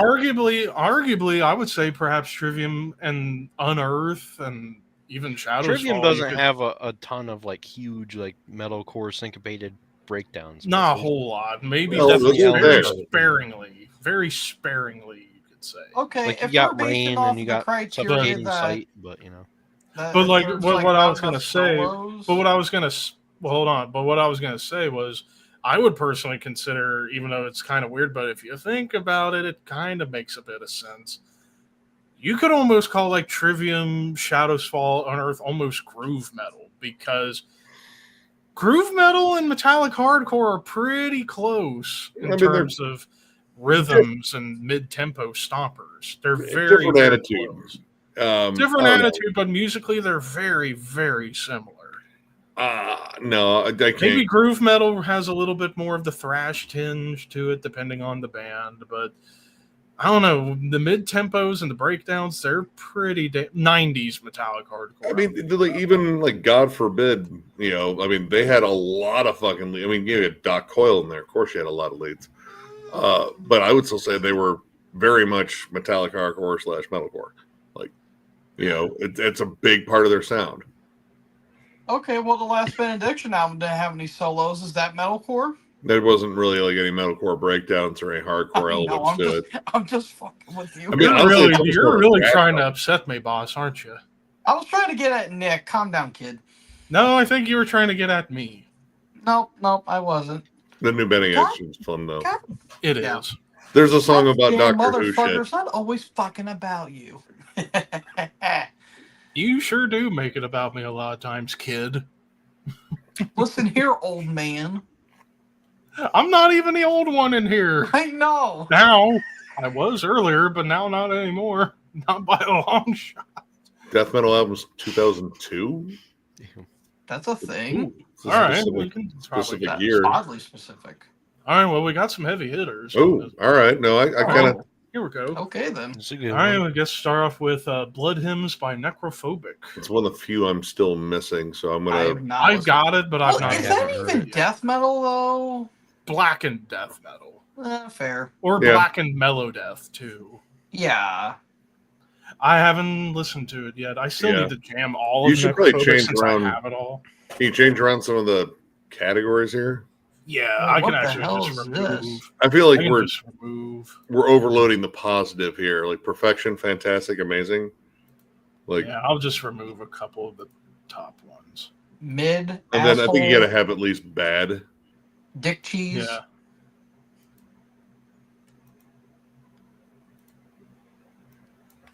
Chipotle. There we go. I think we're good now. All right. Or actually, I'll change the perfection to amazing. Why am I putting a U in there? There we go. Amazing. All right. So for now, and also I better just add not heard. Yeah. Just I so need we to can get into accommodate more that, necrophobic. The only one I've listened to was their last album. That was which was amazing. awesome. That was good. God, that was so good. Yeah, I like the gotta- two. Hell, their Florida one more. last three have been killer. But not, in my opinion, nothing beats Nocturnal Silence. I mean, that's essentially Bathory going HM2 death metal. That's a killer album. Yeah. But yeah, I haven't Alright, heard that one. That's one of the few I haven't heard. Disgorge, Consuming the Forsaken. Ah, man, I'm still like, I don't like the vocals. I don't know. I kind of like Matty Way's vocals in Old Disgorge. They've always just, anytime they do like the toilet bowl gurgle gutturals, it's always impressive to me how they can Drain unclogging. I haven't heard this Disgorge album. The only album I've listened to was the first one, Cranial Impalement, which I I've think heard that one. album's That's pretty vicious. That's one I haven't heard either. But it just a Disgorge, like I appreciate what they did in terms of like evolving or devolving fucking brutal death metal. And I think like honestly, I think bands like Gorgasm might have done it better. When did Orgasm's so sick. when did Ricky Dude, Myers new from track Discord come in? Ricky Myers had been in Disgorge from the start. Yeah, Ricky Myers was Oh. always in Discord. Oh, okay. The I just thought drummer. he was the the vocalist. drummer. Oh, No, he was the drummer. Yeah, he was the drummer. But I need the big Disgorge album I need to check out and get is She Lay Gutted. That's the one. Oh, that's a lovely album. Impaled Mondo Medical. That's a damn I good love one. That album. I mean, there really isn't a bad Impaled album in my mind. Like, yeah, it's, this album in particular is still a bitch to find. I got it. I know you got it. You showed it to me, and I'm jealous because I've been scouring Discogs and all over the place trying to find a decent. Nick, what album cheap do you copy. not have? Yeah, I was gonna say Nick At has this everything. point, yeah, A couple of them. There's a few out there. but no, like I mean, couple it's tree. just, I mean, this is just like awesome carcass worship. I would Yep. say particularly necroticism. I would say on this album in particular, It's still got a little bit of symphonies on it. Like it's still little, like it's like the album that could have been in between symphonies and necroticism. like perhaps. these guys. I mean, you play them side by side or mix up in a playlist between Impaled and Exhumed. You're going to be hard pressed to tell the difference at points. Well, I would say especially on this album, like production's a little cleaner than Yep. Exhumed at the time. But then Death After Life, like that one was where I felt they kind of start going more towards mellow death, like At the Gates meets Carcass, especially the song Gutless. Like that is straight up At the Gates meets Carcass. I mean, all right, yeah, that's got some.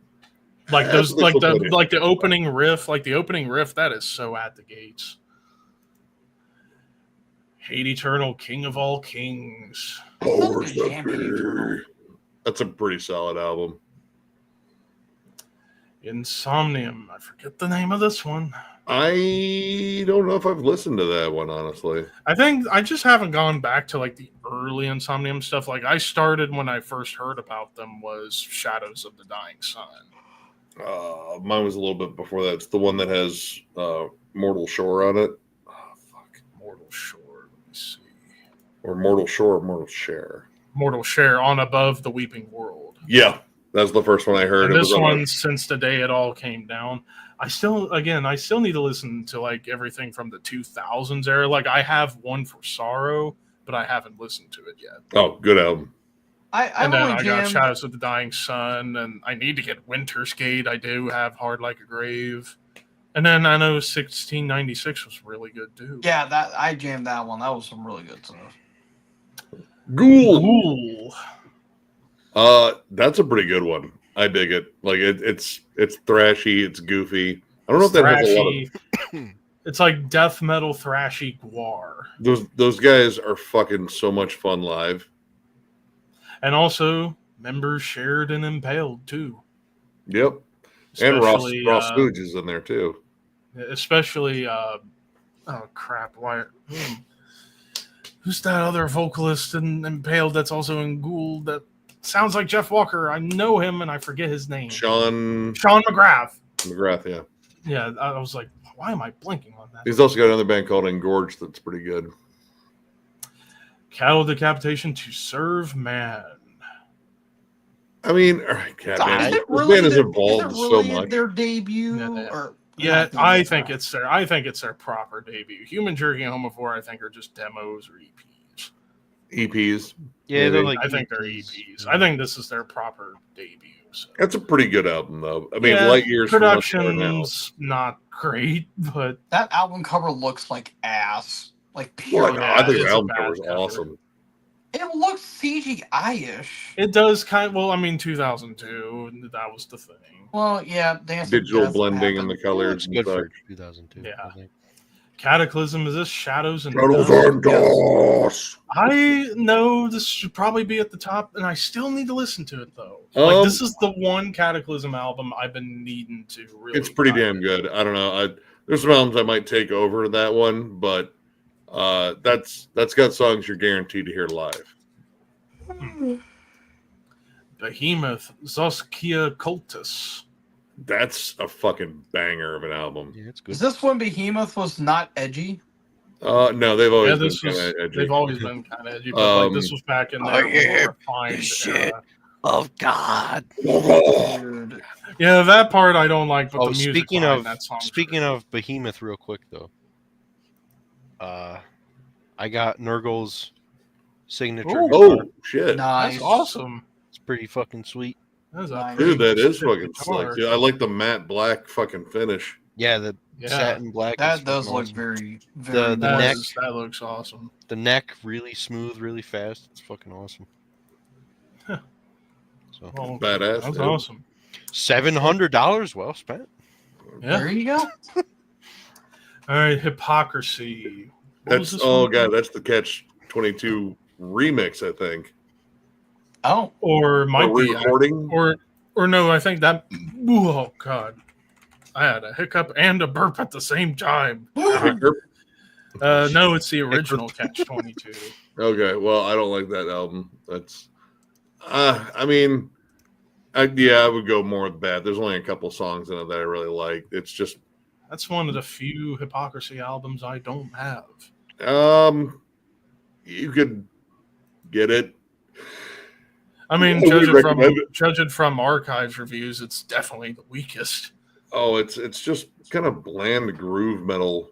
I think I like the opening. I think it's the opening track, "Don't Judge Me," which I think is, it's one of the heavier cuts on there. It's fast, but what is Hypocrisy fiddling around with groove metal of 2002 of all things? That's weird. again, was that 2002 when that actually came out? Yeah, the original was 2002. The re-recording was 2008. Okay, yeah, I don't know. Maybe Like if it Peter was wanted to like do the something different? 90s, I would understand it, but 2002, like groove metal wasn't really that prominent. That's when that was like starting to die out. well, it was also the tail end of the new metal phase too. So Yeah. I mean, he was already. I mean, I think he was already playing with down-tuned guitars. That one was definitely down-tuned guitars. Yeah. Bloodbath, Resurrection Where's to your- Carnage, that's top. That's my number 2 Bloodbath album. Yeah, that was your number 2. Yeah, I freaking love it. I still need to listen to it. Is this Kalma? Yep, that early Coma was awesome. I dig. I need to listen to early Kalma. Oh, dude, that one is that Swamp Lord. Let me see. No, it's They Will Return. I think I have that one. Early Coma is pretty awesome. I dig it. It's Finnish Melodeath. They got some Yeah. cool folky traits to them. I even hear Opeth comparisons here and there too. Somewhat, I get closer to Insomnium. Mm-hmm. Incantation, Blasphemy. Oh, it's okay. Yeah, definitely the weakest of their Yeah, I catalog. Not like this that one. album. Now that was the last one before John McEntee took over on Took vocals, over right? vocals. Yes. Yeah. Good And this lord. was Kyle Severn returning after Yeah. he wasn't on Infernal Storm. That one, I think. Well, the cover art was done by Paul Ledney, which the cover art's fucking terrible.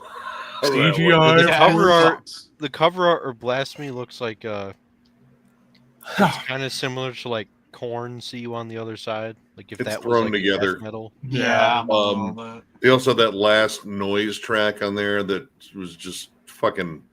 Oh yeah, it's like a There's half like hour 20 or minutes some long. shit. Dude, it's such a waste. I mean, Why but are like you the still songs, doing that in 2 or whatever the 2002? fuck. That makes no sense to me. the songs on there were just they were just kind of flat. Like when they came back with the Decimate Christendom, I was like, all right, the energy's back. Let's fucking Yeah, go. I mean, yeah, I do like Blasphemy, but Decimate Christendom's a lot better. Oh yeah, Vehemence. damn good album, underrated. Well, like one of the heaviest Melodeath albums. I think still I've need to heard. check out that Vehemence. Oh, that's like almost the U.S. version of Intestine Ballism. Intestine Ballism right there. Yeah, Hell yeah. Malevolent Creation. not their best album. Like it's okay. Like it's still fast and blasty. I think that one didn't have Brent Hoffman on it. What this maybe also like one of the last ones Rob Barrett did too. I think that might have been it. He was also doing Yeah, Hate because, Cloud at the same time too. Jack Owen left after Wretched Spawn, and that's when Yeah. Barrett came in. Yeah. Soil Work. What's this one called? Natural Born Chaos. Yes. I like I thought that. that a was lot. 03 at first. Definitely when they started pushing way more into the melodic territory, but stop yelling at me. I can't help it. But yeah, that one is probably the first one. Was like, man, dude, this Speed dude can really fucking sing. Nile and their Darkened Shrines, top. Yep, that's my first And Nile album. It's not my I'm gonna be favorite. ranking Nile here in a few weeks. I The still thing got that some kinda listening to kills do. me on that album is production. The production just kind of ruins it. I like the production. I like it. Sarcophagus. I mean, it's Una got good Slayer of the songs. Gods. Una Slayer of Gods. Even the 4-part title track is pretty epic. It's got good songs. I might have to re-listen to it again, but I You're ranked gonna it have pretty to. low. Was that what I don't know. that was When I Tony first listened Laredo to on it, drum I was just on thought that the one? production Yeah, was like Tony very Laredo, thin. yep. Yeah. I think it was his last one on there. Yeah, his only one too. Oh yeah, he had a Opeth Deliverance, top. Yeah, that's a great album. I love that fucking album. Me too. Dude, Origin. it's probably their heaviest album too. It's definitely between it and My Arms Are Hers for the heaviest. Yeah. Yeah, for sure. Origin. Oh, I mean, honestly, Origin's kind of solid across the board. Like, you really can't fucking. I mean, all right, there's some that are weaker. That's not one of them. That's a killer album. The Crown, Crowned in Terror. Production on it is not good. That's the one with But Thomas. musically, it's awesome. Yeah, Thomas Lindbergh from At the Gates on vocals. Basically, yeah, and basically it was when the Crown slowly started shifting away from thrash and more towards straight up Melodeath. Yep. Because the album before that, Death Race King, which is a goated 2000s thrash album. in my Oh, I love opinion. that album. Oh, fucking love it. Almost like Death Thrash. Yes. To a degree because of blast beats coming in there here and there, but still has that like 80s thrash attitude. Almost sounds like if 80s Metallica, Slayer, and Sepultura added blast beats.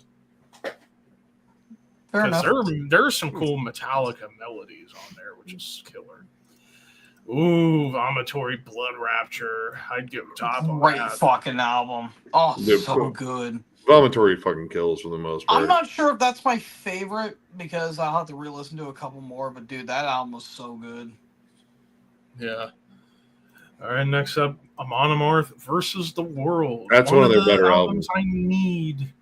Dude, where Silent Gods stand guard, like, all right, that's fucking epic. And, you know, they wrote that song like 800 or 900 more times. Oh, well, as long as it's still fun. That's Yeah. all that really matters at the end. I I mean, saw they, them jam they the new put on one. a killer show. They put on a killer show Tuesday. Oh yeah, I've seen him 4 or 5 times. Yeah. Ooh, it's one of my favorites, Mithras, Forever Advancing Legions. See, I don't know that one. I Oh, know the it's band. so good. It's I such a only great have album. the last one, which was On fucking Strange nuts. Loops. Yeah, I mean, this album in particular, this sounds like this could have been the middle album between Domination and Formula's Fatal to the Flesh. Especially the song Wrath of God sounds like Where the Slime Live Part 2. It has kind of a similar groove, and then you got tracks like Arena Sands and Tomb of Kings, which is just absolute bonkers blasting on there. Like Leon Macy is a fucking underrated drummer and guitarist. Holy crap. So yeah, this is an awesome album to check out. Hell, even the follow-up, Worlds Beyond the Veil, which I'd say that album's even more bonkers than even this one. I still need to get the rest of Mithras' discography. I only have the first 2. Hard to get here lately. Severe Torture. Yeah. That is some solid. I mean, they haven't listed just death metal, but I think they're brutal death, and I think they're Like sort of awesome. like in between, probably. I mean, their last album was Their brutal, last but they album had was some awesome. It was great. They had some more melody thrown in there too. Yeah. Almost kind of like I almost put them in similar category of a band like Blood Red Throne, where they could sort of sit in between old school death metal and brutal death metal sometimes. Although I would say Severe Torture, in terms of the vocals, are a little more brutal, but musically they're pretty close. At least on recent Severe Torture, with adding more melody, because Blood Red Throne's always had a little tinge of melody in their stuff. Yeah. They know how to write a good hooky riff. Mm-hmm. And speaking of Blood Red Throne, I'm gonna hopefully in the morning have Sindre, the new frontman, on my podcast, and I even already got vocal tracking finished for the next Blood Red Throne album done already. So could be getting a new album in 2026. Well, there'll be an MDF in 2026. Perfect way to promote by coming over to MDF then. Goated, Decapitated Nility. Yeah. It's not my favorite Decapitated album. It's my number. If I did rank him, it'd be my number 2. But the kick drum on that album is definitely not triggered. Totally not triggered. Yeah, totally. No, absolutely. Benighted. I don't know if I've heard that album in particular. Sorry. Yeah. Vader. Solid. I'm trying to remember which one was this one. Fuck, I can't remember the name of it right now, but I have that album. I think it's Revelations? Awesome. That might be it. Yeah. Hang on, I'll just. The one after, I know it's the one after Litany. I do know that. Yeah, it's the one after Litany. It is Revelations. Okay. Yeah. I need to dive into Vader. I actually have their debut. Yeah, me too. Right Ultimate Incantation. Mm-hmm. Yeah. I don't like the vocals on that. He hasn't at that point he hadn't found his Dr. Claw voice. That would be on De Profundis. Yep. And it was actually kind of just a blind buy too, because I saw it. I'm like, oh, I'll take it. Yeah. In Flames, or Root to Remain. Probably out of all these lists, I have this list probably the most divisive one. I'd have it at okay. Like, I have a soft spot for songs on that album, but overall, this is where the downfall starts a little bit. A little bit, yeah. It's not nearly. I don't know. I'm almost as... tempted to put it into good, because there are some solid stuff on there. Just definitely signaled a change. For the worse. But it's better than most of everything that's come out afterwards. Yeah, right. true. Yeah. But that's not saying much. So, yeah. The Berserker. John Zorn? It's more of a novelty for me. I have that one. Can't listen in the car because it'll fucking cook my speakers with those stupid fucking industrial drums, fucking bass drums. Yeah. It's okay. It's aggressive. It's ridiculously Australian. I would much rather have Werewolves. Werewolves is way better. Yeah. Or hell, I'll even take Portal over the Berserker. I don't know if we're gonna go that far. Just make sure he doesn't have an axe and doesn't stab the Undertaker. Oh God. Mortal Decay. Forensic. I don't have. I need to that check one. this one out. I I've mean, heard the vocals on that album are fucking gross. It's literally bullfrog burps. I mean, I legit just picked up their debut. Cover your eyes. There's nudity on there. Oh Tons no, of nudity. I have to see titties Nudity. at 22 years old. God forbid. Nudity titties. I've checked out a song off of that debut and I liked it. It's Cephalic- fucking feral. I haven't listened to that album though. Yeah. Cephalic Carnage. Up top. Cephalic Carnage is one of the most genius bands I think ever in extreme metal. And where the fuck are they? Weren't they MDF a couple years ago? Yeah, I saw them. They closed down the fucking show and it was amazing. They did a fucking southern metal jam with the dudes from Exorder on stage.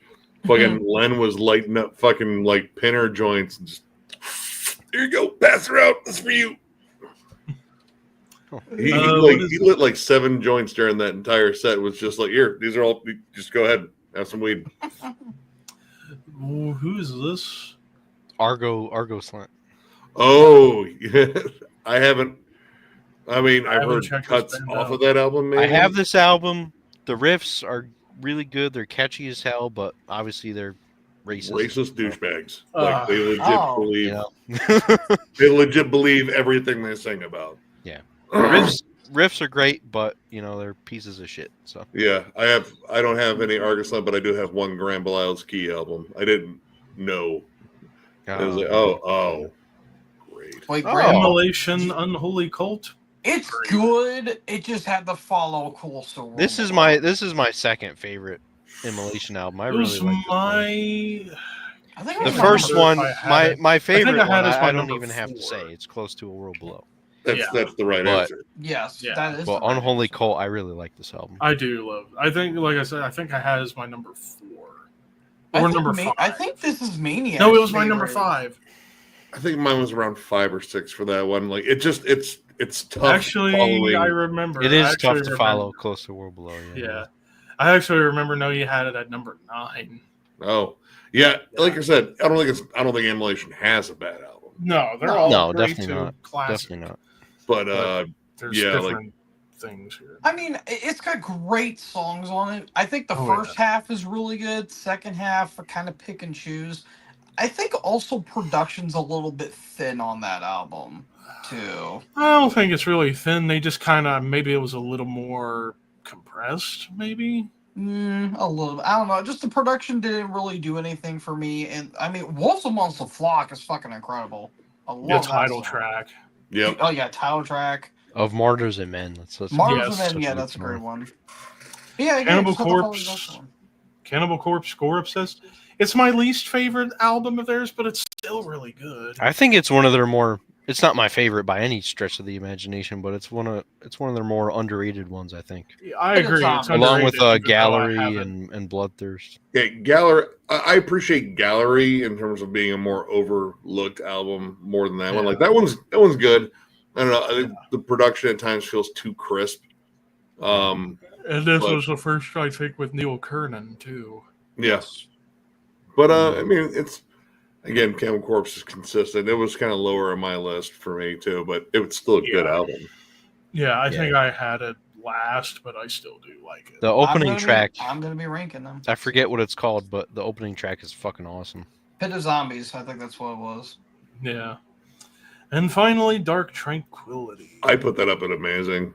That's one of my favorites by Dark Tranquility. Like that Again, fiction and I don't character. know. Again, I don't know what it is about Dark Tranquility that I just either forget to check out the old stuff or it just doesn't seem to be my bag. I don't know. I need to listen to them though. There is an album that isn't on this list. I'm not sure if it is a death metal like album, but I kind of feel like it is. Order of the Leech by Napalm Death. I mean, Death that's Grind, yes. that's a vicious fucking album. It is. Yeah, it is. It's a good album. It just was stuck between Enemy of the Music Business and The Code is Red. Code is Red. Yeah. Yeah. I mean, dude, everything in the music business is fucking. I love Oh that. my album. god, dude. Fuck Barney awesome. went the fuck off. He had every reason to. I mean, the label basically made him leave. Yeah, dude. Earache has a dicey fucking history. Mm-hmm. Yeah, I they mean, do. Bolt Thrower. Man. Trying to think if there was any other albums from '02 death metal oriented that this list was missing. Oh, here I can fucking go over it right now. Let's see. Yeah, I just got done with my Napalm Death ranking. My god, that band is so fun. I might be ranking them next year. I'm thinking And- about what I'm gonna do. And, Nick, you and I agree on something. Time Waits for No Slaves, my number one. I fucking love that album. I mean, I love that. That's in terms of like a modern grindcore classic. Like, fuck, dude. I mean, we're just doing death metal for this list, right? Yeah. Yeah. Because I was gonna say agoraphobic nosebleeds, frozen corpse stuff with dope. This is a death core, but the first Despised Icon came out 2002. And that album's not Yeah. bad, Yeah. in my opinion. Didn't I'm not a fan of the vocals. I mean, if we have Melodeath on it, like, dude, Arch Enemy's Wages of Sin was 2002, I believe. Oh, yeah. No, it was 2001. 2001? Wait, I was think it? it was No, 2000. no, it was 02. I'm pretty certain it was '01. Let's see here. Nope, yeah, 01, I guess. My bad. Oh, Maybe, oh, well, mine's maybe a different version that came out 02. I thought that came out in 02. Oh, the first Bloodbath came out 2002. It's already up. It's on. Yeah. Oh, it is. Oh shit. Yeah, it's. I mean, this year wasn't really a huge Right. year for death Oh, metal, per se. But you did have some pretty huge ones like Yeah. Bloodbath, Nile Opeth. I know there's some other shit. I'm trying to remember too. That's melodic death metal, but no one. Well, we can include Melodeath, obviously. Every kind of death metal, like Death Doom, Deathcore, Melodeath, Tech Death. Dying Fetus didn't have anything in '02, did they? I don't see anything yet. Hold on here. I'm still. Oh, Sentinex had an album, Diabolical Desolation. Pretty good. And we already covered Lucid Interval. Yeah, Fetus Stop at Nothing was 2003. I thought so. The Chasm had an album in 2002. Oh, yes. Conjuration of Spectral Empire. Oh, here we go. Death Metal 2003. Oh, there you go. Nice. All right. I'm gonna do the same thing, and take out some of this. I So will I'm be going to right grab a back. smoke while you correct things. All I right. actually got pissed, so I'll be right back. Yeah, me too. All right. We leave you to your devices. For now. Alone in the darkness. Woe is Levi. Because my AC shit.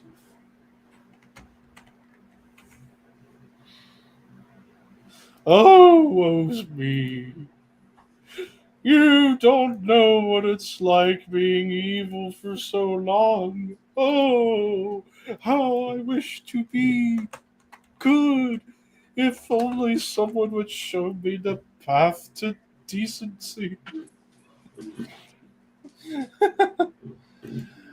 Good old Spongy Bobby.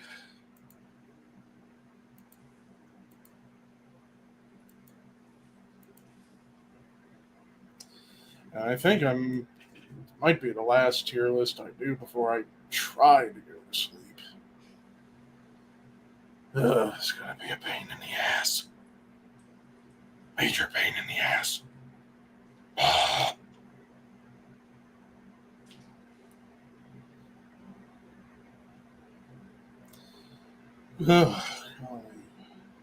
and I gotta take the fan out of here and put it in the freaking bedroom just to even use it.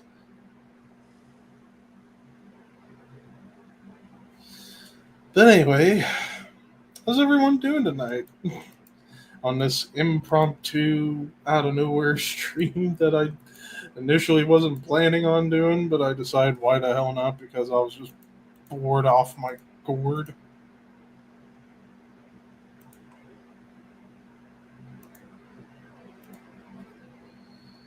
Ugh.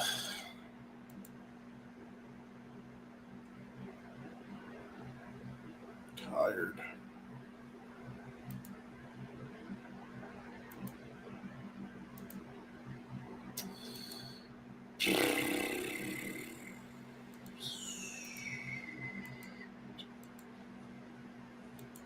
And I am getting loopy.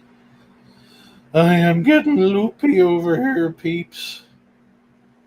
Ah. I feel like anytime I feel like I'm about to fall asleep in this chair, I always wake up out of instinct thinking, oh my god, I'm going to fall backwards onto the floor. Oh, man. Ugh. My brain isn't working. But yeah, like I said, I am really hoping I can get at least some halfway decent sleep. Oh. Alright, so we got 2/3 of the gang back. As I'm just over here rambling because I'm so fucking tired. Yeah, after this list, I'm probably gonna. I'm gonna end the stream after we do this list because I'm basically trying to distract myself for as long as possible because of this stupid heat in this freaking house. All right, Brian. What do you want to talk about? Boobs. Lots of boobs. I hope I can wake up in time before that podcast tomorrow morning. Otherwise, I'm gonna feel like crap. Actually, I should probably check and make sure we got time for that with Sindre. Find him on fucking Instagram again. Sindre Johnson. Send the ray. Send for the man. The best album of 2003.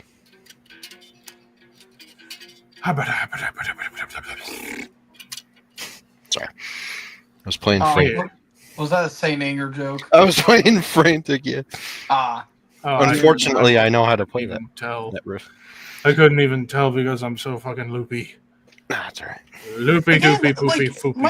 my thing with Saint Anger is that if the production was better and the songs weren't as long, there's some decent ideas on there. If the production wasn't dog shit and they cut the songs down a little bit, it could have been a pretty decent. And maybe added solos. It could have been a pretty good album. Like they were trying to go back to their thrash roots. It had potential, a little bit, but it just fucking failed miserably. So, yeah, it was botched terribly. And plus, they were going through a bad time because they were threatening to break up like almost every 5 minutes. Yeah, and James Hetfield was in rehab, so. Yeah, he was in out of rehab, and Lars was being Lars, and they didn't have a bassist, so then Bob Rock had to come in and all that fun stuff. So. Yeah. I mean, 03 was not a fun time for some bands. No. Yeah. No, it was not. Oh my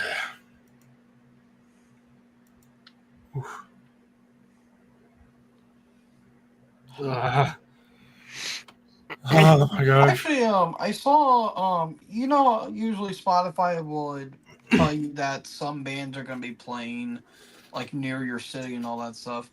There's, a show that, the Black Dahlia Murder are going to be playing, but also Lorna Shore's on there, so... I don't know. No, just leave before Lorna Shore. I don't like leaving a show though. I don't know. It's just, I left before Five Finger Death Punch played after. A lot of people on, and this is for the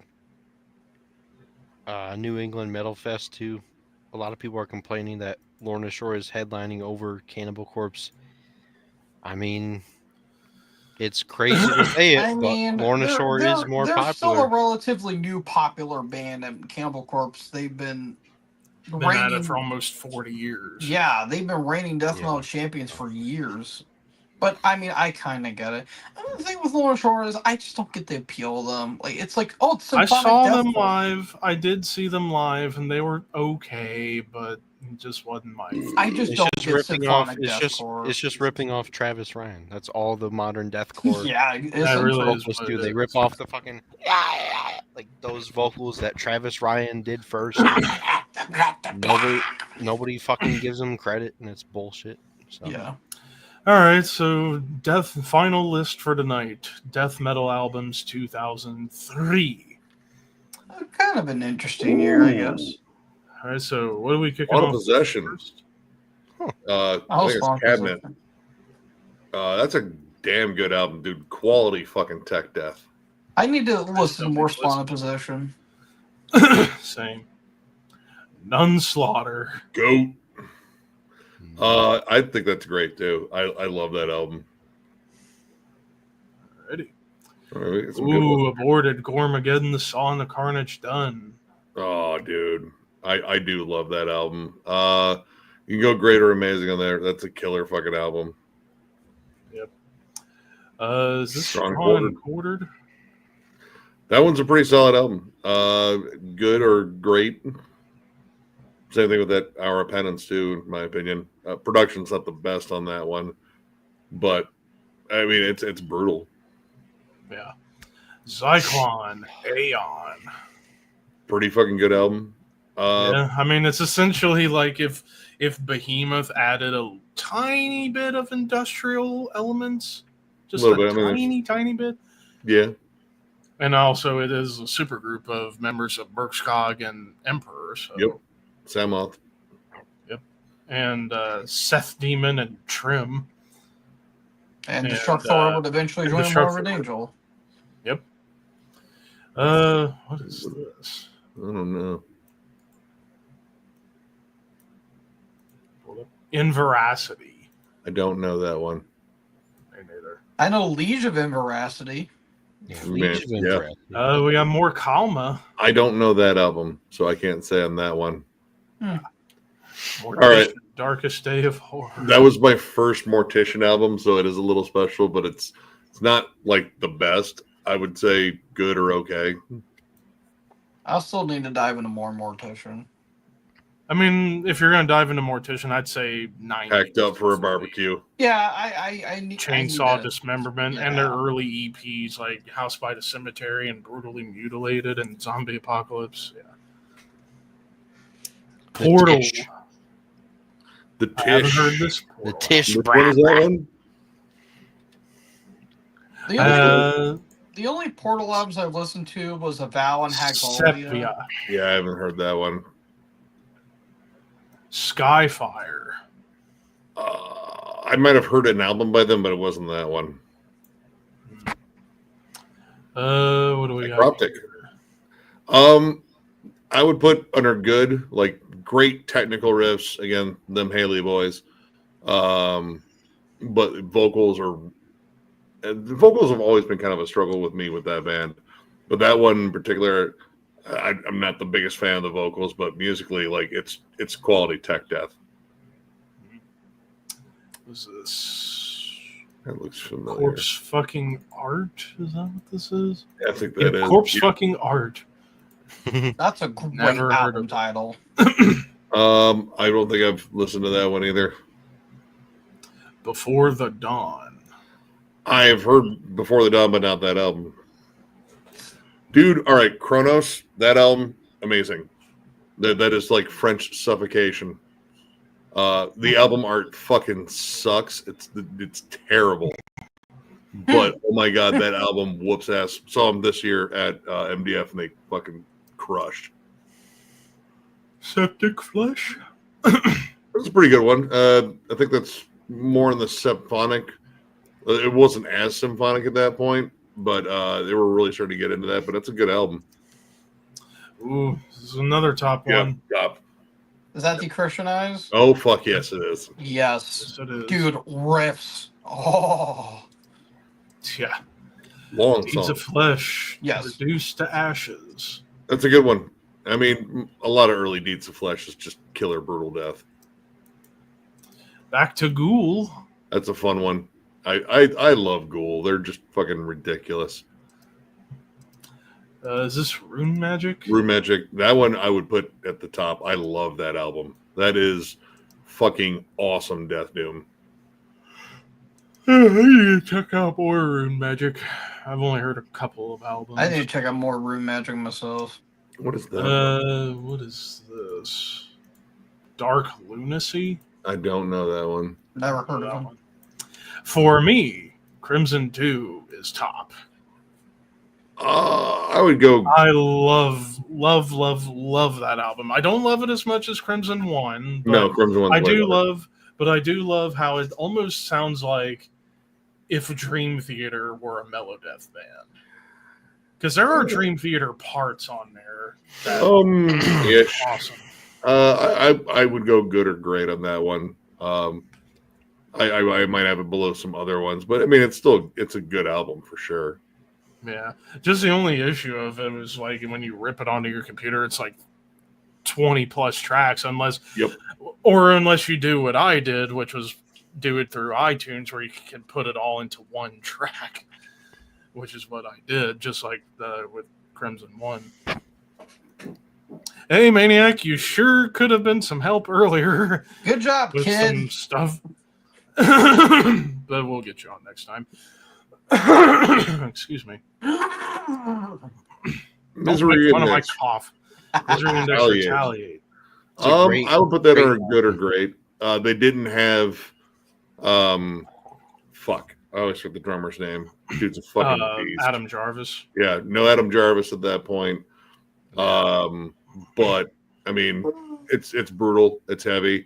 They didn't quite have like the good riffy hooks that they had, especially on like Traders and fucking Heirs to Thievery. Those two albums goated in my opinion.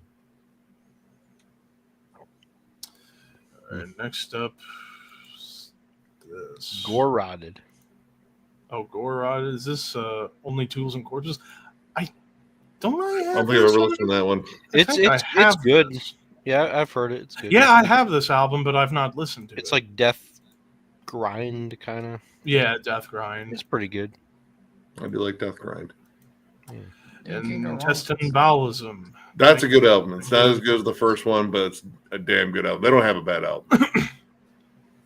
Yeah. Children of Bodom, Bowlism. Hate Crew, Death Roll. I have I a still soft think spot it's for that great. album. I still I'm think not it's a great I'm album. not a fan of Children Bodom. 666 pounder.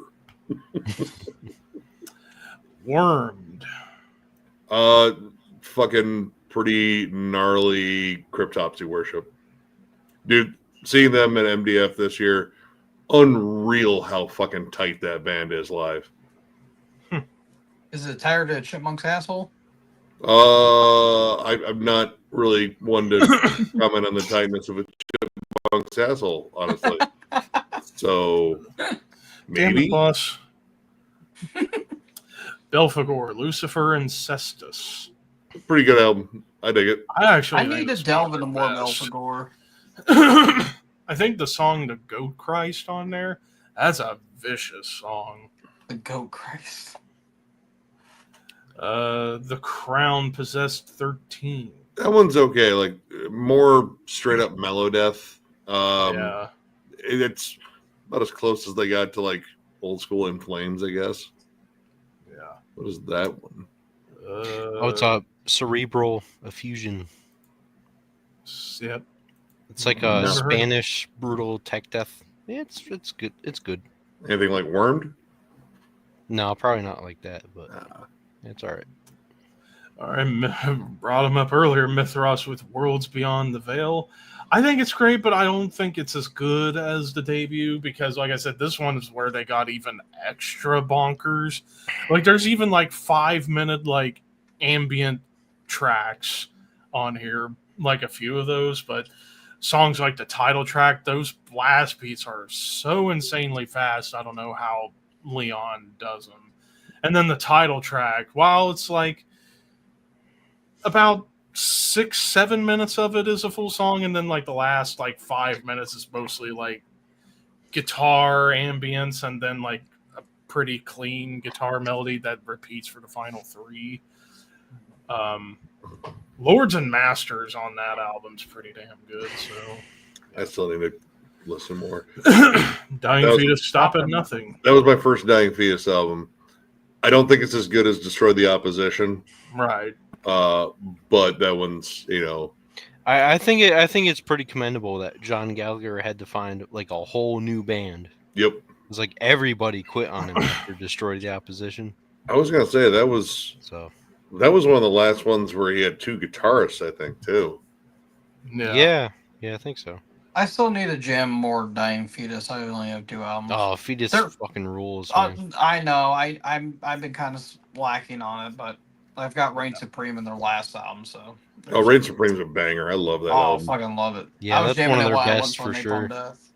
Who is this? Luciferion. I've heard about this band. Like they're like I think they're from Sweden. Sweden. Yeah, they're from Sweden, and they're kind of Sweden. comparable to like Deicide, Morbid Angel, Vader. Putrid Pile. Putrid Pile is fucking fun. I haven't Yeah. heard that album though, so I Mhm. can't say on that one. But the one album that I have was just ridiculous. So no, that's a one man band. Yep, right?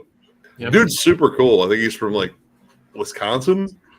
Yeah, I've seen like live videos. It's just him and his guitar, and then he has like drum and bass backing tracks. Yep. That's really cool. Dude, I mean, entertaining as fuck. He was downstage, I think, MDF 2019. Blood Red Throne affiliated with Suffering. Top. I like that album a lot. I love that album. Now, honestly, if I could redo my Blood Red Throne ranking I did a few years ago, I wouldn't have it last. I'd probably have it top 5 now. Because I initially had it last because I wasn't at first the biggest fan of the gainy guitar tone. But now I've gotten used to it. So I gotta check them out. Oh, if you love Cannibal Corpse, Yeah. but with a little more melody, Blood Red Throne's the It's best. They've got a Chug little City. bit of All their Morbid albums Angel are from fucking. It's Chug City, it's thrashy, it's even thrashy a Dude, lot just of times. just jam the song "The Light, the Hate." Yeah. That'll do it. You'll become a fan right away. I mean, Or hell, I- another one for like modern era, Conquered Malevolence would be Yeah. one too. I've only Good song. jammed one Blood Red The Throne. new That one. was their last one. I mean, it was Which was alright. still It pretty didn't- good. It was still good. I don't pretty like the new good. It vocalist. He just. I need a brutal vocalist for that band. Yeah. Not Yeah, necessarily. I thought the I mean, songs again, I'm themselves gonna be were- interviewing Sindre eventually. The songs themselves were good, but they didn't really stood out to me as much. Yeah, they kind of followed the same pattern on it, but it was a good pattern. There were some nice like Morbid Angel riffs on Norther. I've not checked this band out, but I hear They're like a kind of like. better Children of Children of Bodom Bodom. a little bit. I don't think I have that album though. Yeah. The Haunted, One Kill Wonder. I Is it love that really album. is it really death metal though? I always think of like It's a lot of- well, that Haunted one. as That more one's like thrash. mellow death with a lot of fucking thrash in it. That's like one of their heaviest albums, and I mean, Well, I honestly, mean, that's the amazing. Haunted are kind of like that one band where are they this genre or are they that genre? I always think of them being more of a thrash band than anything. I think that their one has- last album- especially the their- first 2 albums. Their last album was a little more melodeathy. I think it was still more on the thrash side. It's still killer though. Oh, I Oh love yeah, it it. was great. I jammed the fuck out of that new Haunted. What is this? This definitely looks like something slam oriented. Let's see. Asphyxiate. Don't know. it. I assume this one's pretty slammy. Mutilated. Don't know. I don't know if I know that one either. I don't recognize the cover. Dude, Dimension Dimension Zero. Zero. Dude, that was honestly, I was kind of hoping that band would keep going because that was Jesper from In Flames doing like some faster, more aggressive mellow death. Well, In Flames was pussing out. I dig that Oh, album. too. I would put it great or good. I need to check out Dimension Zero then. That's a good one. Arch Enemy, Anthems of Rebellion. I That's like it. That's Still. a good album. I like it. I think Doomsday Machine was X-Toll. better. Yeah. Swedish. I think they had better albums, but that's a damn good one. That's where I got into them. Fiercely techie, progressive, death metal, Christian too. Oh, fun. Who is this? I see an album. Debodified. I've Sure. never heard of that. They totally made up that word. Morse Principum EST. Uh, I I've need to heard check of this them. band out. I think they got a new album coming out soon. everything I've heard by that band has been awesome. Like, it's shreddy. It's I don't know. Like to me, it's Children of Bodom, except it's less goofy, and it has a little bit more of the Swedish melodic death metal sound. But tons of riffs, tons of fucking great leads. Mm-hmm. Morbid Angel, Heretic. It's okay. It's okay. It would have been better. There's a with better couple production. The production is so shot. It's Oh my fucking god, it's terrible. bad. There's no bass. There's no There's bass. so much fucking. Dude, like the filler guitars on feel that kind of album. thin. There's no body to them. Song wise, like there's good songs on There's it. some really good songs on it, but the production suffers. Oh, Yeah. The songs are just so few and far between. Like there's like a lot of like weird interlude tracks on there. Like Yeah. and coming off of fucking Gateways, which is a fucking beast of an album. oh yeah. Yeah. Like I don't know what happened. It's just like I felt like the band were just like wore out. Crisian. I forget the name of this I one. think it's True Carnage or something like a Carnage something. Oh, what the fuck is the name of that one? I think it's True Carnage. No, that's the 6 Feet Under album, True Carnage. If that's what you're thinking. No, they have or something like it's something with Oh, Carnage. Works of Carnage. Works of Carnage. There it is. Works of Carnage. It's good. I don't like the drum production as much in that. The one I think before it was even more obnoxious. But it's still Ageless solid. Venomous. Yeah, Gorgasm. good album. Good fucking album. Yeah, that album's fucking awesome. I love Gorgasm. The first one I got was the one that had the slip cover on it. It had possibly my favorite Gorgasm song, Dirty Cunt Beatdown. Yes. Dude, but I mean, they got riffs. They got fucking groove, too. I'm so pissed. They I have the CD, but they took Bleeding Profusely off Apple Music. Oh. I don't know why. What is but, you know, this? fucking What is that? Let's see. Oh, this is Omnium Gatherum? I have never I've seen not that. checked this album out. I'll need to check it out then because I liked Oh, a this couple of one. albums. Waco Jesus. Oh, yeah. I've heard of the band. Yeah, I've not listened to them either. yeah, they're okay. They're like kind of like death grind, I think. I don't know. Yeah, Brutal Death, too. Yeah, brutal death. Carnal Carnal Forge. I like that shit. That's very akin to the Haunted. Thrashy, melodic death metal. Necronomicon. I think that's the one from Canada. Wait, no, maybe not. I think I've only got one Necronomicon album. It was actually the last one. It was actually really, really, really good. I dug Let me it. see here. Hold on one second here. The Sacred Medicines. Yeah, that's the Canadian one. No, the Canadian one has a different logo. Oh, This is- then that's the Oh wait, no. Hold on, that's that never. I'm sorry, the Thrashy one. Yeah, this is the Canadian one. The other one was okay. from Germany. Okay. Yeah, they're kind of like black and death metal, kind of like Hate and Behemoth. Yeah. I haven't heard that album, but overall, from what I've heard, they're pretty decent. Akerkaki Corazon. Ackercock. Angry Cack. Never heard it. From what I know, it is like one of the best progressive black and death metal albums of all time. It's love of Satan with some elegance. It's almost like I always described Akerkaki as almost like if you mixed like I'm trying to think of a good black metal band comparison. Probably like Because there are songs where they'll have like a bit of like a doomy side to them at times. I guess I would say if you were to combine bands like Dark Throne and Mayhem, but mix I in was thinking like Dark Throne, yeah. Dark Throne, Mayhem, but mix in like Suffocation, Deicide, and Tool. Was that the And one? even a little Opeth too. Was that the band that you recommended me? And it's like, Yes, I played you that song "Horns of Baphomet." Remember? oh yeah, That was the song. That was the song where I thought there was like parts that sounded like Dark Throne, parts that sounded like Suffocation, like the chugs and the growl, thrashy pit, or the thrashy part, and even the breakdown. Like even the cleans were like gothy, kind of like a gothic Maynard James Keenan. Yeah, like the transitions were wonky, but they kind of worked. Yeah, it's like he's doing the freaking like, growls.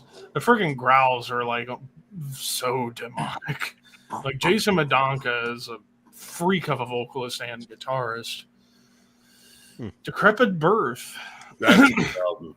That is a really good album. Yeah, that's like back when Unique Leader was like churning out all sorts of killer like tech and brutal death. Yeah, I think I bought that from the band.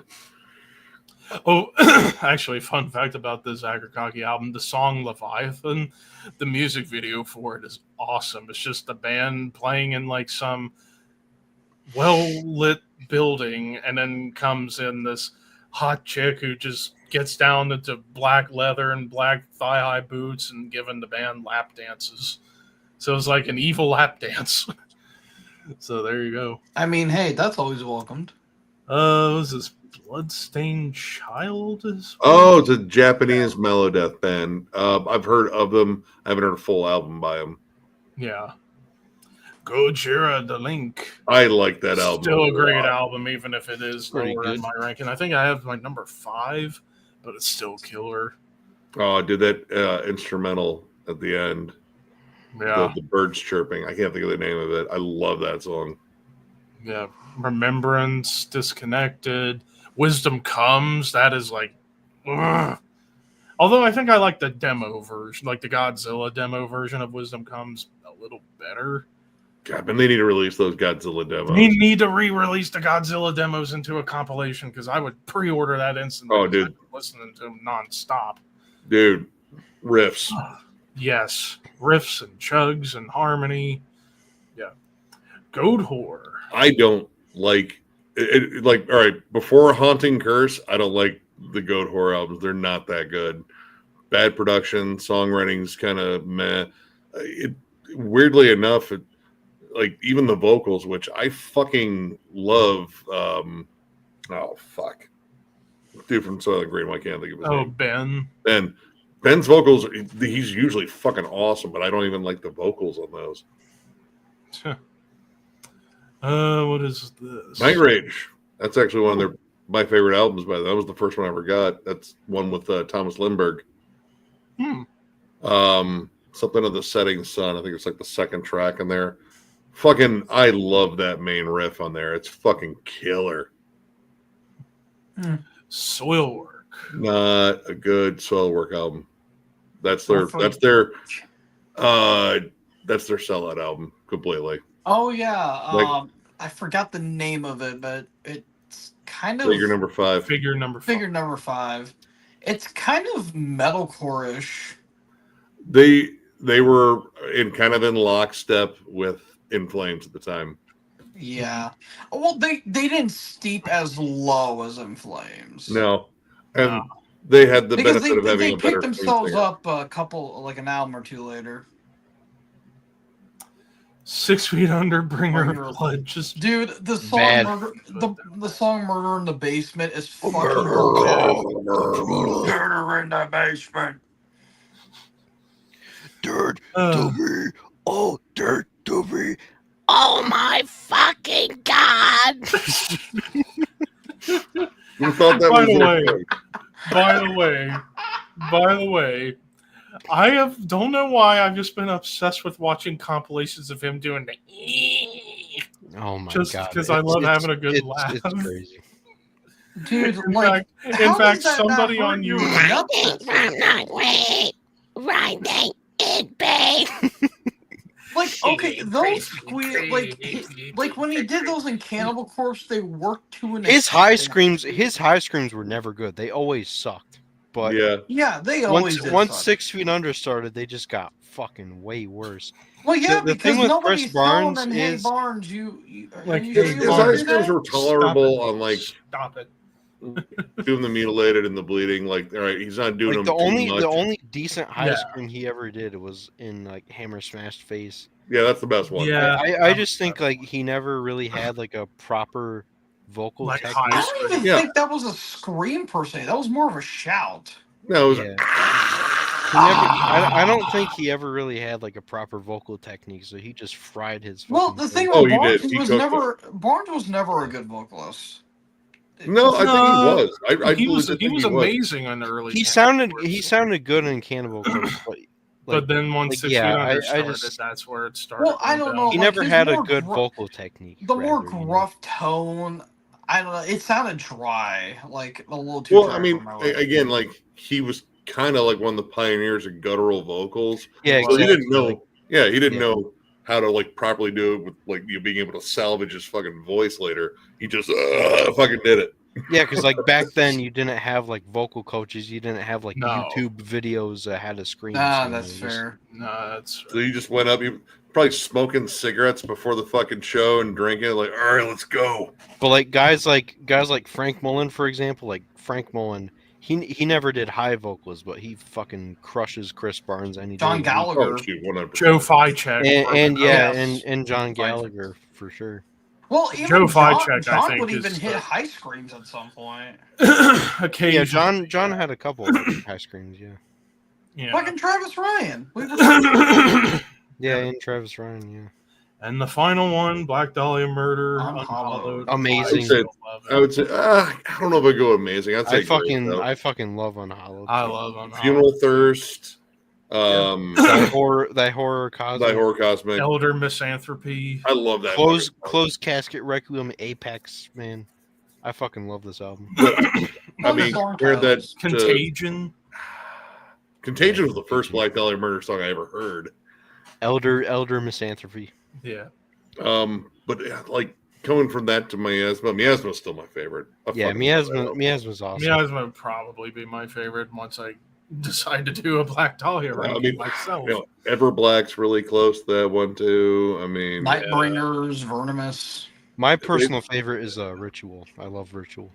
Ritual's fucking Then nasty. you and Jam and John would get along swimmingly. And also, I think Deflorate is really, really underrated. I think it's underrated. I love It's a that damn good fucking album. album. It's just I have a oh shit. I'm about to fuck up my whole setup.